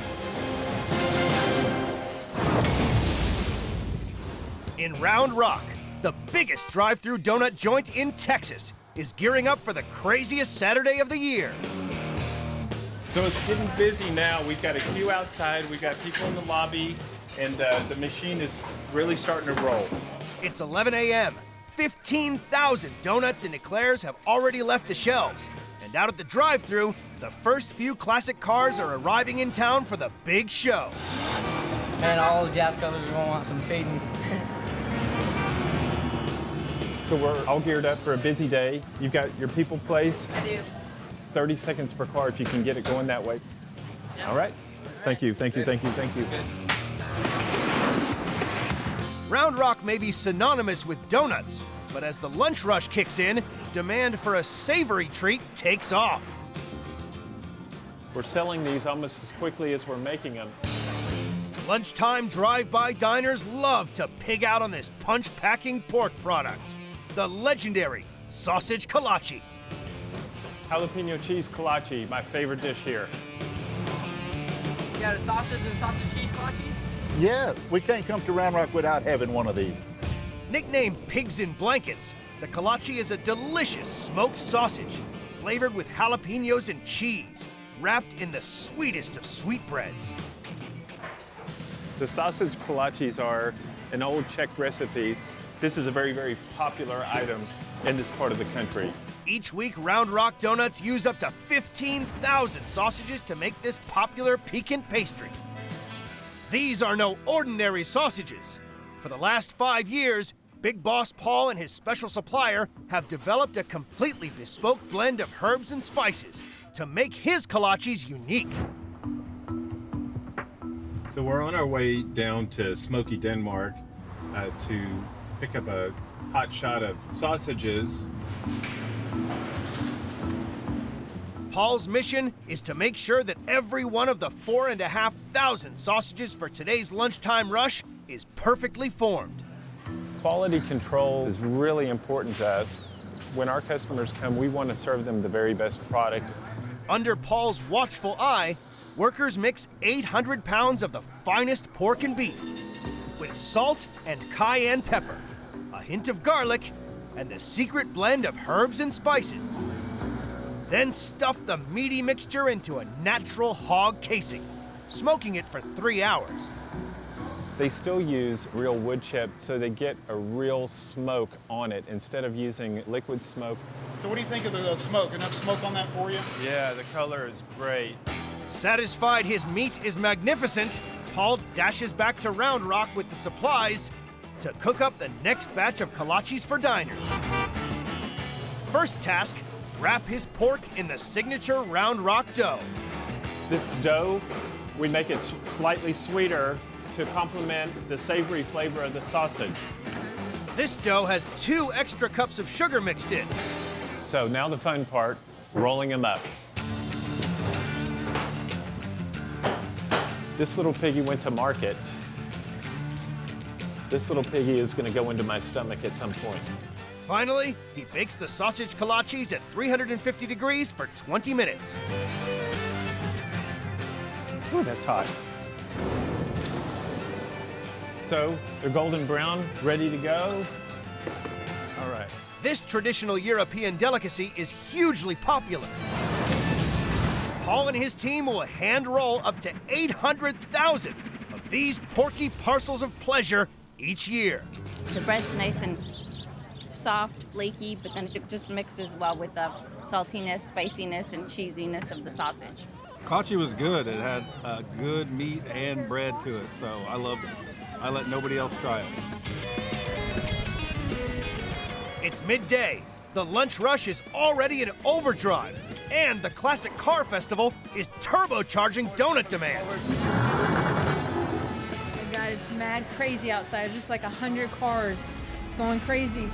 Appetites are growing and tempers are flaring as the car fanatics queue up for the ultimate donut, the 14-inch Texan. I would probably wait 20 to 30 minutes in here just for that donut. It's the Incredible Hulk of donuts. The customers are getting angry because they want a donut so much. We got to keep this machine going, cranking the donuts out. Things are really heating up. It's a hot Saturday just outside Austin, Texas, and the lunch rush at Round Rock Donuts drive-thru has hit full throttle. Over 100 hungry classic car fanatics have rolled up in their rides. He loves his donut. I mean, he basically sees it and just goes, yes, yes, yes, donut time. No, other donut people just can't do it, what these guys are doing. As you can see, we're all the way around the block here. When people have to wait, they start getting impatient. So we've got to feed them, and we've got to feed them fast. And this is what they've all come for. Whoa, look at the size of that donut. The famous 14-inch, 2-pound Texan. As big as 12 regular-sized donuts and smothered in lip-smacking orange glaze. I try to eat it. It's too much for me. They make the Texan from the restaurant's signature dough. To meet demand for this monster, they mix over 1,000 batches of dough each year. People who come from all over America to experience this. Preparing the famous dough is down to donut master Polo Garcia. If for some reason I don't do the proper measurements, the dough is going to be a disaster. For this beast of a batch, Polo must mix eggs. We use about 6,000 eggs a day, so I'm sorry for the chicken. Flour, sugar, butter, And last but not least, yeast. Come on, baby. You're gonna become alive, okay? You're gonna have to start working pretty soon. Polo mixes the dough for 10 minutes. It's gonna be magic pretty soon. He leaves it to rise for 40 minutes. Cuts it down to size. Like we said in Texas. Yeehaw! Then it's time to roll. With this type of exercise, what can you say? You don't need to go to the gym, do you? Making the perfect donut demanded by Round Rock's faithful followers takes a special skill. We're calling the wrist flex. Now it's gonna be time for me to pet my baby. You see? Nice. Very nice. And now, do you want to see the giant one? This titan of the donut world is so big, it needs cutting with a bucket. And this is how we made Texas donut.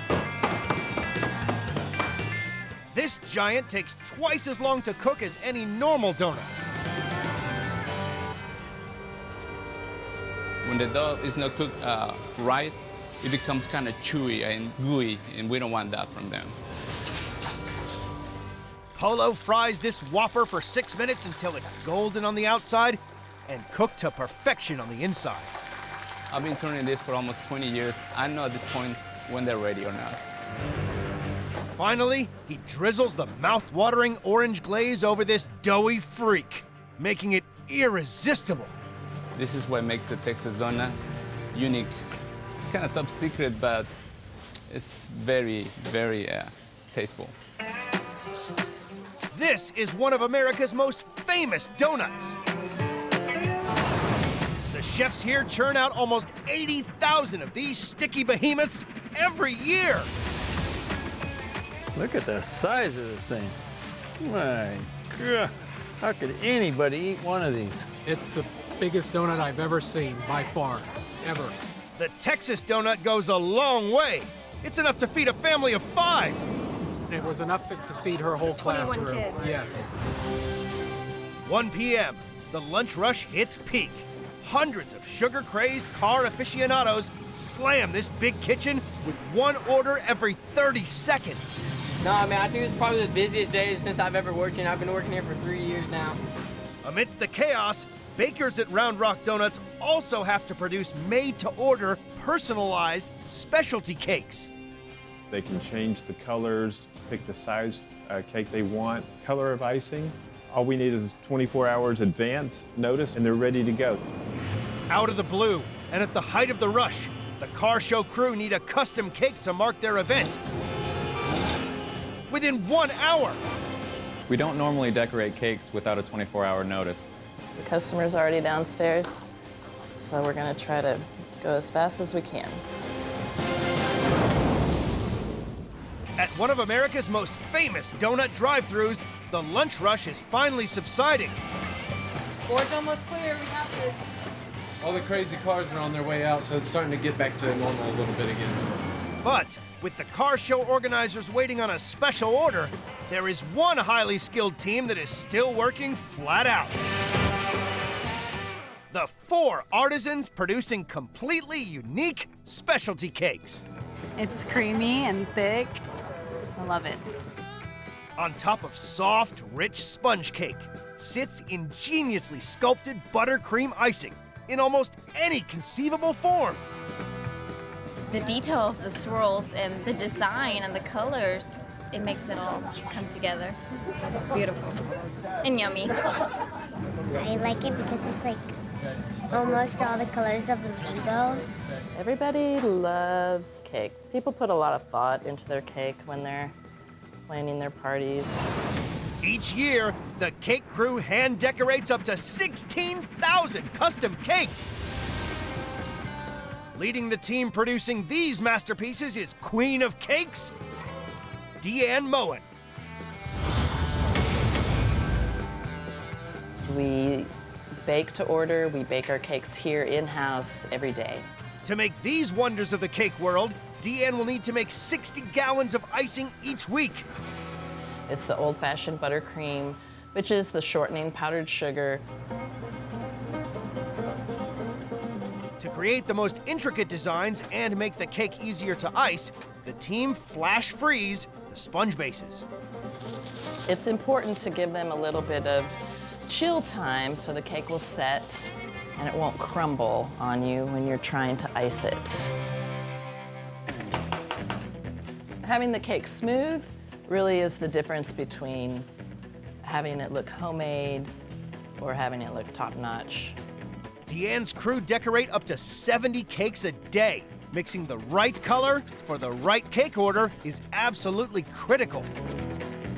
So this is my artist's palette.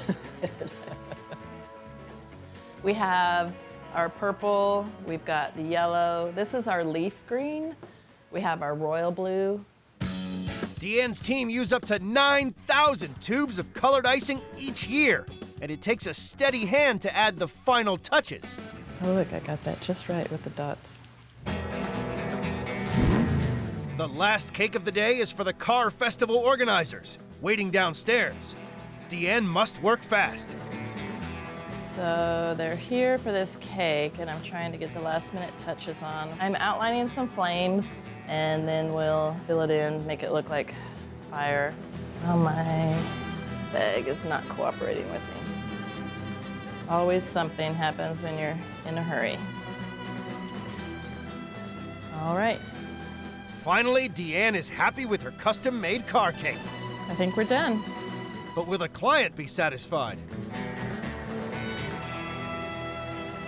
All right. Thank you. I hope you like it. Oh, wow, that is sharp. Thank you for doing Thank that you very so much. quick. You are welcome. You are welcome. I'm glad we could help. That is just cool. After 9 hours of solid service, the Round Rock Donuts team can finally take a breath.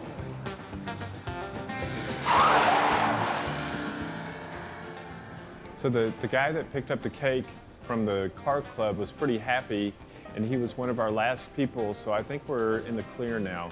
Not only has it been the best day of the year, but I figure we've broken a record of about 32,000 donuts today. Just like people get attached to smoking cigarettes, I'm attached to Round Rock Donuts. This is the most fabulous donut in the state of Texas. It has so much flavor to it. It has the glaze to it, its sweetness, it's made fresh. It's awesome. That's good. Like a donut should. I am very proud to be a part of this team. I think this is the sweetest job in America.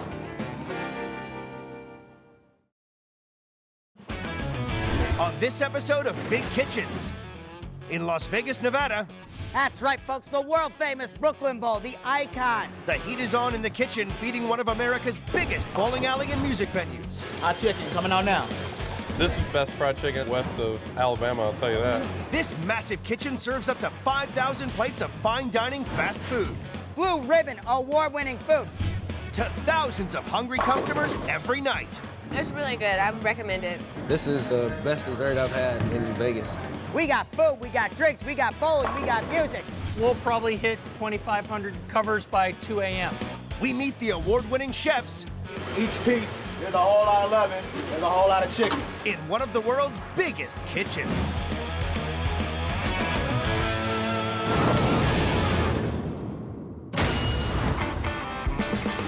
In the heart of Las Vegas is the enormous Brooklyn Bowl music venue and 32-lane bowling alley. We have over 600 seats, 3 different restaurant areas, 4 different bars that we all serve food at. So the kitchen has to be humming at an incredible pace. Feeding visitors in this vast venue, a massive 2,000 square foot kitchen. On any given day, we'll move 8,500 people through the space. That translates to probably in the vicinity of 3,500 meals a day. Bringing in thousands of bowlers a night is down to Chef Bruce Bromberg, who rolled a Brooklyn strike by reinventing bowling alley food. One of the tough concepts was, how do you combine fine dining and real food preparation and a culinary outlook on bowling alley food? You may be bowling, you may be watching a show, you may be taking in a game, but you should be having an incredible dining experience at the same time. The original Brooklyn Bowl opened in New York in 2009. Now, with a London and Las Vegas branch, they've supersized the concept, serving cuisine fit for a kingpin. All the way to Las Vegas, all the way across the country. To dig into Brooklyn Bowl's unique take on food that hits the spot. This is best fried chicken west of Alabama, I'll tell you that. Creating blue plate specials on a mass scale takes 6 industrial ovens, gigantic vats and mixers, 12 deep fat fryers. No pressure, I need it today. And a precision system tracking all the orders is run by the head chef. This is called the QSR system. As the tickets come in, all the food is directed to the stations. Mac and cheese plain is going to 221 by itself.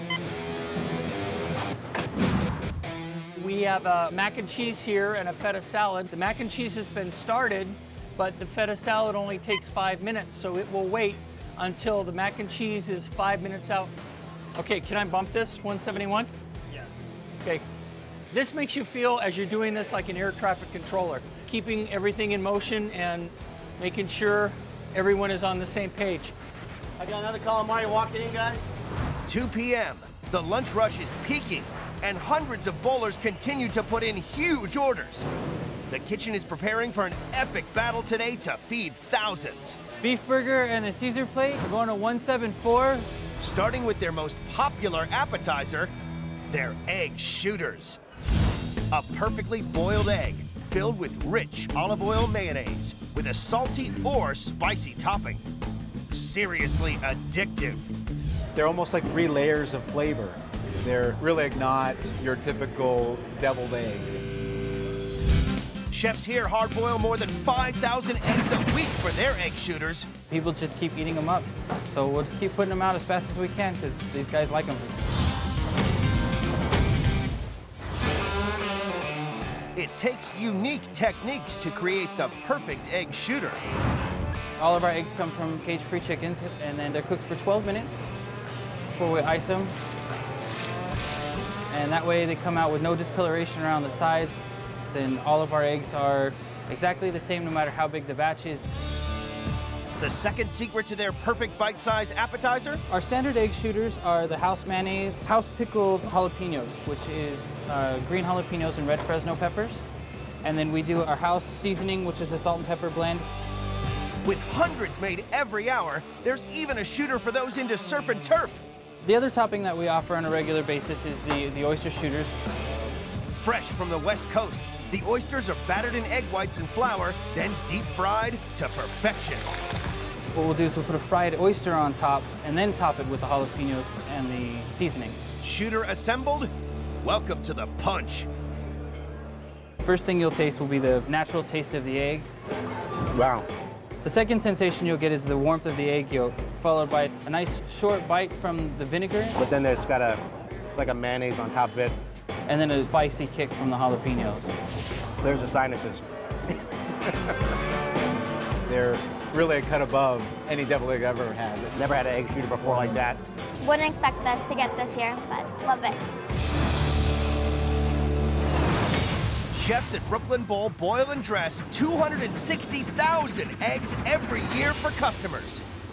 They've made enough egg shooters in 6 years to run the entire length of Manhattan.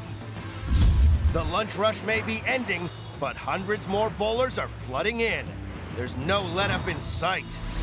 It's really busy right now, but in an hour from now, it could double, it could even triple, you never know. It's really unpredictable. For us, just efficiency is paramount. If we're not efficient, if every department in this place isn't working together, receiving, the chef, the cooks, the dishwashing, the floor staff, the management, if everything's not in sync, this is just too big of a place. Things can get really bad really quickly. Las Vegas. At the biggest bowling alley and restaurant in town, the dinner service has just started and it's hitting hard. We've probably done about 260 covers so far, and the doors have been open for 45 minutes. Salad, fried chicken and the fries, and this is kind of the calm before the storm. For the city that never sleeps, the night brings bigger, hungrier crowds. Calamari. To keep up with demand, Brooklyn Bowl throws down to keep the quality up. Rodney, bump the right toes. We're all going to 151. Thank you. I mean, normally when you go to a bowling alley, you don't get food like this. You go to a bowling alley, you get hot dogs, you get popcorn, vending machine food. And it's down to Chef Bruce, who has developed the most talked about dish at Brooklyn Bowl, the knish. A flawless, savory combination of potato and onion wrapped in pastry. Its deliciousness will bowl you over. Knish, is that right? Is that what it's called? Certainly something that's well known on the East Coast, mostly in New York. Once they figure out what it is, they definitely order again. But putting a Jewish delicacy from the East Coast on the menu was a big risk. You know, I really didn't think the knish was going to be so popular. There was even discussions of not doing it because it's a lot of work. It's a product that, you have to make every step by hand, and it's a bit tedious. And this is a filling made of boiled potatoes, and we'll put it in with what we call confit onions with a good amount of butter, and we slow cook them for hours and hours and hours till they get really this beautiful, rich, sweet, golden brown color, flavor. Of course, by making everything fresh every day, we wind up with a really good product that uses great ingredients. Brooklyn Bowl goes through 2,400 potatoes a month to make their knishes. And the flour dough for the knishes has got to be perfect. Really what you want is the dough to rest so it's not too elastic, so you can roll it out, and you can roll it out actually very thin that way. And I just want to make sure everything is really even. And I just feel with my hands to make sure that everything is good. With thousands of knishes made every day, size really does matter. We just want to be careful to get the same amount and the same thickness of the filling throughout the whole pastry, because we want all the knish to be the exact same size. A bit of egg wash. This is just so everything adheres and sticks together. Knish folded, cut, about 1 3/4 to 2 inches. And molded. And what we want is that dough to kind of cover and seal, but you still want the potato to be able to come out on the top. Knish done. We're making things by hand. Machines and production is really good and it helps certain things, but you still want to be connected to the food you're making. Time to cook. And these just get baked. They're really just unbelievably delicious. It's a pretty good snack while you're bowling. That's the whole story on the knish. Just so happens that we got voted the best knish in Las Vegas. I wasn't aware there were any other knishes in Vegas, but it was good to get that award.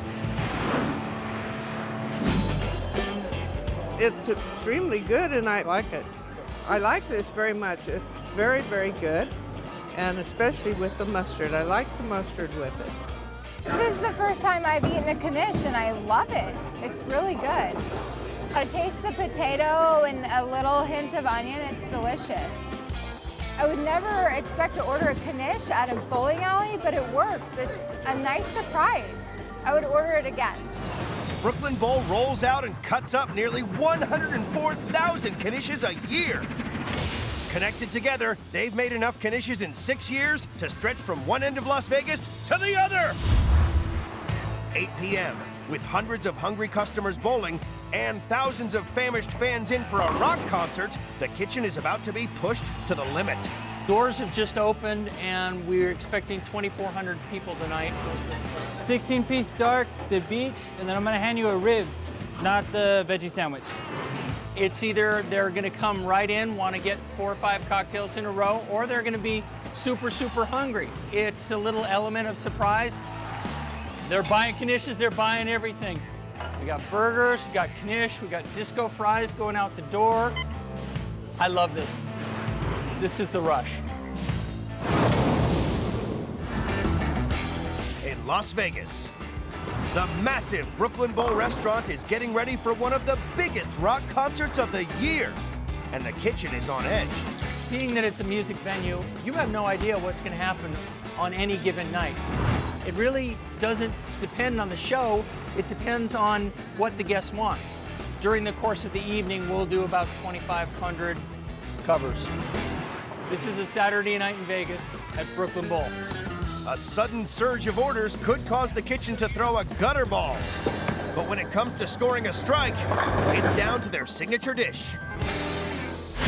Brooklyn Bowl throws a turkey with their legendary fried chicken. Tender and juicy white meat, fried extra crispy in herbs and spices. Blue ribbon fried chicken is our most popular dish, and it's one that we're known for across the country.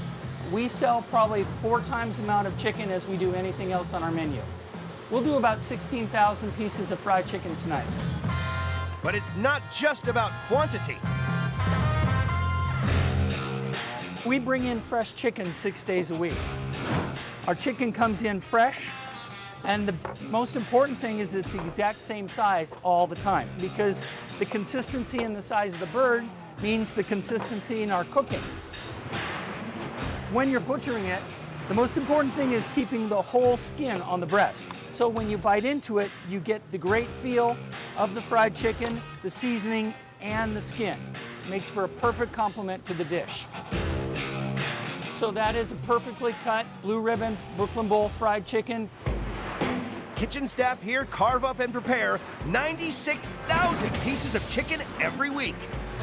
So that means mixing up a lot of breading. So I'm about to make the fried chicken breading, which is a combination of all-purpose flour, matzah, and a little bit of baking powder. This is our secret blend. This is where all the love comes into it. Making half a ton a night? That's a lot of matzah. This will mix for about 15 to 20 minutes. And we'll come back to it in a bit and see how it's doing. They dip the chicken in egg whites, then the matzah flour. Now it's time for Brooklyn Bowl to start frying. 2,000 pieces an hour. It's rock and roll. It's a lot of chicken. It's a lot of frying. We're getting ready to go, and so is the chicken. So this is a lot of fryers. Most restaurants only have a bank of like 3. We actually have 2 banks of 3 just dedicated to fried chicken. 13 minutes, and we're off to the races. Out of the fryer, it's a race against the clock. Hot chicken coming out now. To get the most flavor out of the chicken. Chicken is hot. Chicken is hot, so you know the faster you get this seasoning on, the more that it sinks into the chicken. Each piece, there's a whole lot of loving, there's a whole lot of chicken. Hot chicken coming out. So when we season our chicken, we're using a blend that is made with our recipe, and it's a mixture of cayenne, it's got some black pepper, white pepper, a few little mystery seasonings in it, and it makes such a nice mouthfeel because it gives you a nice intensity as you're taking a bite of it.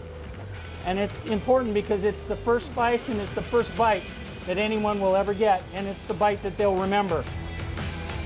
It's the bite that counts. I've been frying chicken a long time in my life. This chicken puts the Colonel to shame. I would say that I'm definitely in fried chicken heaven. It's delicious, really delicious chicken. And the skin's very crisp and everything's tasty. Good stuff. It's got like a thin crust on it. It's really good. Overall, it's better than any other fried chicken I've had. I can't believe this is a bowling alley. The best food I've ever had at a bowling alley. Brooklyn Bowl serves up nearly 4.8 million pieces of chicken a year. Since they opened, they've made enough fried chicken to feed the entire population of Canada. 10 p.m. Now with the bowling alley running at max capacity and a sold-out rock concert full of hungry fans, a perfect storm is brewing for a kitchen catastrophe. So we're picking up for our dinner service here. The pace gets a little bit faster as we get more guests and a higher turnover rate. We've cracked over 1,000 covers, and I think we're going to stay open till 3:30, so we might even make 3,000 covers. The kitchen can go from 0 to 100 in just about a matter of minutes. So it's really unpredictable. At Brooklyn Bowl in Las Vegas, Andre, get a mac and cheese. 32 bowling lanes rammed with hungry customers and a sold-out rock concert is pushing the kitchen to breaking point. Okay, so that's good to go. Being that it's a music venue, you have no idea what's going to happen on any given night. Mac and cheese, 221. Being that we can feed them on the bowling lane, everyone can eat anywhere in the building. But as the night reaches climax, it's down to the kitchen to keep rolling. We have one chef in front of the house and one chef in the back of the house. There's a whole lot less confusion that way. Is this one going? Okay, good. As with any kitchen, it can get stressful, but we managed to keep it simple and professional. There's no throwing of pots and pans or not even small things. For those customers who have any room spare for one last bite, it's down to Chef Nestor Conradi to satisfy their sweet tooths. Chocolate chip bread pudding. A sugar rush you'll never forget. It's one of my favorite desserts, and it's one of our most popular desserts. Nestor starts with a fresh batch of sweet custard. First, we get our heavy cream. So 1 gallon of heavy cream and 4 vanilla beans that we're gonna cut it, split in half, and we're gonna bring that to a boil. I know you're not gonna smell this, but trust me, you can smell the vanilla flavor. It smells really good. While we're waiting for it to boil, we're gonna mix the egg yolk and sugar. He mixes the vanilla-infused cream with egg and sugar, bit by bit. Just so we don't overcook it. Then slowly whisk that. Now we're gonna add the rest of the heavy cream. Once the custard has cooled, it's time for the final step. Bread pudding is a classic dessert, but Brooklyn Bowl have added a twist to it to make it a special dessert. What makes our bread pudding better is that we use ciabatta bread instead of white bread. Ciabatta bread is a lot sweeter and it retains more of the flavor. Now we're gonna dump this ciabatta bread into the custard. We're gonna soak this bread for about 3 hours to absorb all the custard. Brooklyn Bowl go through 1,300 loaves of ciabatta bread a year for their pudding. They save the best for last. Now it's been soaking for 3 hours. Now we're gonna add the chocolate chip. I love chocolate, so every time you take a bite of the bread pudding, you'll have all the really sweet chocolate and nutty flavor on the bread pudding. We're gonna cook it for 2 hours, and then when it comes out, it'll be delicious. The chocolate chip bread pudding, Vegas style. Brooklyn Bowl plates up more than 73,000 a year. In 6 years, they've made enough chocolate chip bread pudding end to end to cross the Brooklyn Bridge 20 times. It's rich, it's moist, and light and fluffy. Delicious. This is the perfect dessert to finish it off with.